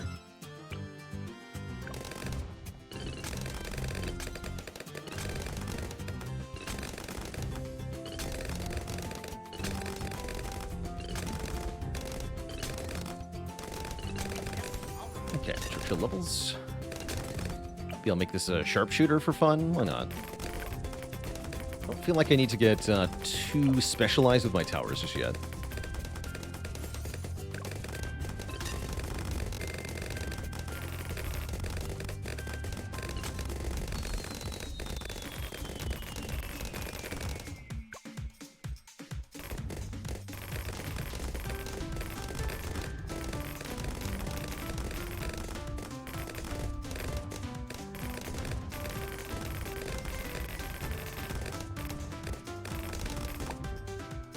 Do you have monkey knowledge in this game mode? I don't think so.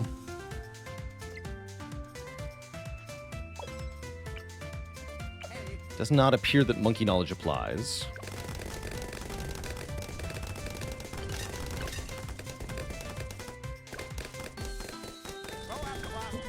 So that's our first Moab class balloon. They're kind of like boss balloons. They have large amounts of health, and when they die, they release multiple ceramic balloons. Then there's a big red boss balloon that contains the Moab balloons. There's a bigger black balloon that contains the red balloons. And there's a really big purple one that contains the black ones. So lots of layers. This mode can only be played in single player, I believe. There is co-op for the non-rogue mode of this game, though. So there is cooperative multiplayer in this game. But not in this game mode.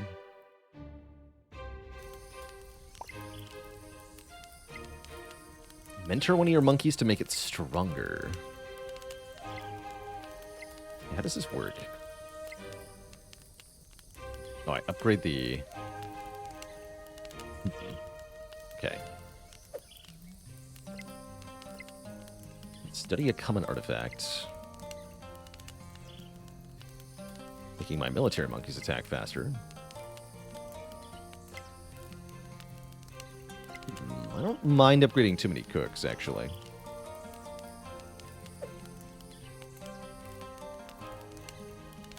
Let's do that.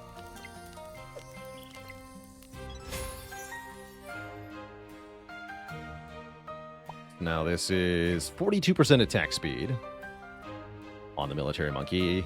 Actually, probably -5, right? So 37%, probably. Sword upgrade, it just said Universal Pierce got improved. It didn't say anything about the swords actually getting better.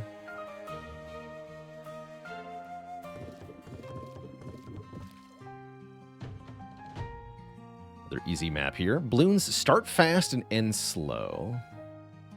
Interesting. Oh, the swords did more damage. Ah, I definitely missed that part. That makes sense. Oh, and they start over here. Okay, so we'll put Churchill here.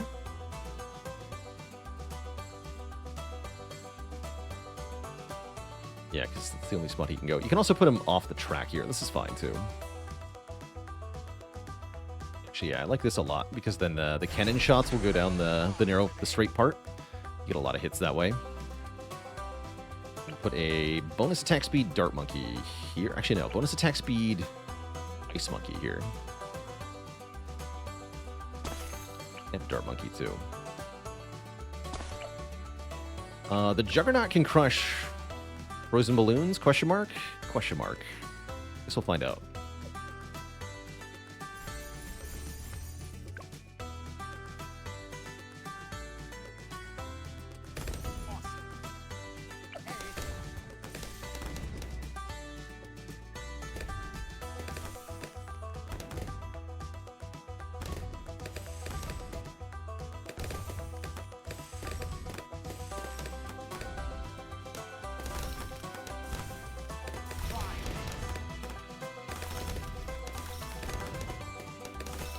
Yeah, those straight cannon shots are real strong.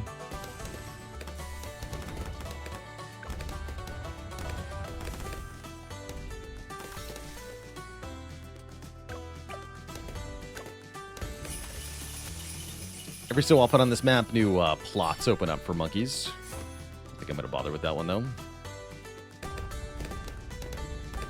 So I think the stumps prevent you from placing anything there. Something like that. Kind of spooky. Yes. Heck. It's fine. Okay. Everything's fine.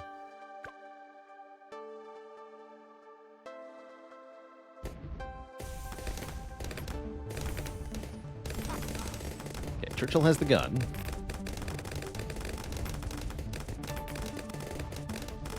For him. Now we have a giant spike ball thrower. I don't think I need a mermonkey. Give me a bonus, everybody. Love Juggernaut because he's trash on most maps, but sometimes, if the shot can bounce enough, then it's real good, right? Or if you can just get it to go down a straight path for a long time, it can also be very good then. He's a fun little guy. I like that he gives knockback.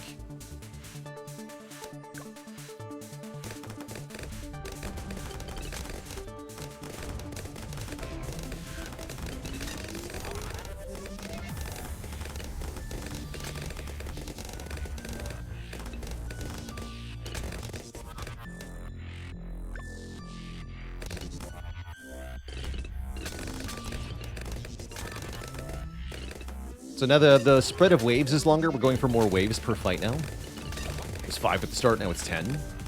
Probably will keep getting bigger. Yeah, so here's the... I'll slow it down so you can see the Juggernaut projectile. This is in a bit of an odd pattern here, but anywhere that spiky ball goes over is going to knock back and damage balloons. More pierce and range. Sounds great. Again, we don't need more than these 3 towers, I don't imagine, for this stage.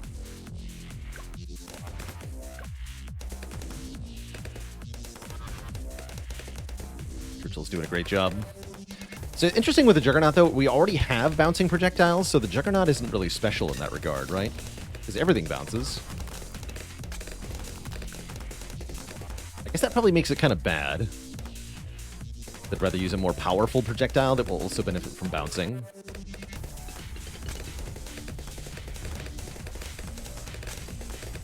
And that's right, Rogue Legends ends with a boss that you have to fight. I don't have a lot of experience fighting the bosses in this game, so this could get weird. Oh, I see the relic's making them go further. True, actually. That is kind of nice.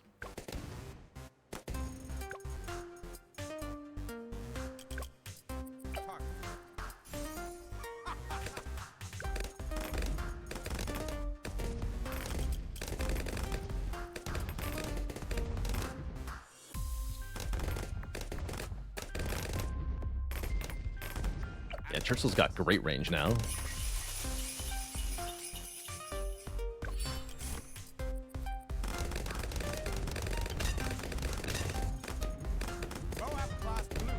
First mob is on wave 15.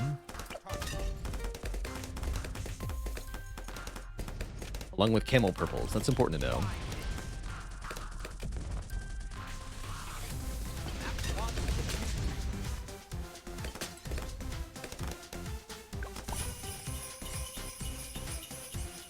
The mortar monkey.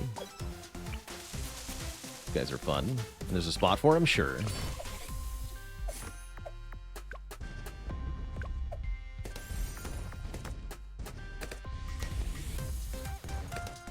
Blow some stuff up.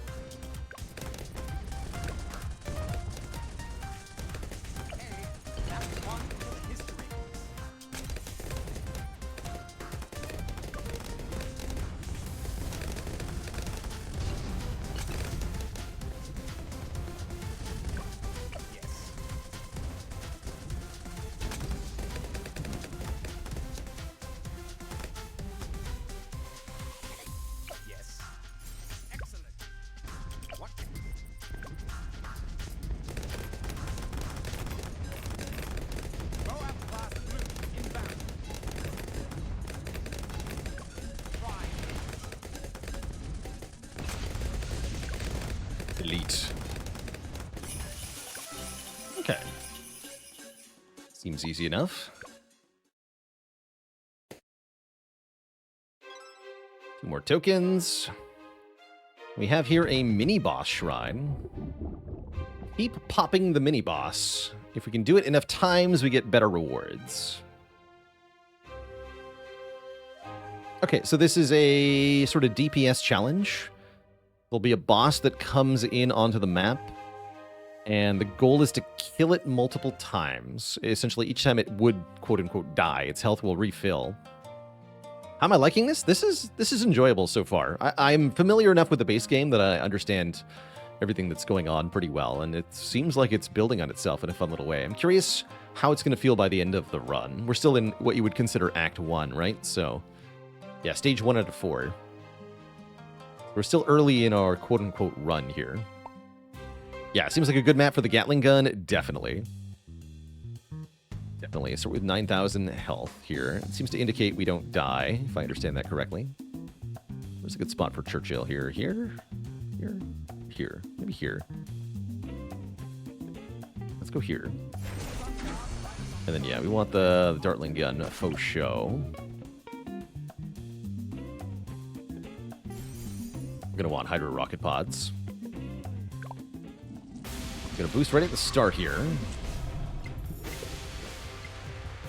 Big boss music. I'll take the Heli Pilot. 022 is weird, though. I'll take the Primary Inspiration, then. Oops. Mean to put that guy there. I guess I did. Oh, yeah, so he spawns with only 200 health, which means we should be able to rack up kills pretty fast here. So the mini-boss, this is Bloonarius, I think. It keeps track of our kills here as well. Much for that. 5850, okay. Each time we kill it, it'll get a bit more health.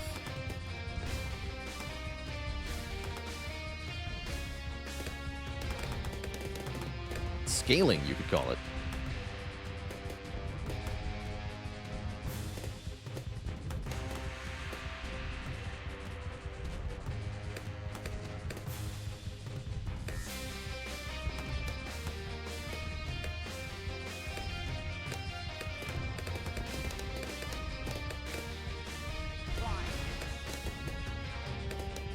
Nils Master, thanks for the Prime sub. Welcome to the Cozy Sub Club.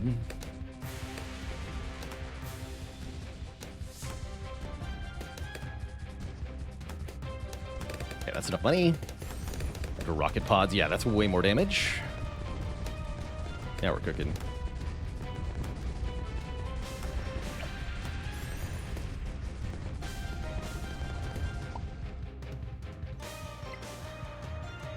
Let's reroll. Military monkey damage 20% up. Yes. Here we go.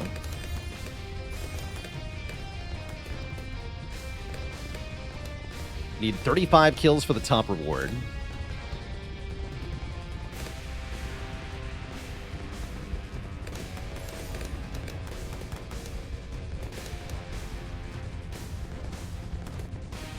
The Breppening.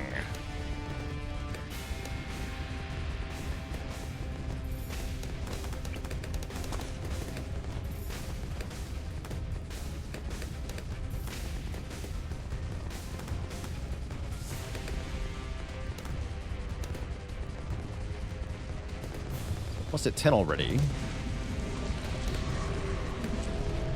For Churchill's machine gun, about 2k. He'll have it by the time the boss is in range again. Should be enough.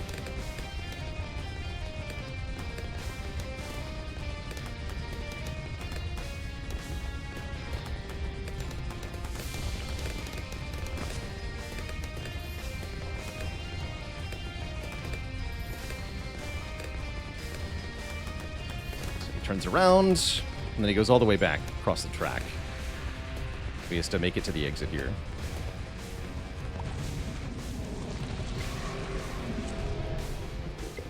Hey, monkey. Let's reroll here. All monkeys do 8% more. That'll be enough.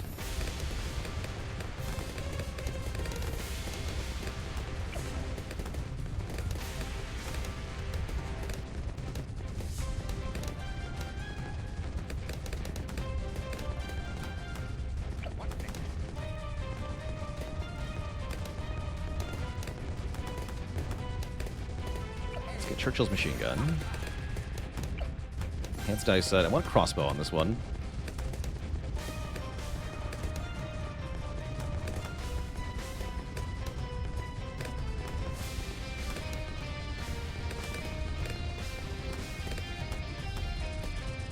Okay, Churchill's attacking it now. You can see the damage really racking up here.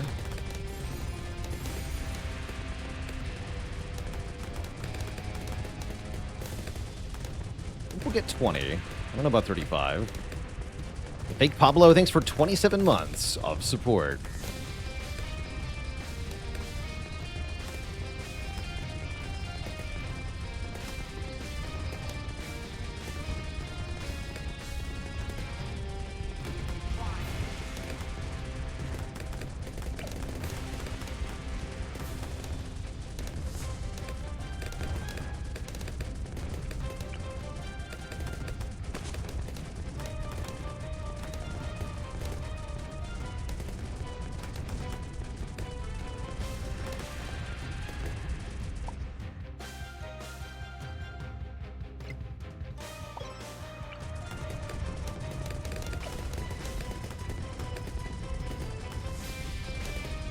sharpshooter.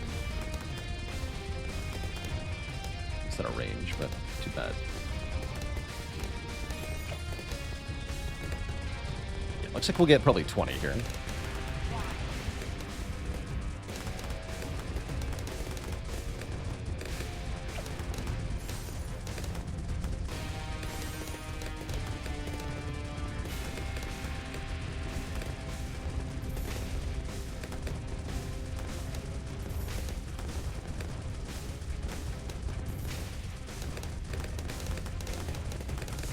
I certainly hope so.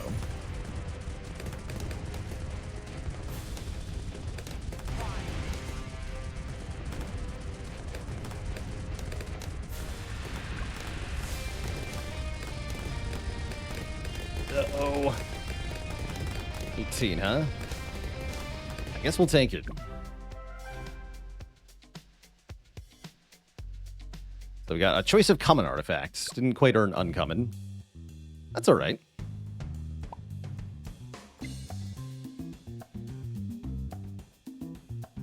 Interesting. Up to alchemists. Monkey damage increased by 50%, but for the first 20 seconds of each round, monkeys attack slower. That's interesting. Yeah, maybe better to go shotgun on that one? Maybe, yeah. I don't know if slow and steady is any good. I think alchemist options is not bad. I think homebrew alchemy.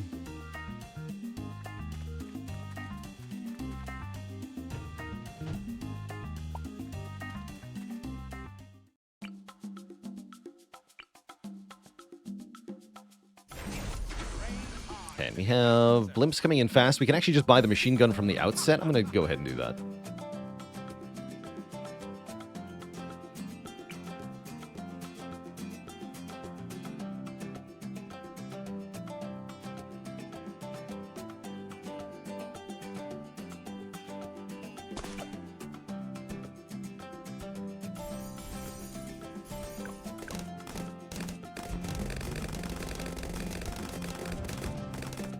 Starting Churchill with the machine gun should mean he levels up way faster.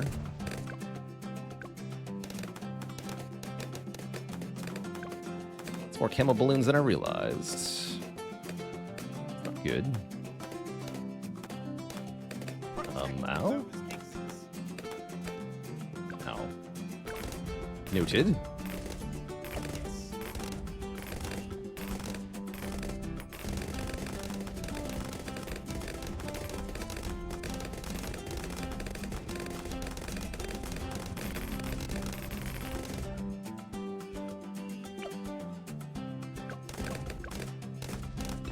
Fine. Hippos. Good.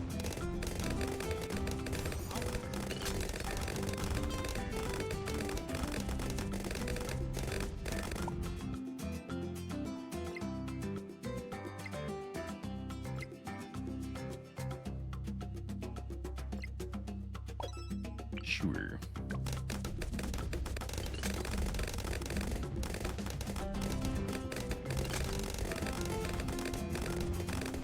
I want to see bouncing shotgun pellets.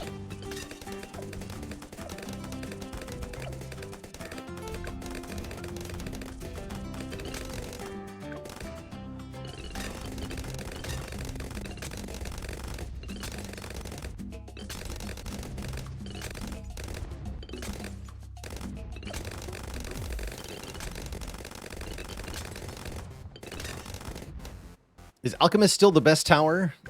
It's definitely up there with its ability to buff other towers. I don't know if I would call it the best, but yeah, it's pretty good.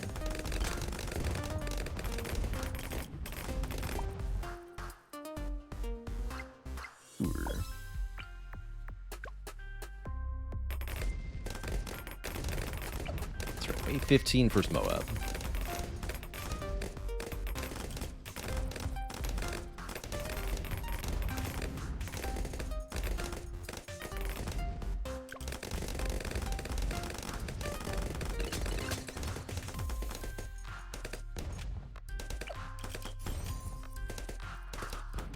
Okay, so they do bounce.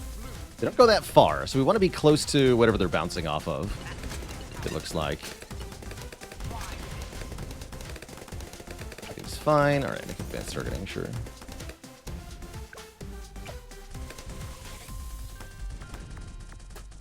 Seems okay. Might want a bit more micro on that thing.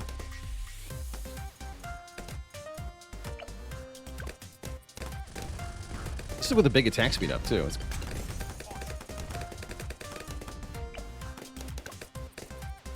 make it faster.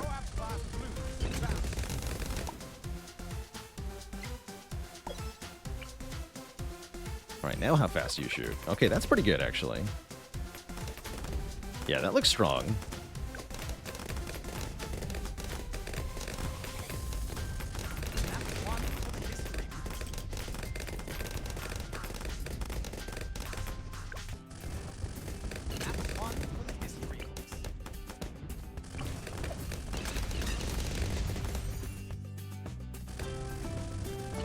Yeah, the poor dart monkey is out of a job.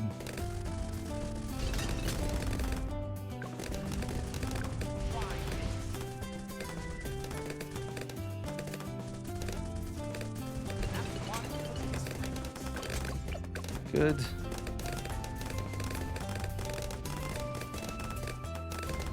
One of the balloons was Sun God? Yep, that's the thing, Aaron W. Absolutely. You're thinking of this game or this series, for sure.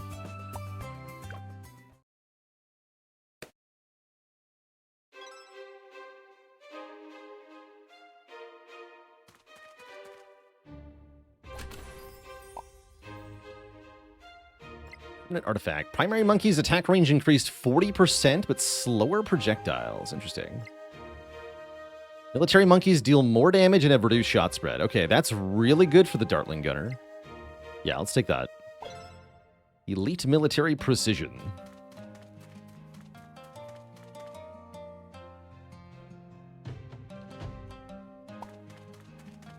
And then...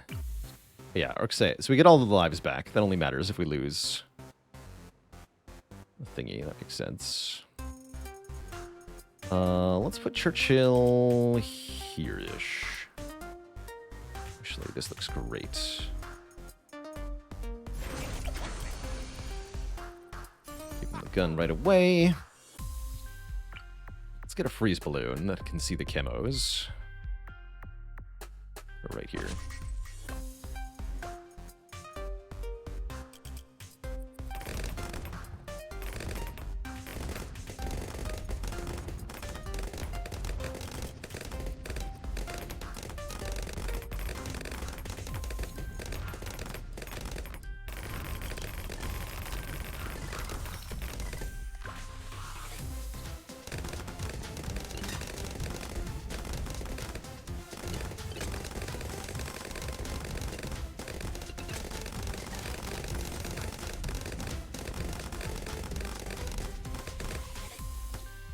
Got this, Churchy. Yes, sir.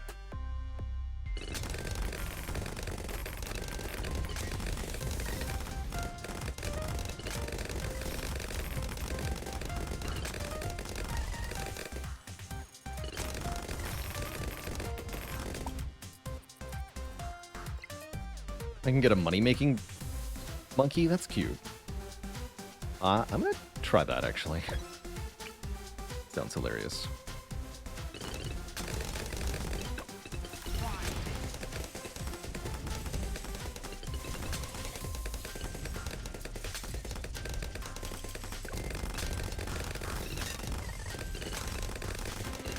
I don't think this is good, but we'll find out.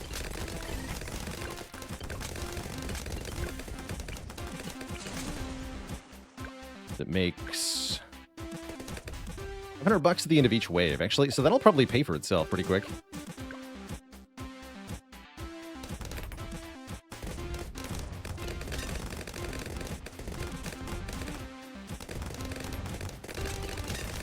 That was to spam banana farms and Bill Gates your way into later rounds. That's definitely one valid way to play this game, at least on some of the modes. Greed is good.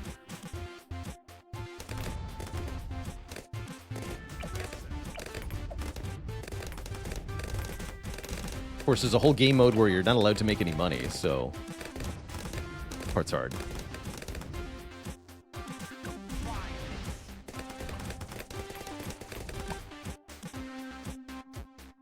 Let's see, 4% attack speed, or I want the range of the piers.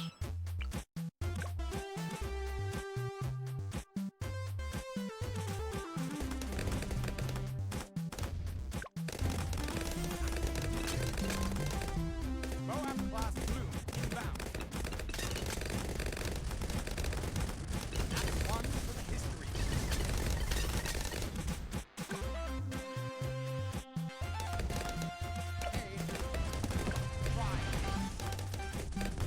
That's one for the history.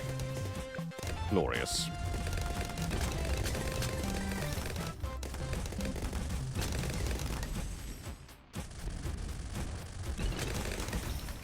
At your service. Let's go, SRF. We're popping some balloons, that's right. Yes. Here, be higher level.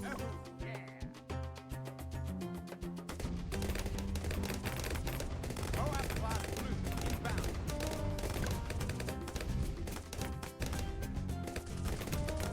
And SRF, did you hear about the prideful balloon?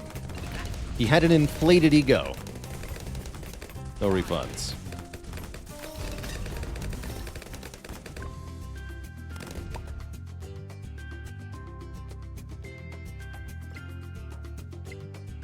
I'll reroll this. That wizard monkey was actually pretty good too, the fire guy. Give me all tower precision. I'm just watching Churchill do everything.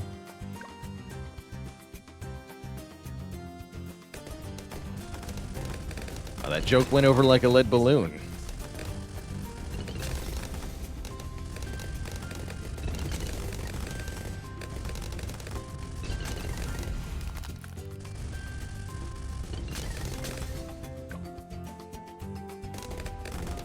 Okay, the ones with the bands on them are twice as, they have double health, essentially. They're pretty nasty, actually.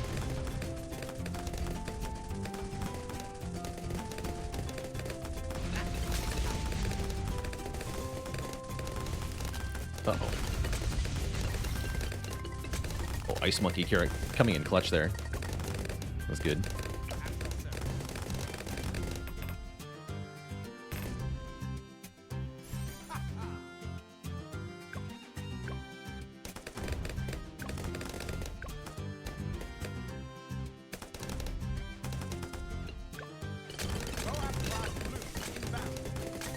Easy peasy. Oh no, Moabs. Churchill, get him.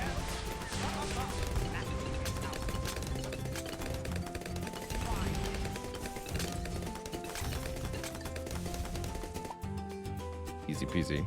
000 Ice Monkey? What? Hello? That's rude. Why would you give me that, Gabe? Why would you do this to me?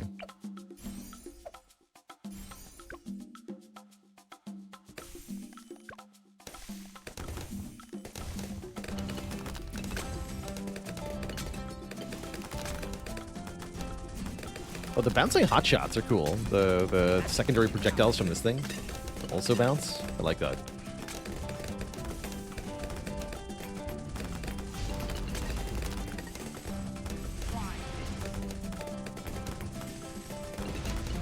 So again, the numbers under the monkeys indicate the upgrade paths that the monkey has. So 101 on the Alchemist means the Alchemist has the first upgrade on the first path, no upgrade on the middle path, and the first upgrade on the bottom path.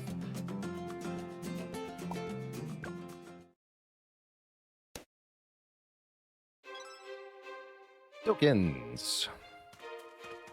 What is this? Minigame, least cash. So beat the stage spending this much cash or less. Those are pretty generous numbers. I think we can do that, no problem. Especially since Churchill is so free. That's right, he doesn't fit there. This is a good spot for Churchy, though.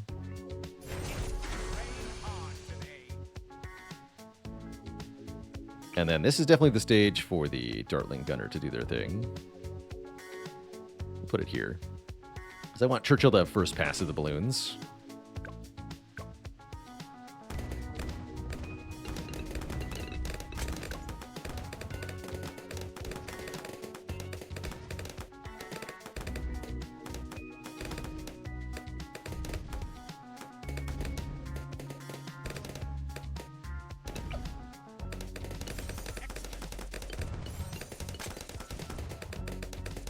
I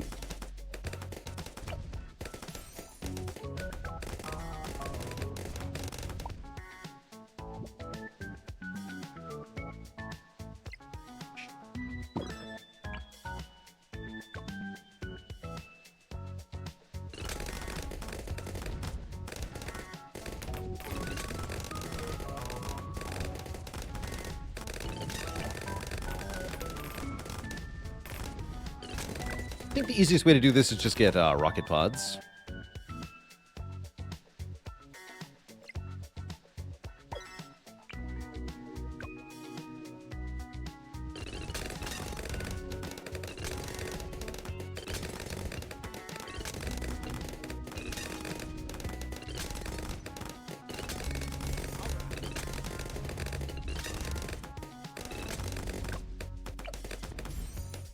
Rocket storm, rather.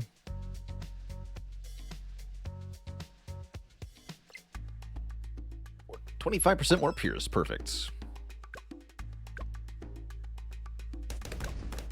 Bouncing rockets.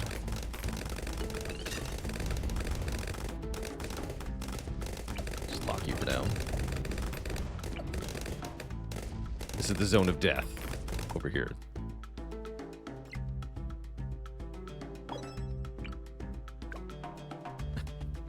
They bounce it. Maybe it's slightly over here. What does it look like? Can you get more bouncing in here? Yeah. That's what I want.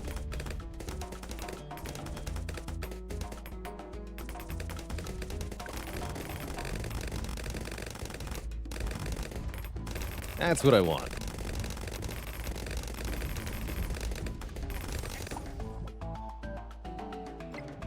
Ooh, that's a cheap,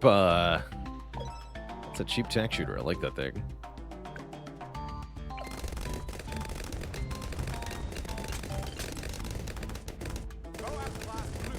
Actually, I'm gonna put that here. Oh, they bounce! Oh, that's so good. Oh, I love it. Bouncing saw blades of doom. More projectile speed on the military monkeys, though, because the more projectile speed the Dartling Gunner has, the more bounces each shot gets. They go right through the fence. I mean, it is a chain link fence, right? They're going through the holes. Does the saw's ability bounce? No. Wait, yes. Oh, yes, it does. Off the edge of the map only, though.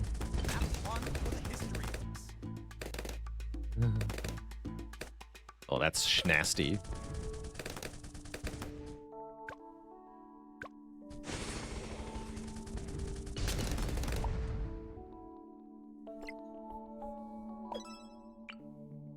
Yeah, good enough, right? I'll take it.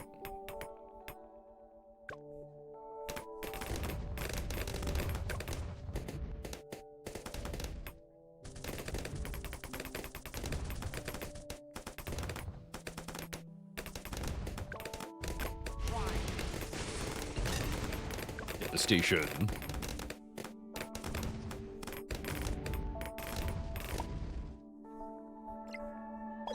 Probably don't even need to upgrade the Dartling Monkey again, honestly.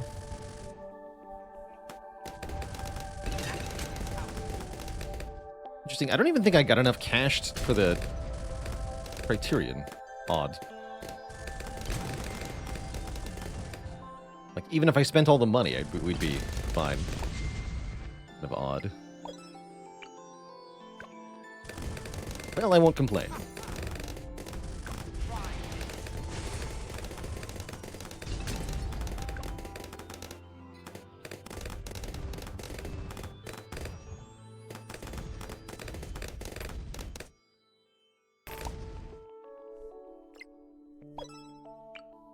More projectile speed. Look at how beautiful it is.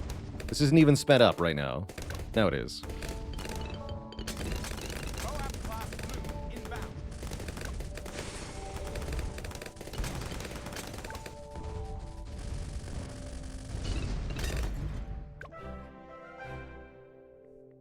Weird challenge. Alright, so we should get a really good artifact now, right? Because we maxed that out. Legendary. Quantum Leap. Your heroes and monkeys up to tier 5. Projectile speed is reduced 95%. But Quantum Tech sends most projectiles to their target instantly. Results may vary. I don't think I want that. Full broadside. Key Buccaneers can store up to 3 charges. Yeah, it means no more bouncing, right? That doesn't sound very good. Pearson ability cooldown speed increased by 70%. Adds a Buccaneer to the party. That seems very good. What about conscription? Military monkeys count as all categories. Non-military monkeys deal less damage and cost more. Military monkeys count as all categories. Sounds pretty good. Does that mean we always get Buccaneer round 1? Yes.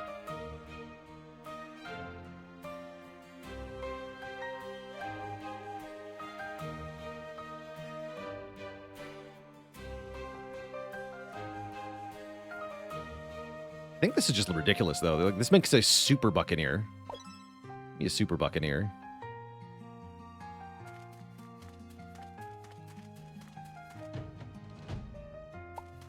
This is a good map for the Buccaneer, too, so we can show it off. Because this is water in the middle here.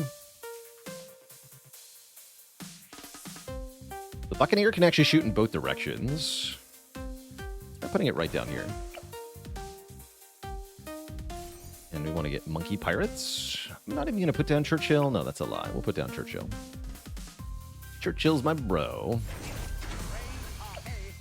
Almost starts at level 5. In fact, we just pay a little bit of money and he has it. Good. In both directions. That's right.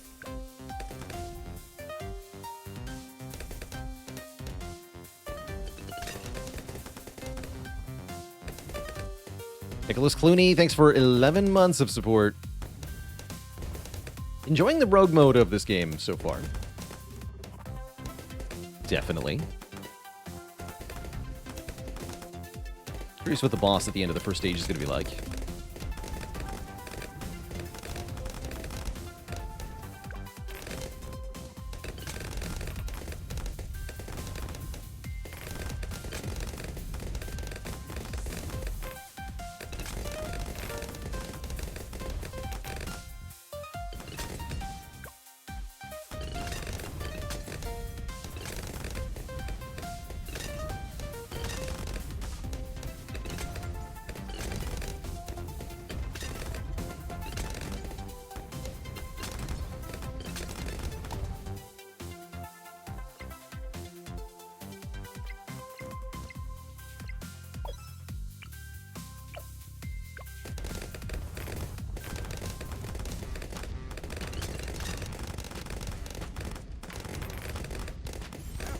How long are the runs in this? I actually don't know. We're going to find out together.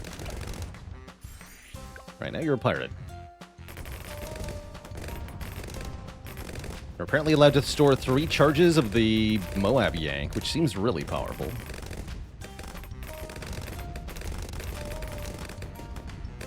Yar. So when we get a big balloon on screen, be soon here. There he is. So just go yoink, and it dies.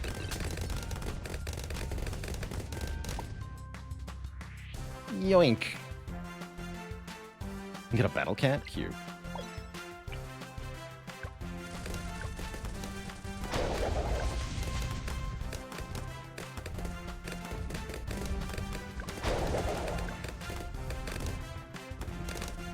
Military monkeys don't count as all types. I didn't take that bonus. That was the one we turned down.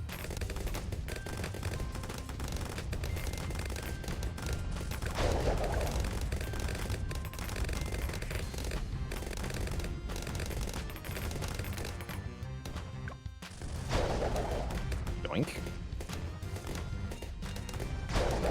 I'm just wondering if it would have. Oh, I see. Do they get the all types bonuses multiple times? I don't think so. It's the one time. More battle cats. Giddy. Roar.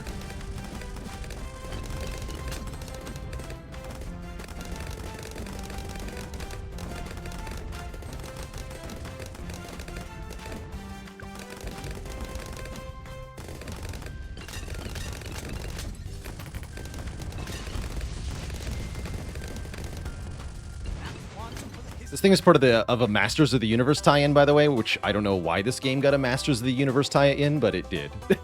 So there's like legitimately a She-Ra skin you can get for Adora. Kind of cool.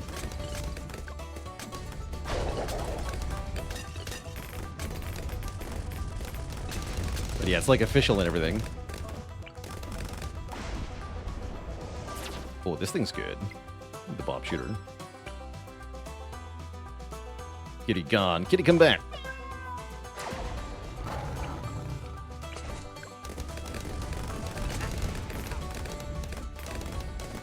Kitty.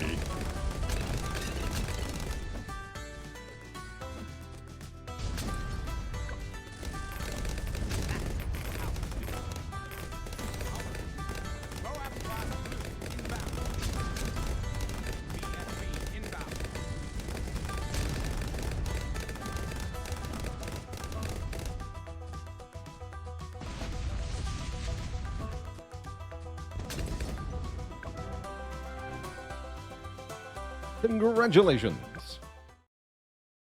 All right, time for our boss. Well, first time for the shop. We have lots of tokens.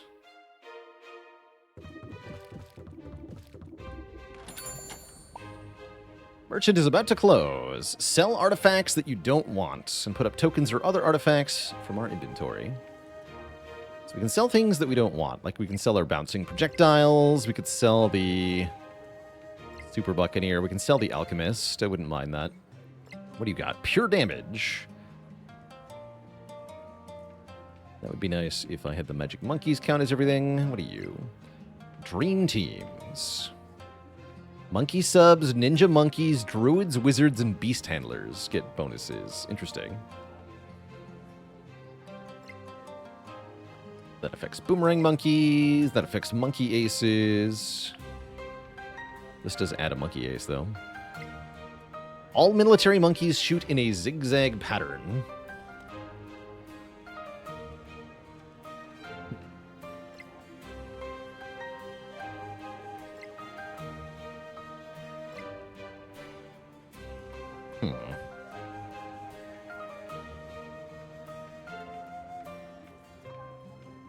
Could maybe take one shot to give me a way to deal with the boss, the sniper monkey.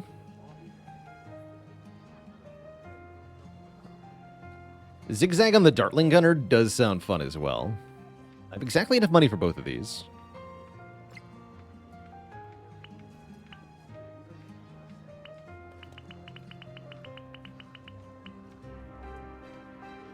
Tour.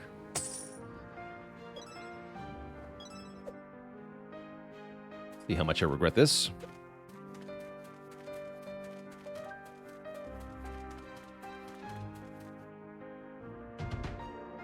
It's all led to this.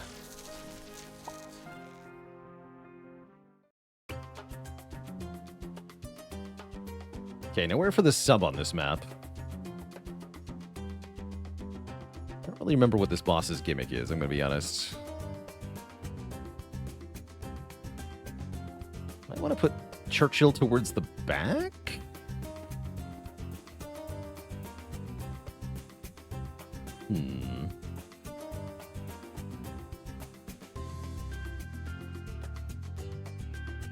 Can't really fit anywhere in the middle here.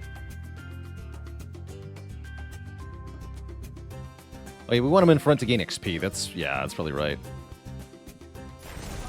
Let's make sure he's got the machine gun. I really want to start with camo detection, too. Rocket Storm is never a bad idea. I'm sure of that. Looks like we have broad coverage if I put it here-ish.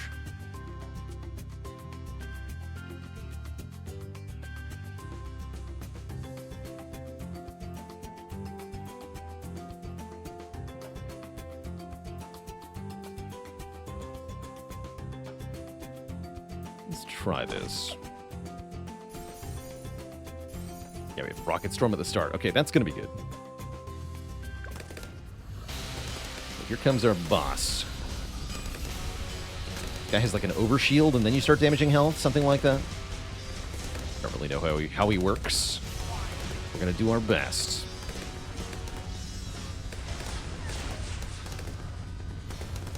Rocket barrage. Oh yeah, we have zigzag shots. Zigzag bouncing shots. Kind of makes it hard to aim at anything, really.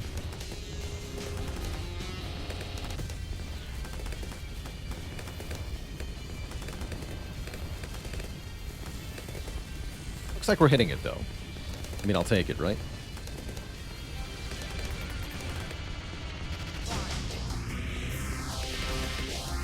Lucky jams, though.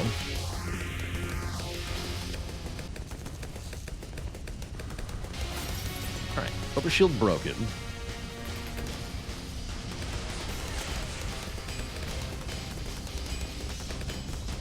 Looks like we're doing plenty of damage.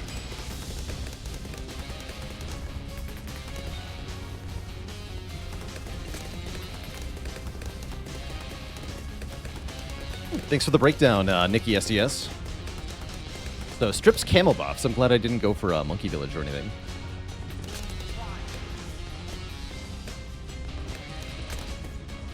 So when we hit the skull threshold, he'll teleport forward, you say. Not a sniper here-ish.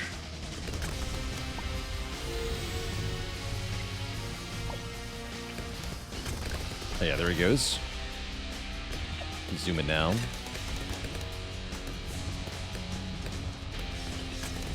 That means Churchill won't get a whole lot of deeps after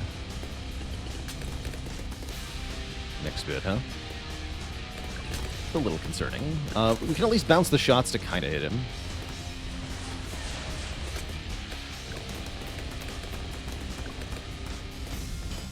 Not that good, though. And yeah, you can see the portal on the ground. That's where the balloons are spawning in at the moment. No precision yet.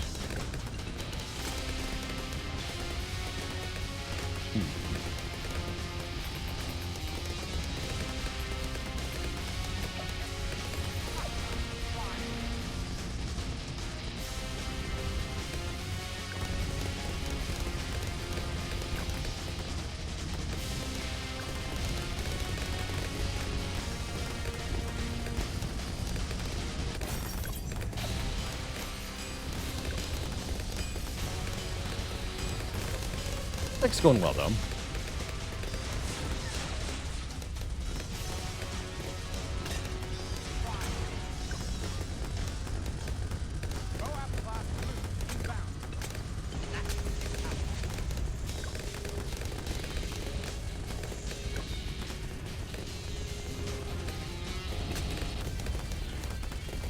Good.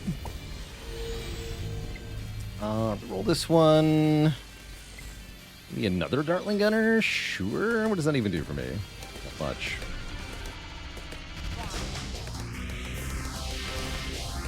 Okay. That Churchill's no longer really part of the fight here, which is a little annoying.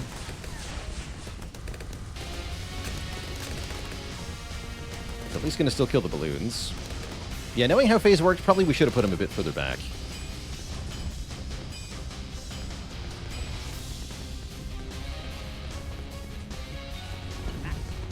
That's all right.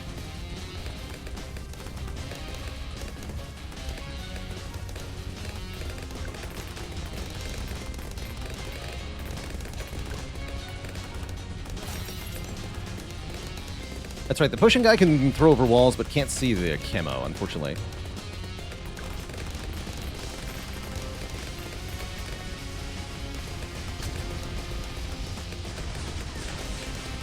Purple missiles, go! Yeah, looks like we're mostly fine.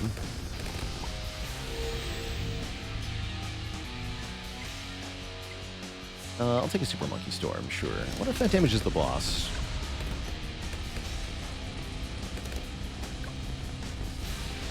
Find out. Yeah, that broke a shield. That's good.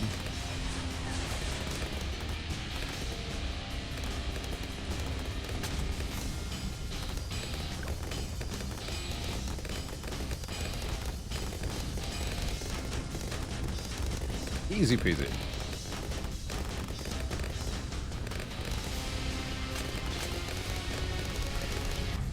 GG. We beat the goal. We've earned our choice of a legendary artifact. And we go on to Act 2. Bloons Lord, it's me, what's up? How you doing?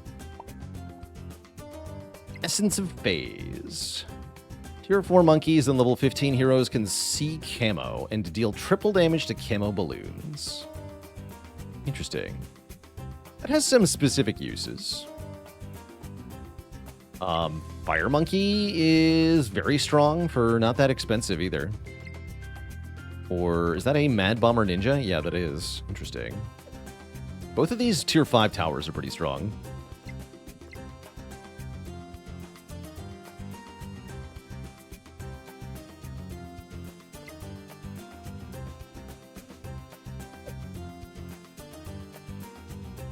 I'll take the Wizard Monkey. Hard to go wrong with that thing. Select an artifact to send home before you start the next stage. This will give you a permanent copy of the artifact to take into future campaigns, but you won't have it for the rest of the current campaign. Interesting. So I can unlock a new starter relic by doing this. Huh. I don't think I want to do that, although this could be fun, right? Skip this.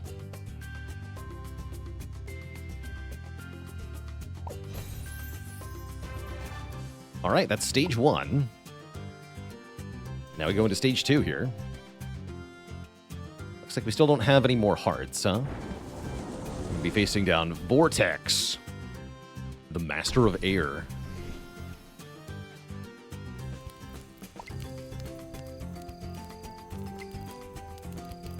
Can mentor my monkeys.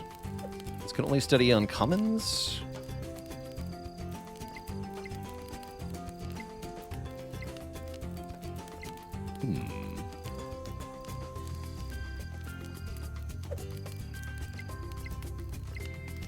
Oh yeah, here's the option to heal. I see. We're gonna mentor. I'm gonna mentor. Mentor the boat monkey into a buccaneer. Don't think it's meant to be played in one sitting. That makes sense. Yeah, we might not be doing that. We'll see how far we get. It's almost break time here. Do break time soon. Oh, but then the rounds restart in stage 2? I'm seeing that correctly. We have 6, huh? Yeah, this map's weird.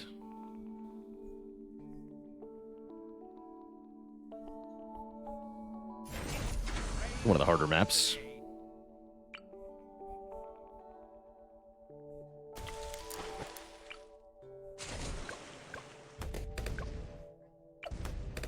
Oh dear.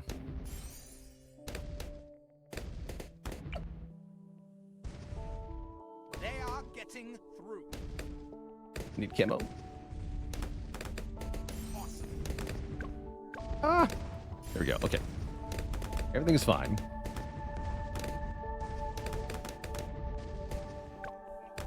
Can't be played in one sitting, but can it be played in one standing?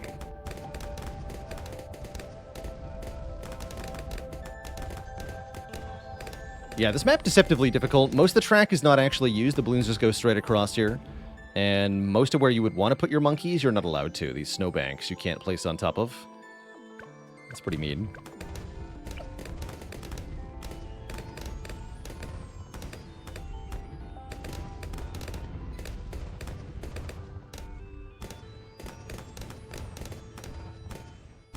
Yeah, I didn't bank anything. That's right. I didn't want to give up any of my relics.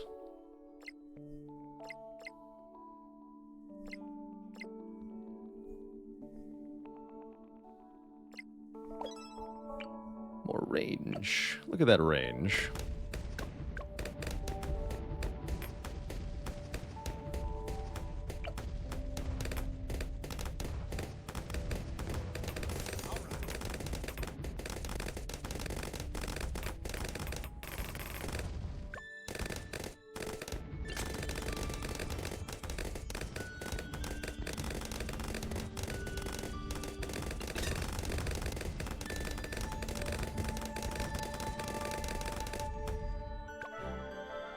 Excellent.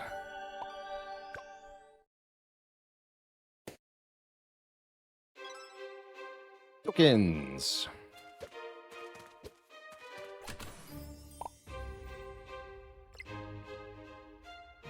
Frosted tips. Grant 1 cave monkey per tile.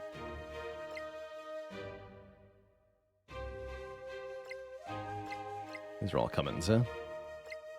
Guess I'll take this slight bonus to the dart monkey. Probably I'll just sell that at the merchant, though. Which we might be going to right away, although I don't have much currency for the merchant. There's a mini-boss there. This path looks shorter, right? I don't think it behooves you to take the short path in this game. So I don't know what some of these nodes do. Let's go this way.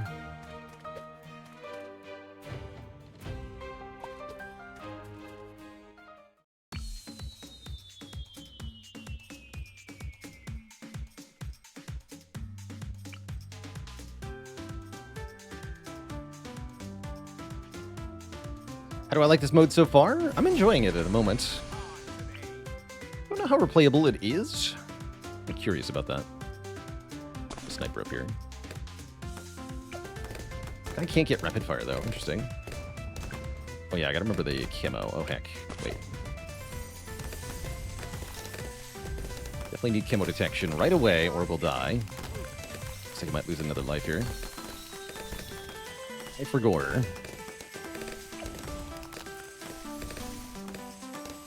Oh, no, we held on. Okay, great. Good.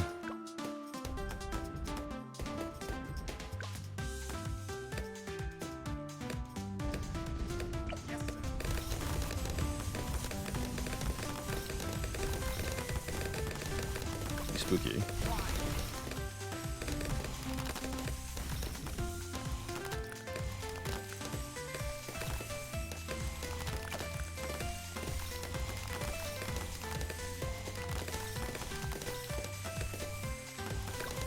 Oh yeah, he's freezing. That's right. He's got the ice bonus now.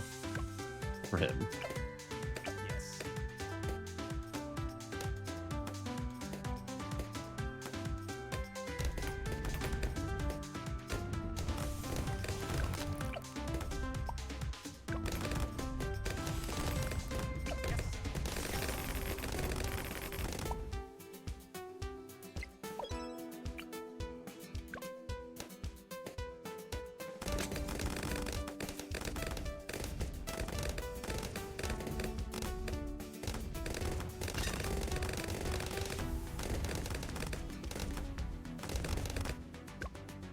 Oh, Dart Monkey. Do your best.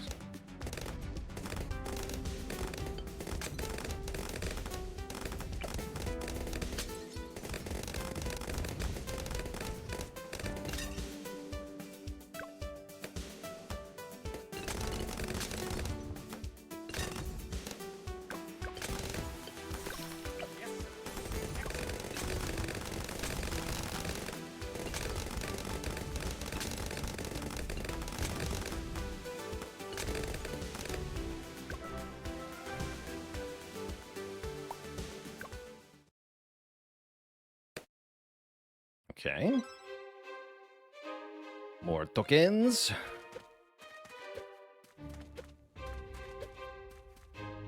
More balloons. Alright, we can cruise through these early ones pretty fast, huh?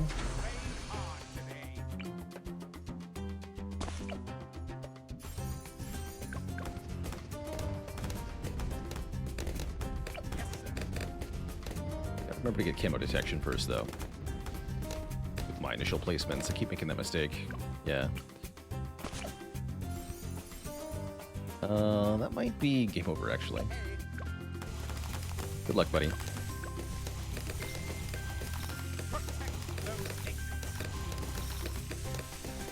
He's doing a good job. Easy game. Just tanked it. Tank the hits. No problem.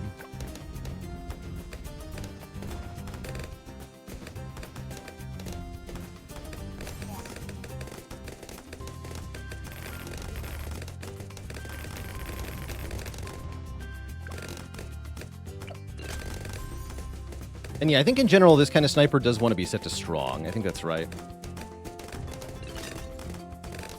Kill the biggest balloon with each shot.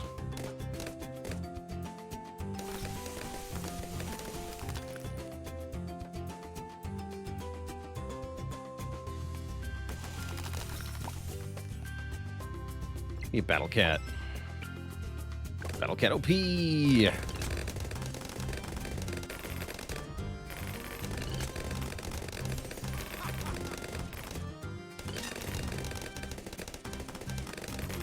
As a murder mittens.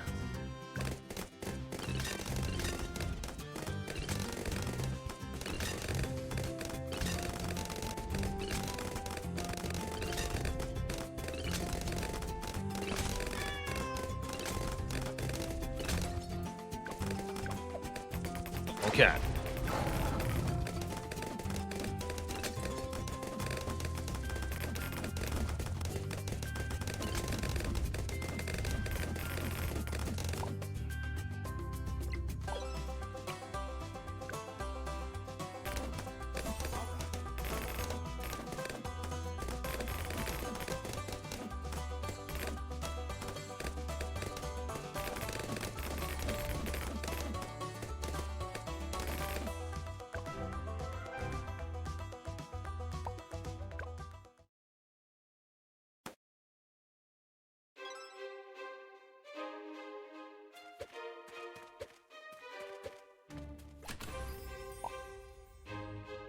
Permanent artifact, improved spelling. Magic Monkey tier 4 middle path upgrades attack slower, but the ability cools down faster.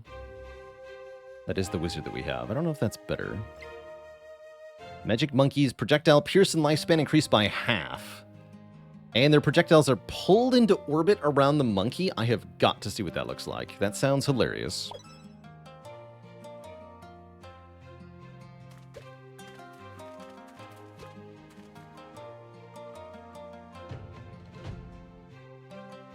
More lead balloons.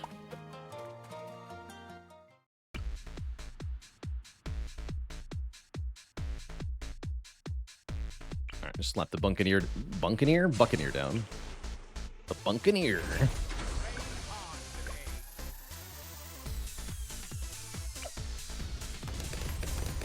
Just make sure we have camo solved at the beginning now. We have wiggly, bouncing... Grape shot. That's fun.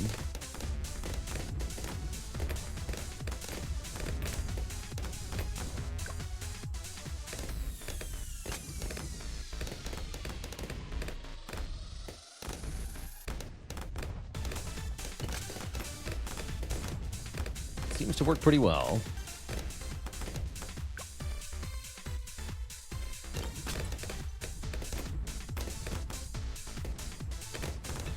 And yeah, I agree, Jasper Larvitar. So far, I'm liking the way that you're given sort of a subset of the towers in the game, so you don't just go with the same old favorites each time.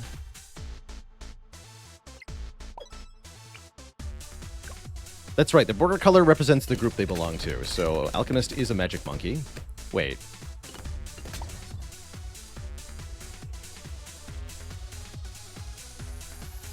Magic monkeys. Okay, so let's see how this works.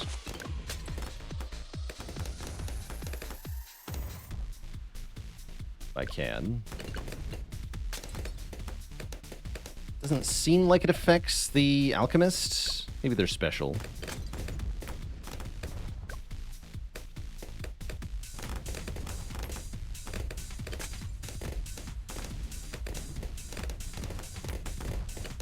They might be special.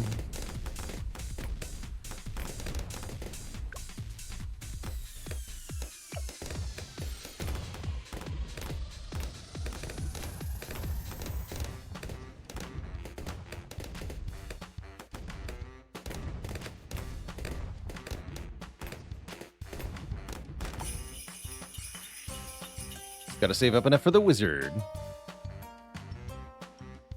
You're a wizard. I just want to see what you do.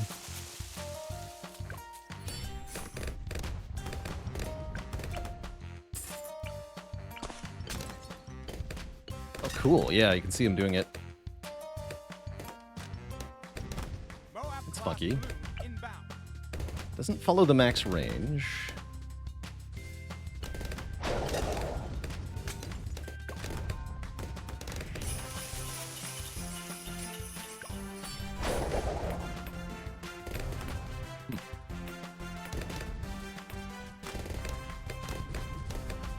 Yeah, one of the gimmicks of this particular map is that each of the Christmas tree plots gives you a bonus to a particular type of monkey for building on there.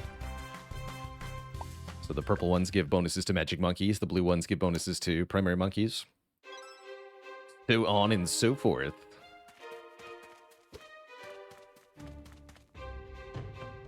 Oh, this is a hard map. Okay, interesting.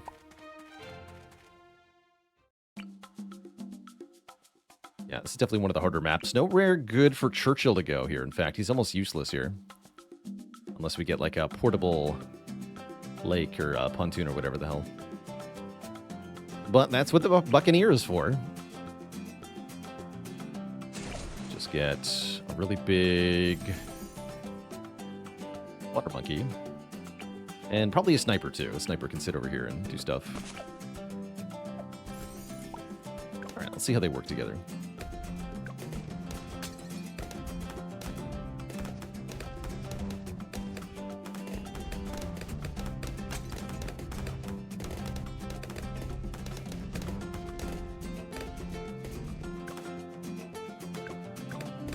Yeah, this map is one of the harder ones, definitely.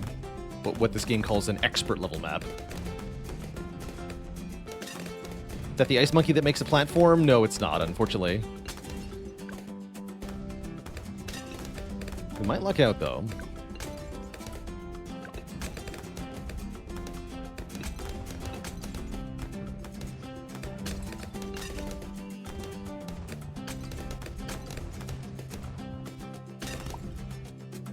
That's what I was hoping for.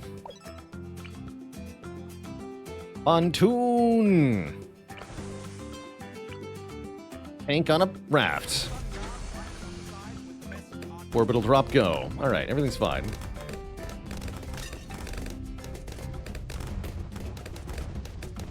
Place ice monkey on water? Wait, what?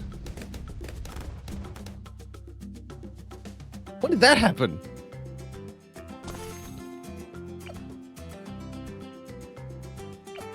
Cool.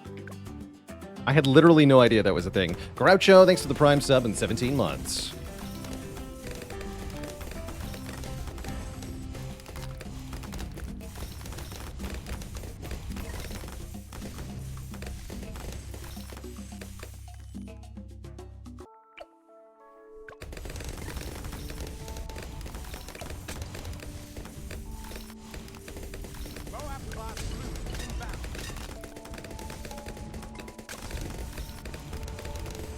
Alright, no problem.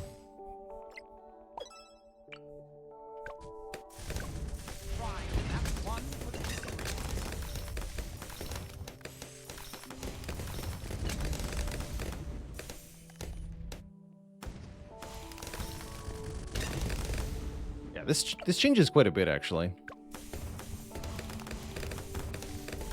Yeah, it makes placing Arctic Rain Monkeys a lot easier, so that you can place other ground towers on the water, but just being able to place ice directly on water is kind of huge.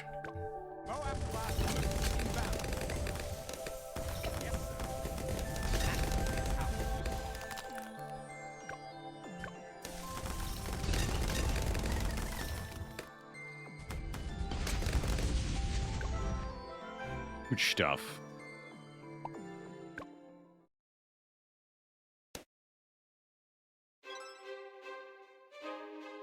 Recite. Alright, if I mentor the pirate, how much does he cost? 3750 to place. He's so much stronger. I want that.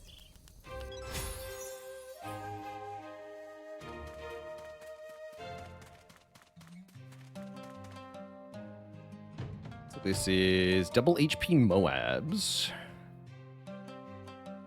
Sure. I'll take a break after this one. Yeah, this seems pretty sick.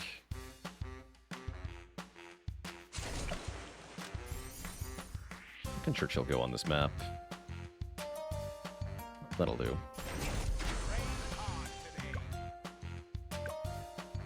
Is there some kind of meta progression? I'm sure there must be. Not quite sure what that entails, but yeah, I'm pretty sure.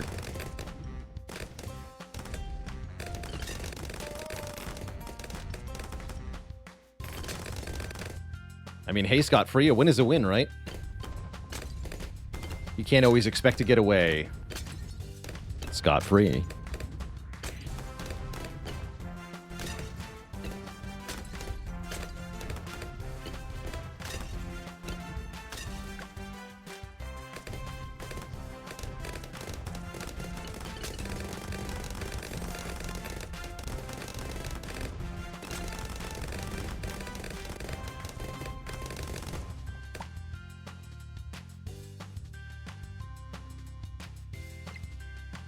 I'm not allowed to upgrade the Desperado? That seems bad. Give me a Pontoon for hilarity. Want my Ice Monkey to be here.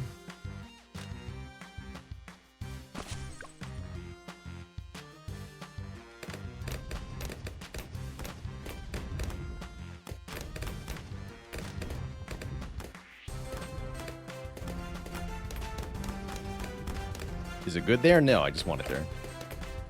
He looks cool. Yeah, he didn't even need a pontoon. We just discussed this, actually. He didn't even need that.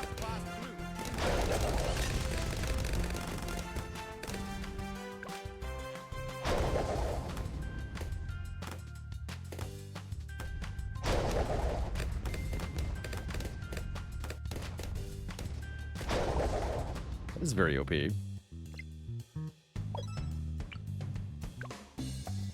Can I put the druid in the middle?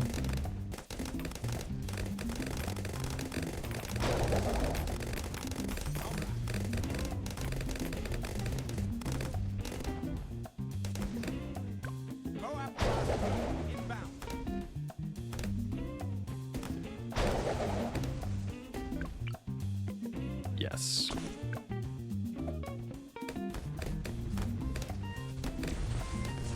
Oh, the ball lightning orbits him? That's pretty sick, actually. Oh, I love that.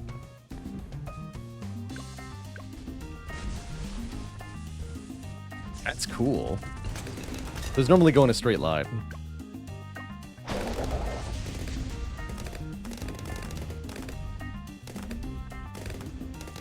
Yeah, just the projectile modifiers you're allowed to get in this mode makes it quite fun compared to the base game.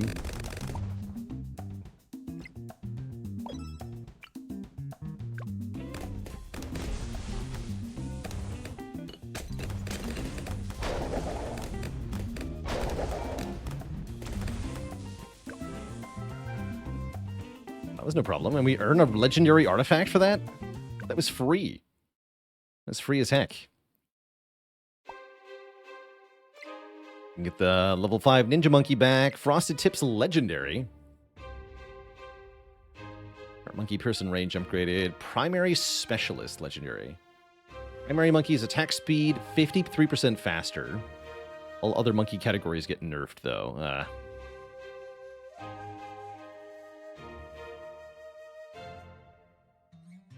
I guess I'll take Frosted Tips. Can maybe sell that. We have another mini-boss challenge. Yes. 13, 28, and 38 are the pop requirements. Okay, this one will be a little fun. Before we jump into this one, Twitch chat, I think we're gonna take a break. Oh yeah, Ninja Monkey's a magic monkey. That's true, actually. That particular type of ninja monkey wouldn't really benefit from the orbiting projectiles, though. That's a good point. Anyway, it's break time, Twitch chat. I'll be back in a few minutes for more Bloons. Be right back.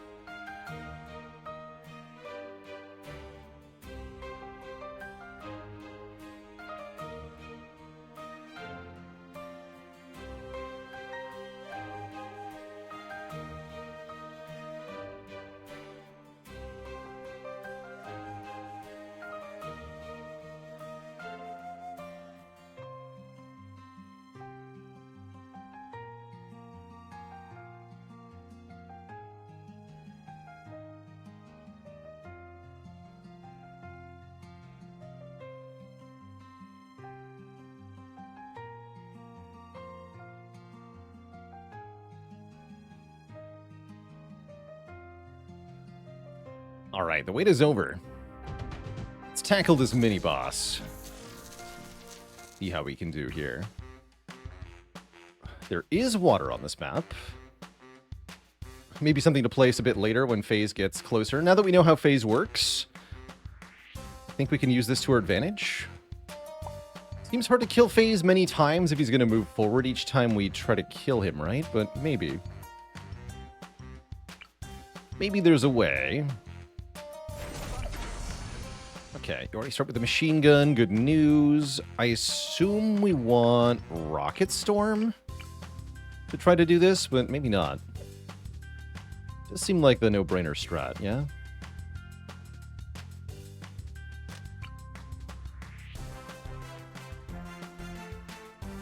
A lot of the map is inaccessible. I think that's okay, though. We go here.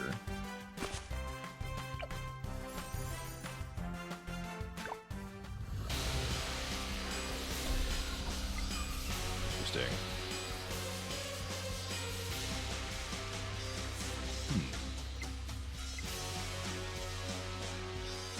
I'm gonna try the helicopter here, because that has an ability that gives you money.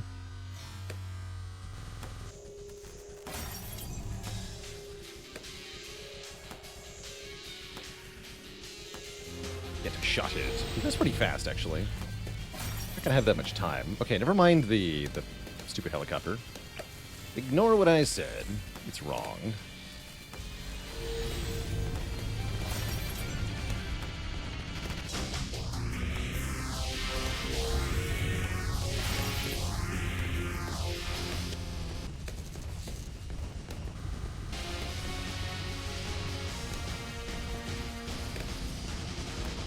Come on. Yeah. There we go. So we're aiming for 38 kills to get the best result here. Seems hard to do, but maybe.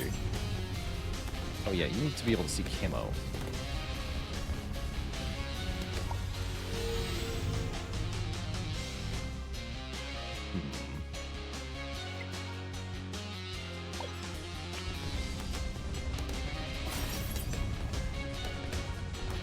Didn't think this all the way through.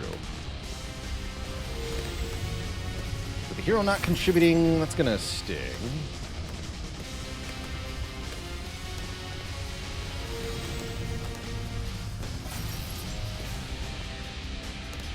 The balloon waves are so inconsequential. Kind of ridiculous.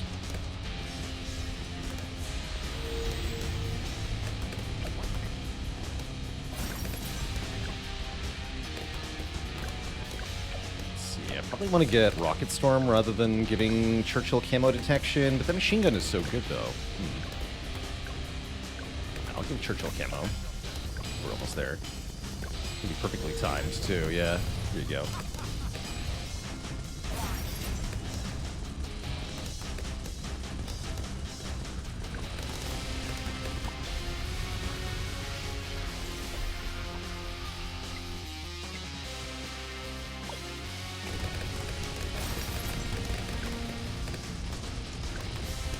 So there's the halfway point.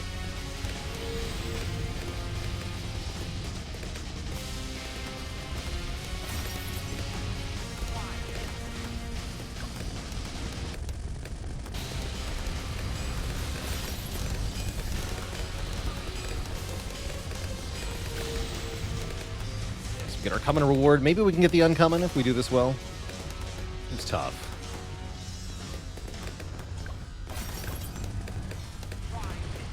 How's it going, Justy Faye? This is indeed Bloons TD6. That's what they call it.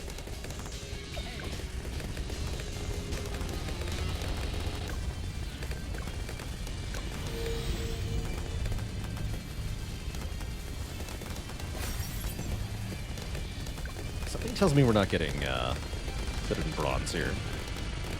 Let's learn how to do these better.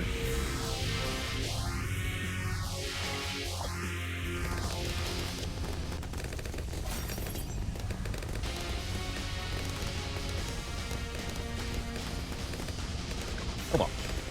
Common reward is fine by me, I guess.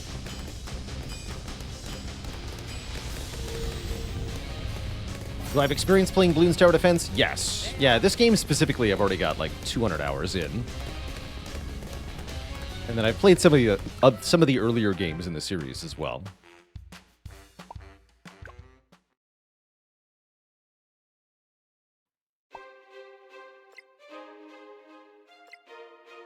Monkeys.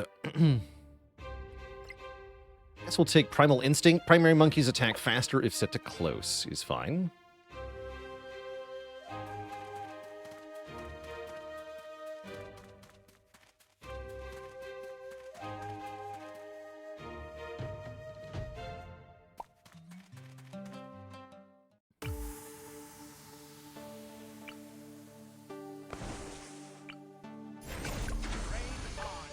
Oops. Yep. They are getting through. Gotta remember to make this thing camo detection.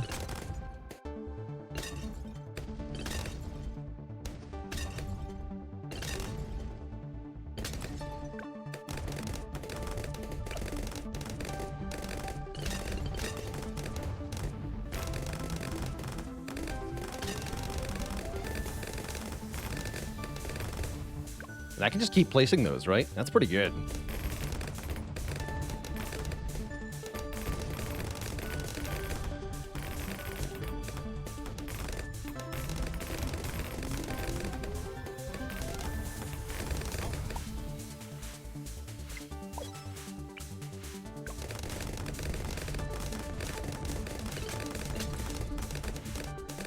Pretty easy to cruise through these early encounters now that we have our strategy nailed down and we understand the gameplay loop.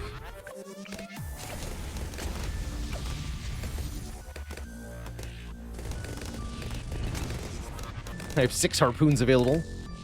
Seems good.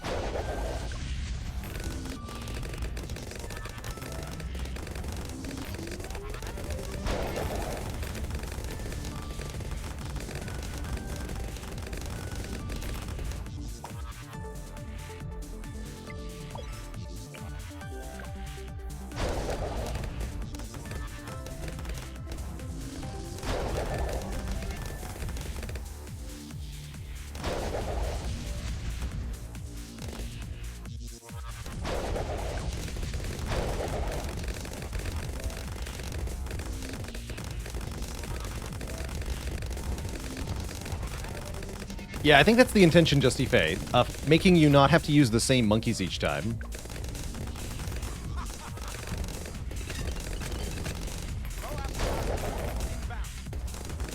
I like the Odyssey events for that as well.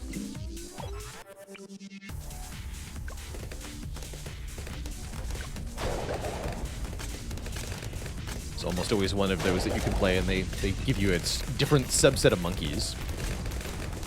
Kind of cool.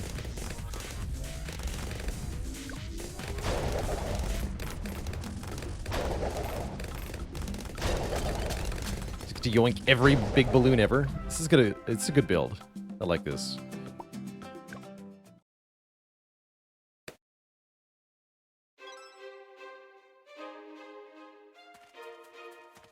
What's this? Race. This is where I can click the button to send waves faster. Let's see how this works.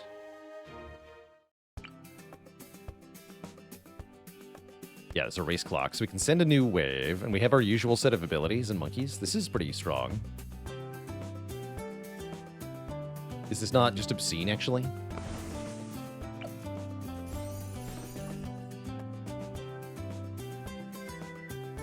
This just seems really good for us.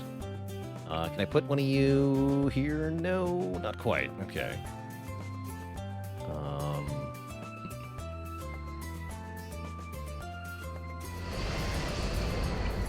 Let's try here. Bouncing bullets. Okay. So here we have a button that basically says send the next wave, and the goal is win as fast as possible across all the waves. Except to not die while we send in things.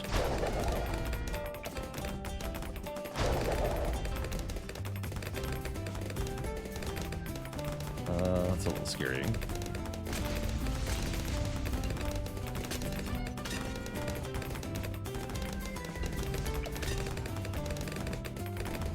Working.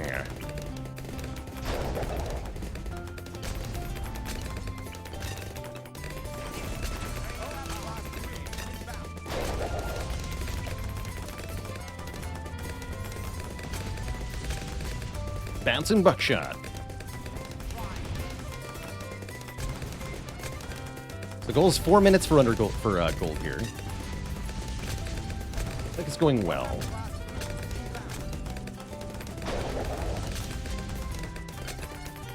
Always get 2-click happy on these? Yeah, it's definitely easy to lose very hard by clicking that button a little bit too much. Might have done that, in fact. Looking pretty brutal here. Okay, good.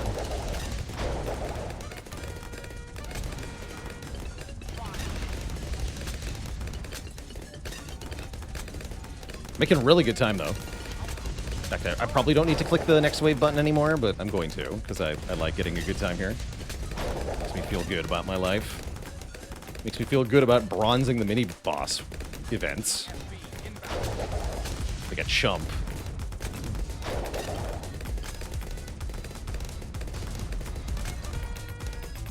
Okay, we have 10k. I should probably spend that on something. Give me another... No, I can't. Dear.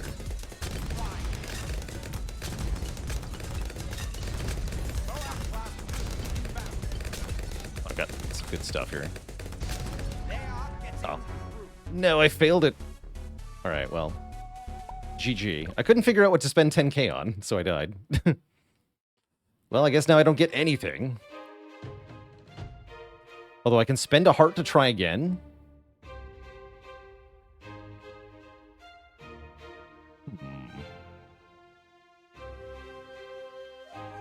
All right, I'll do that one more time.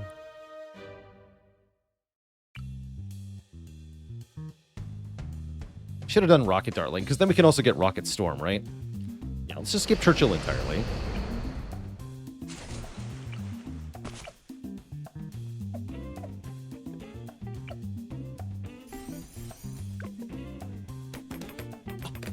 Actually, that's pretty hype, right? I get both paths like this. The genius targeting.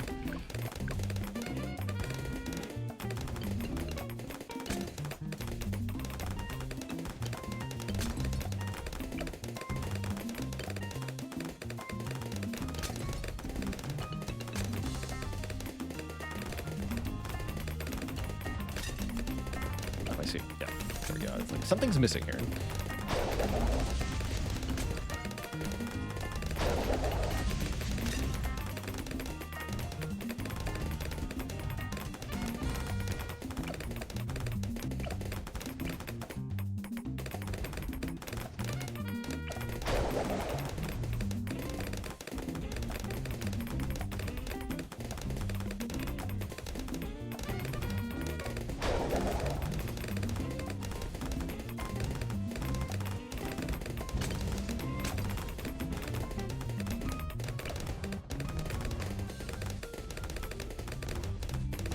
Shippers.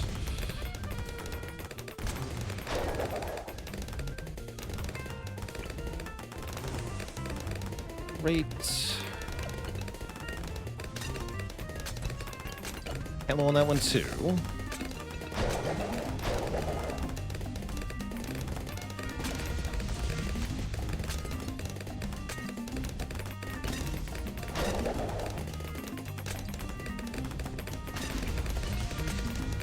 Hydro Rocket Pod's next.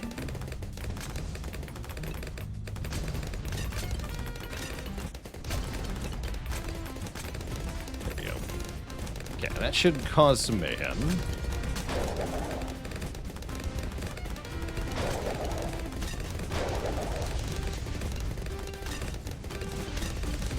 And then Rocket Storm next.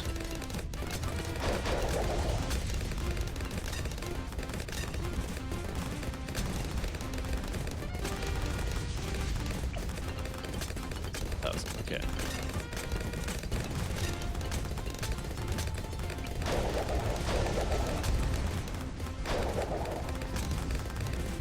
Go. Okay. That should be better.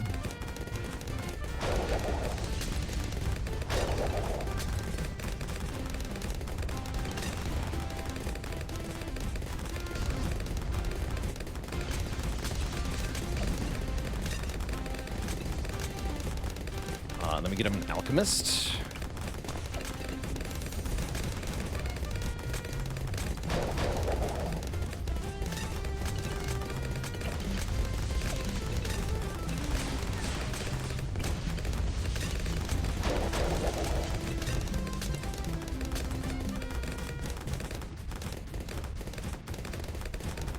That is a big balloon. All the remaining balloons in here.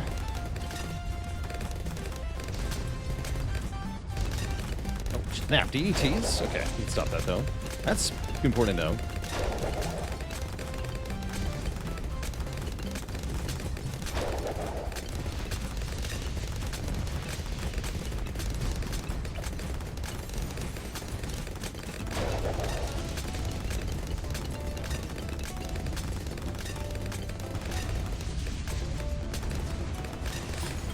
I'm not sure we're going to make the gold time, actually.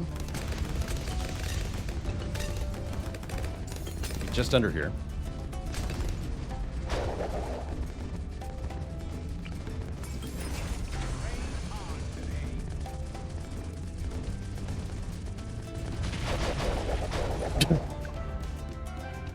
Okay, that was better, though.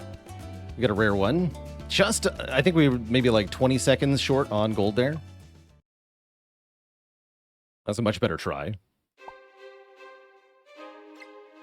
Punch-a-ring. Military monkeys tier 3 or higher have a chance to freeze balloons. Ooh. But like that, I think. Sounds good.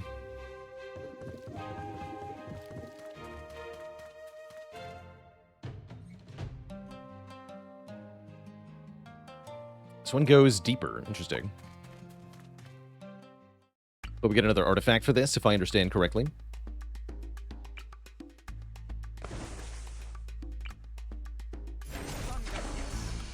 Sweet. Moab class balloon inbound. That's one for the history.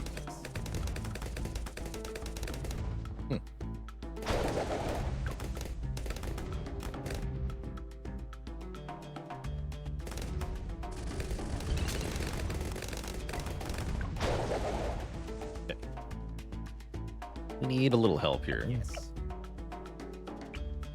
We can alchemist friend to the Buccaneer.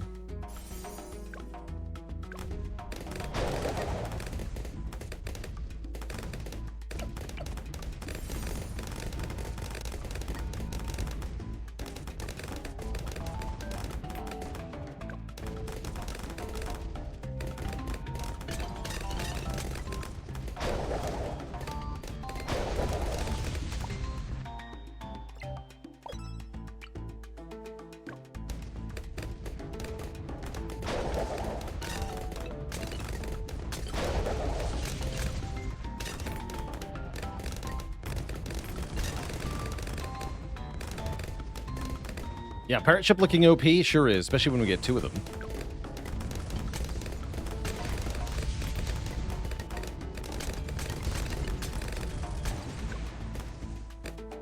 Or three of them.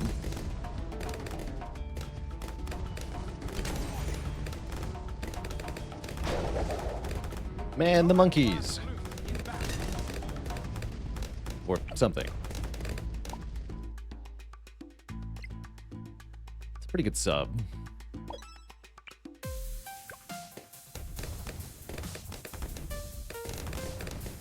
I'll take it.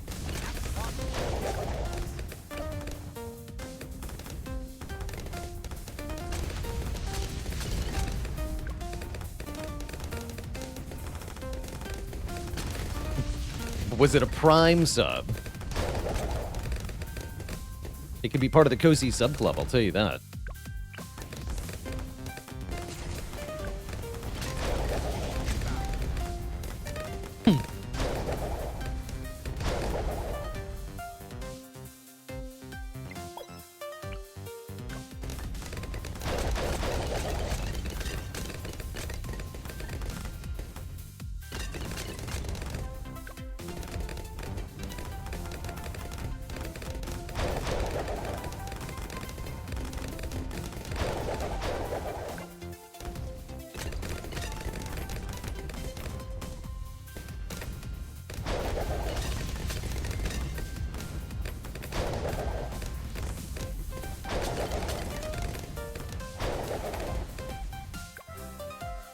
Easy peasy.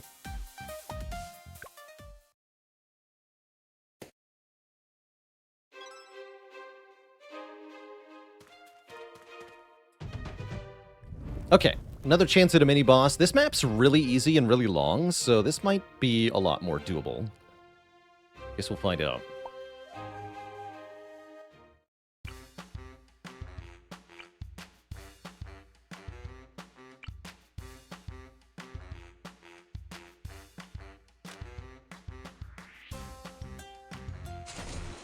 Ever tried Kingdom Rush? Yes. Kingdom Rush is one of the best tower defense games, I think.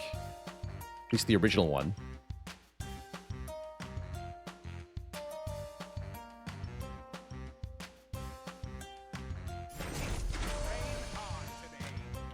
Yeah, that one's a great game. Ooh, 024 is kind of sick, actually. Yeah, get in here. Well, we have, like, super sniper crits. This might be the guy.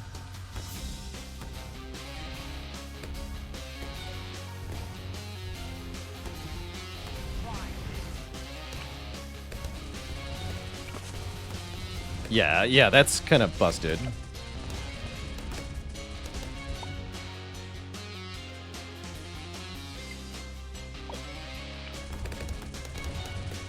Cursed Treasure. Yes, I played that one too, actually. Cursed Treasure's on Steam now.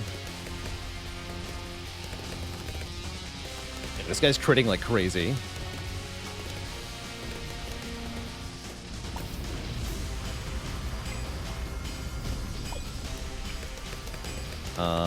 Let's get this guy in play too.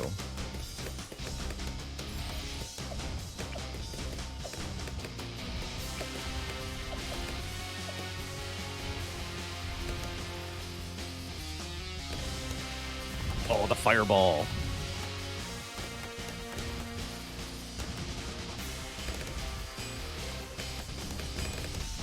Okay, so we've already gotten common. He's not even halfway around the track yet.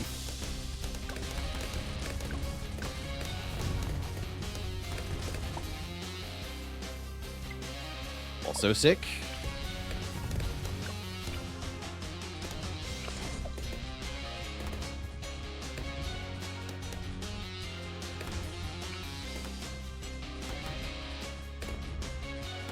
Let's see. I'll like get main Moab or something.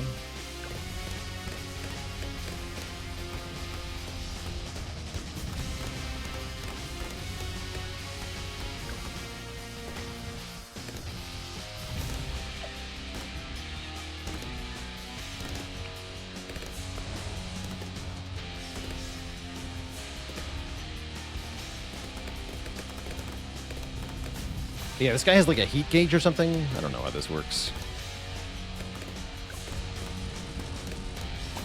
It's hot.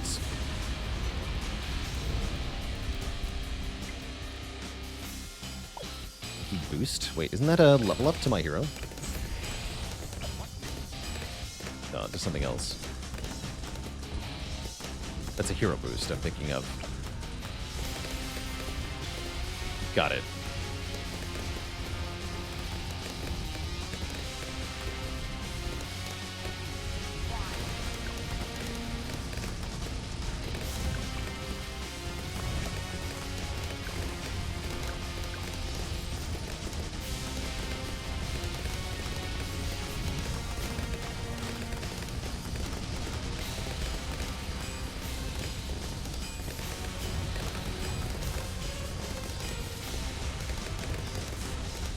Not getting as much money anymore.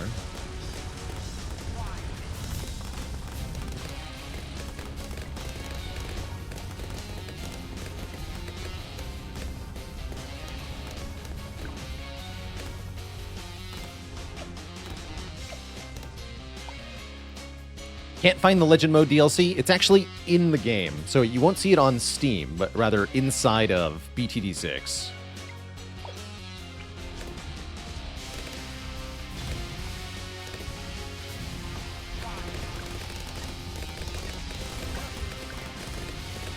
Okay, did better this time. Still didn't get gold, though.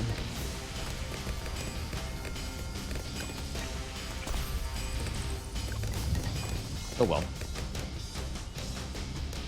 We take those.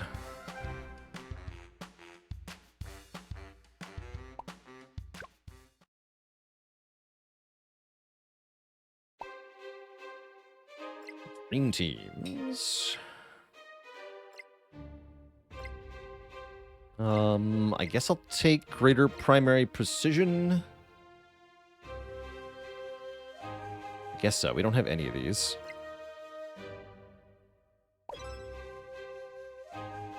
Almost at the merchant.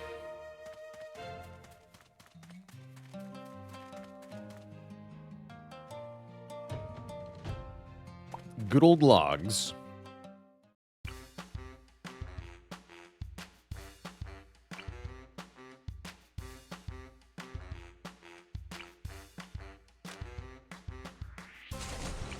This should be pretty free.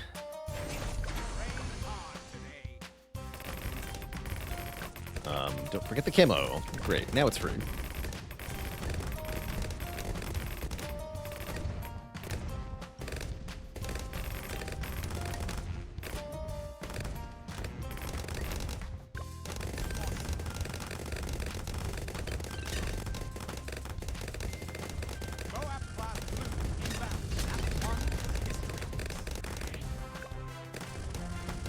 Yeah, knowing the individual boss mechanics, I'm sure helps a lot.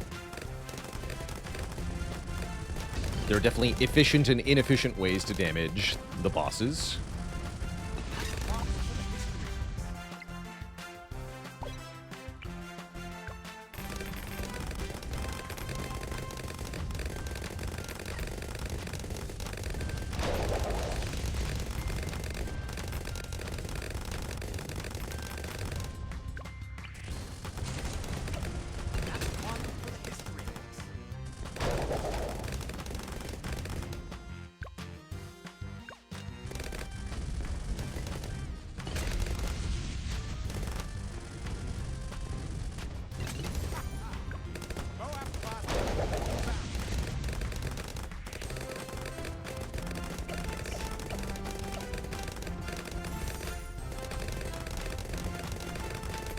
Just a wall of text. Which one is that explosive hatch you're talking about? Is Lich the most recent one, or is somebody else?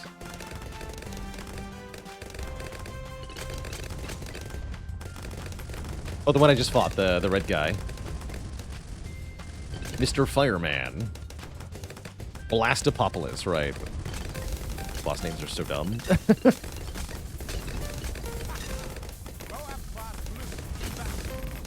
I haven't paid too much attention to the boss mode in this game. The standard boss mode outside of Rogue Legends is mostly a test of econ scaling. That is, can you scale hard enough your econ to afford the Paragon nonsense?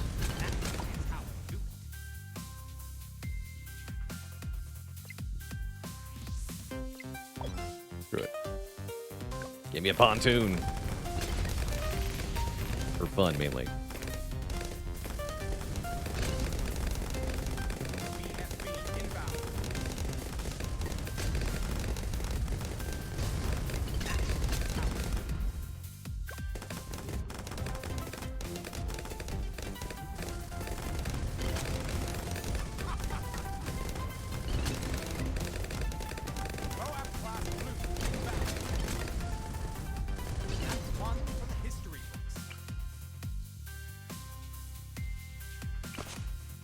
Give me the big gun.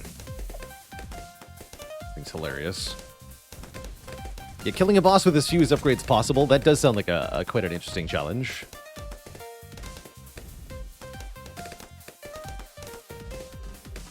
Not a big fan of how many econ units can I fit into this map type strats. Nah, I prefer chimps where you're not allowed to do that.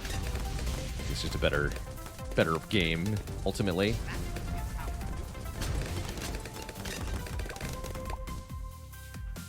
Ooh, Battle Cat. Can't go wrong with that on the last wave, especially. These things are OP. Oops, that's not how you use them, though. I was like, that's... Just press the button that says activate. Nope, not that button. Never mind. They're not OP if you sell them, but then you just win anyway. Alright, it's fine.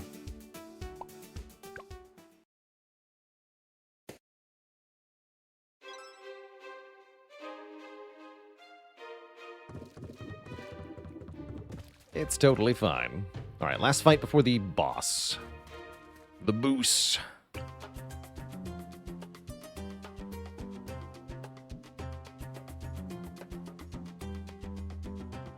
So these are two separate tracks, if I remember correctly. Oh, but they all come in here, so you can just kill them before they get onto the first portal if you're feeling cheesy.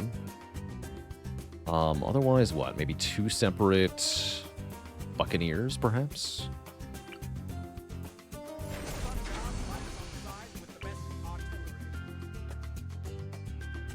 Two here.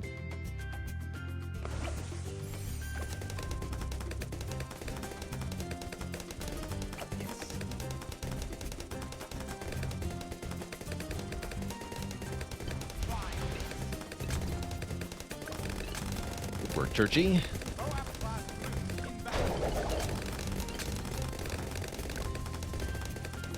Got them all. Good job.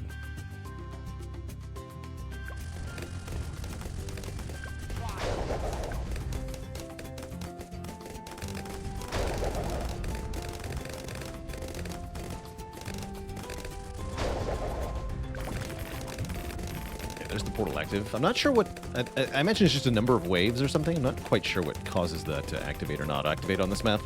I don't play this map very much. Beats me.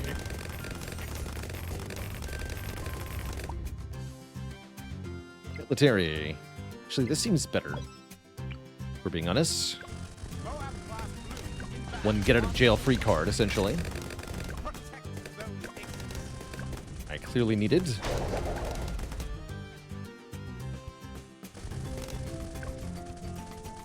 What's on the map's name? Isn't this map called Bloonarius Prime? Prime numbers? Oh, geez.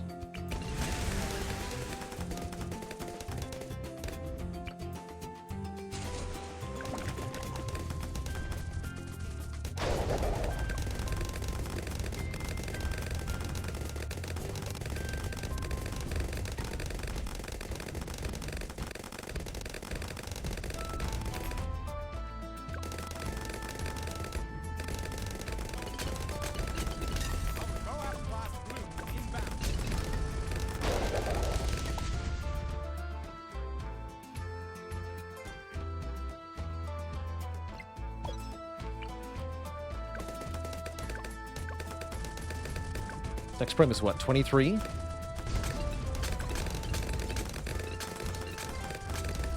I don't remember what Vortex does, so if you got a brief explanation for me, that'd be helpful.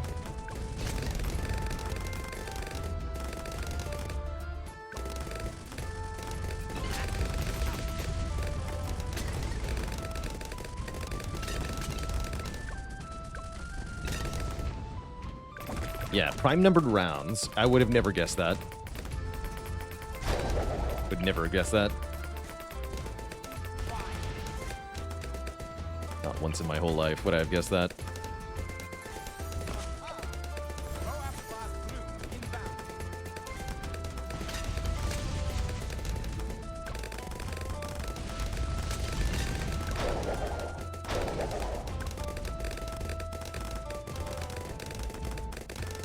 On losing enough health, gets knocked back, stuns nearby towers, and gets a shield.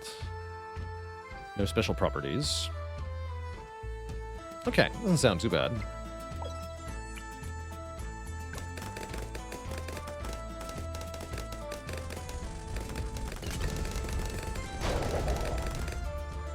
AT.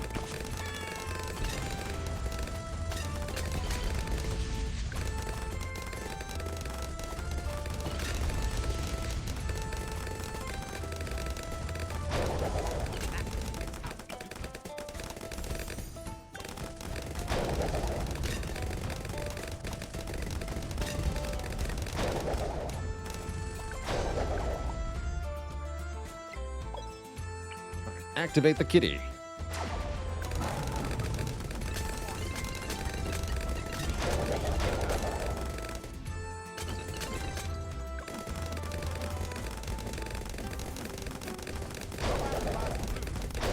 Yeah, sneaky sniper. He's here. He's helping.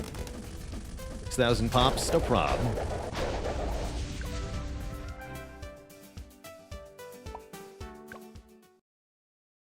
have been victorious.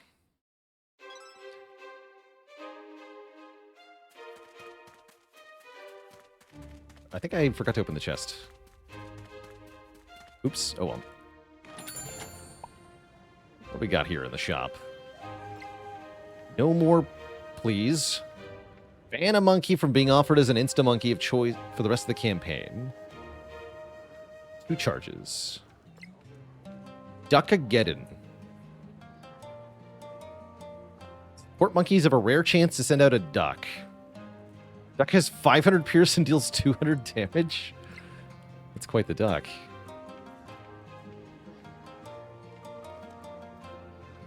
Quantum.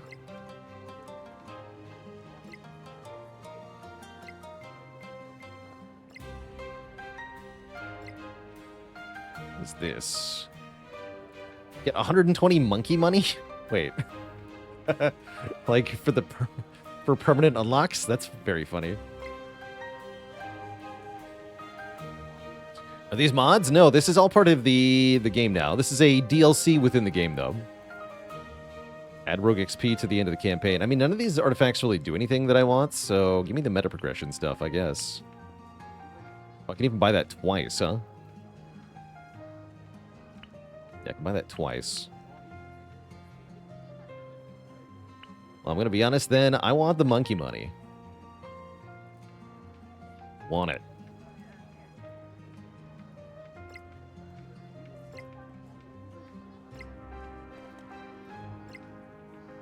All the primal instinct.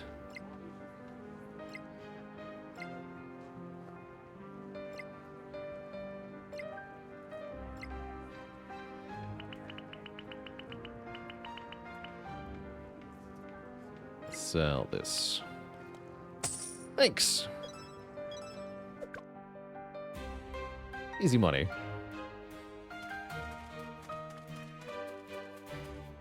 And now, the boss. Ooh, on, ooh, this map's tough, actually. On Dark Castle. I believe this one's called. Start with loads of money, though.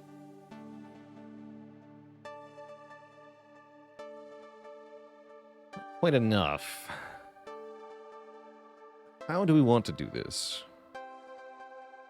I think we're going to want Rocket Storm. We can go with the Dartling Gunner up top here. That's one of my favorite things to do on Dark Castle. I think that's the play. Churchill goes here. And then we can put a Alchemist with him. Sure. Let's cut down some trees. Looks like that's where the boss is going to come from, right? Yeah, there he is.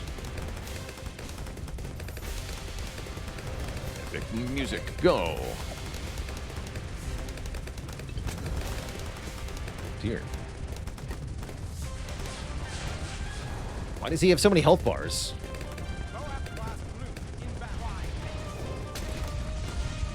This is horrifying.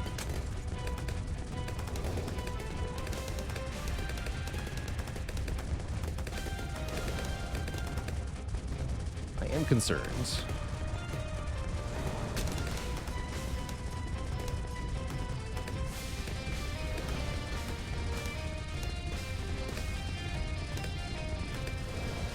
Curious how far he's going to go back up the track. He better go pretty far.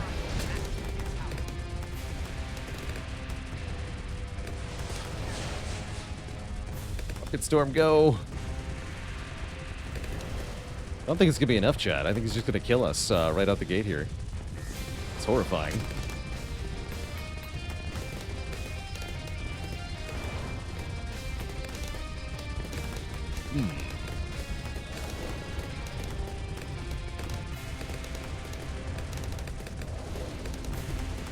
Yeah, look, it seems impossible at first glance.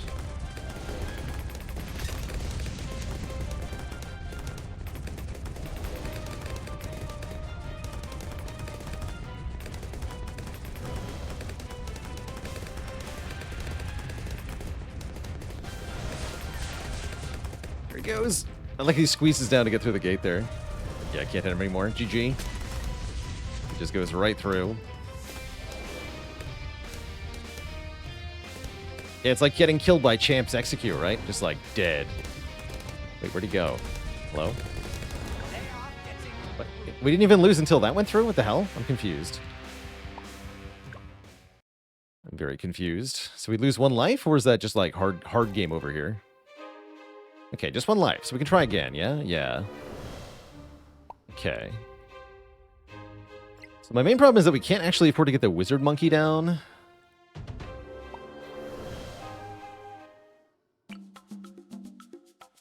But we can try a different configuration here with what we have.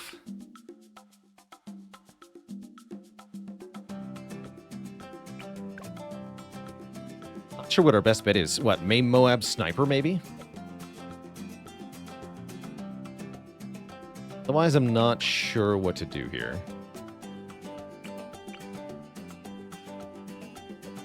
Quite enough money for Crossbow Master.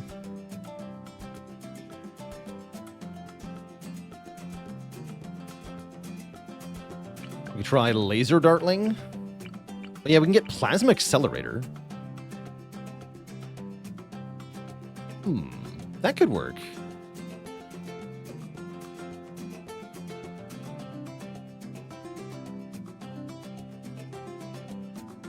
Doesn't detect camo balloons, which is slightly an issue. The boss should be immune to any kind of slowdown effect. Can't use ice or glue or anything.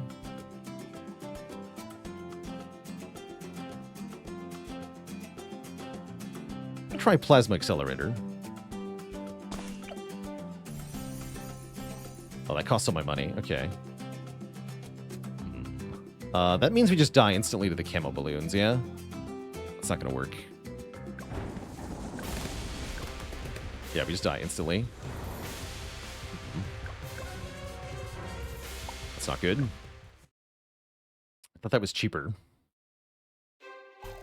Okay, let's give it one more go then. Good to get this guy.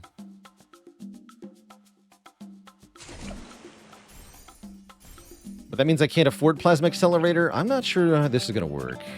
Maybe the sniper?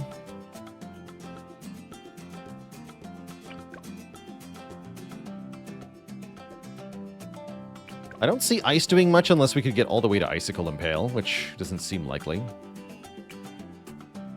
Icicles does some damage to Moabs, but not much.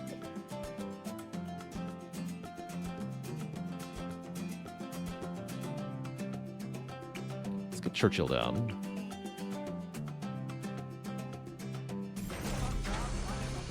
Yeah, I don't actually know what the experience in this mode gives. Well, I guess we'll find out how big a difference it might make. Or may not. Alright, Sniper. I'm gonna trust in you. Okay, let's see how this does. This should at least survive a little longer than before.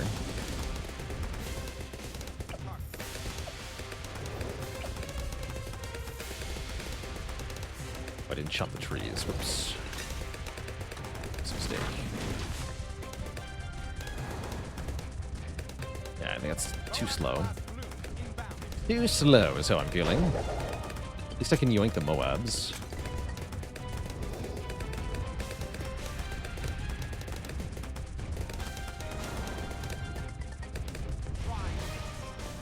I don't think this will work.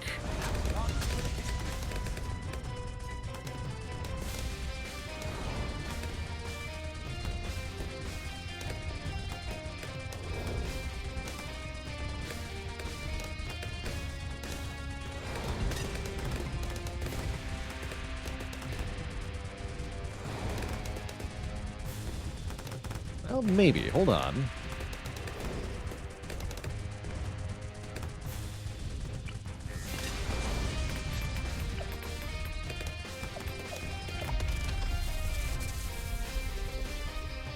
Okay, we got something here.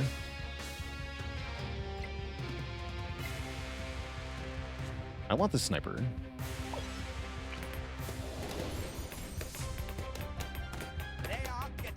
Oh, the camo lens! Oh, we got... Oh, that's right, he stuns our towers. Oh, we're totally hosed here. That's right. Okay, I don't know how you're gonna do this. This does not seem doable. on this map with this set of towers. I'm going to be honest. GG. Defeat is upon us, it turns out.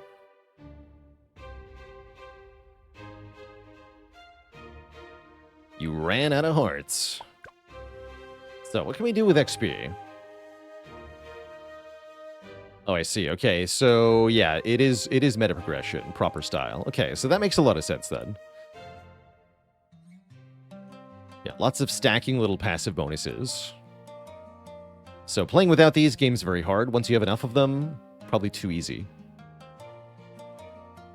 Yeah, increased starting cash. This is a big deal.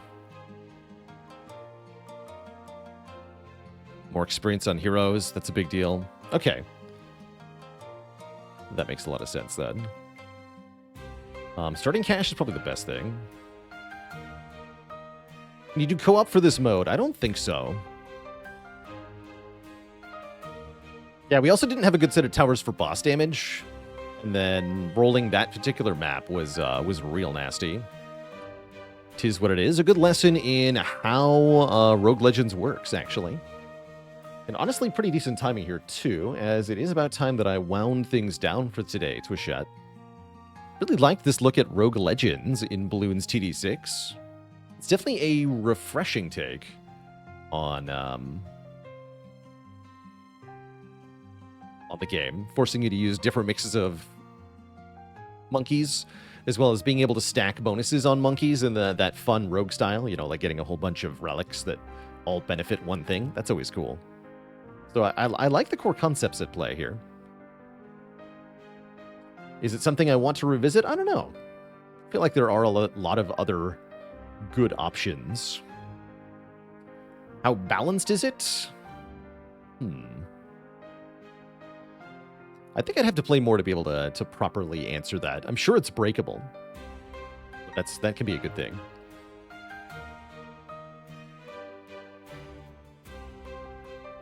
Yeah, I'd have to see how the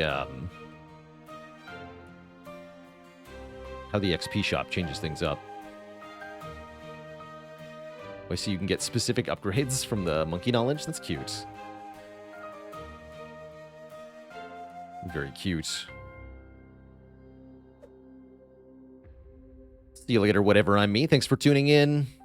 Toodaloo, the side quester. More, better. Kobe, KMKM, Serpentix, Stintineer, and everybody else. Plan for tomorrow is Spire into some Monster Train. That should be a fun time. Got a huge streak going in Spire right now. What, 9? 9's ridiculous, actually. And with Watcher up to bat, should be an easy-ish 10.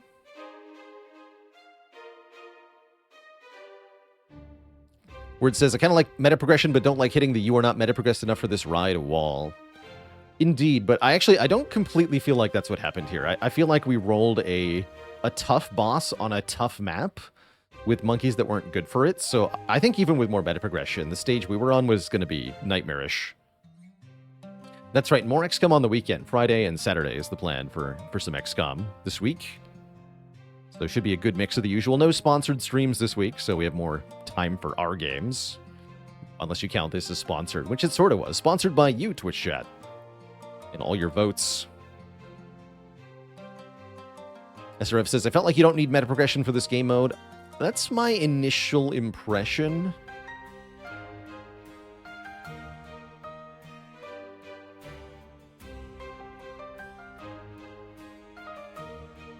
Yeah, I felt like we hit a wall. I mean, we did hit a wall. My thought is that I don't think that wall was because of the meta progression. I think that wall was other random factors conspiring and a lack of knowledge about the game mode in general coming together to ruin me.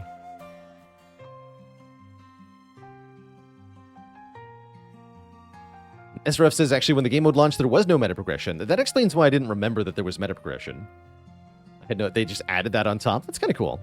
And you just like with the monkey knowledge, I'm sure you can choose to play without it too. It is a cool little game mode. Even if I don't stream it, I'll probably play another run or two of this because I do like Bloons TD6. The bouncing projectile nonsense is very fun. I guess I should have sent a relic home. We would have another artifact. But I got my 240 monkey money, and you know what? It was all worth it. Good stuff. But yeah, that is going to be it for me tonight, Twitch chats. Hope you all have a wonderful, wonderful evening. Until next time, my friends, stay cozy. Have a good one. Toodaloo, everyone.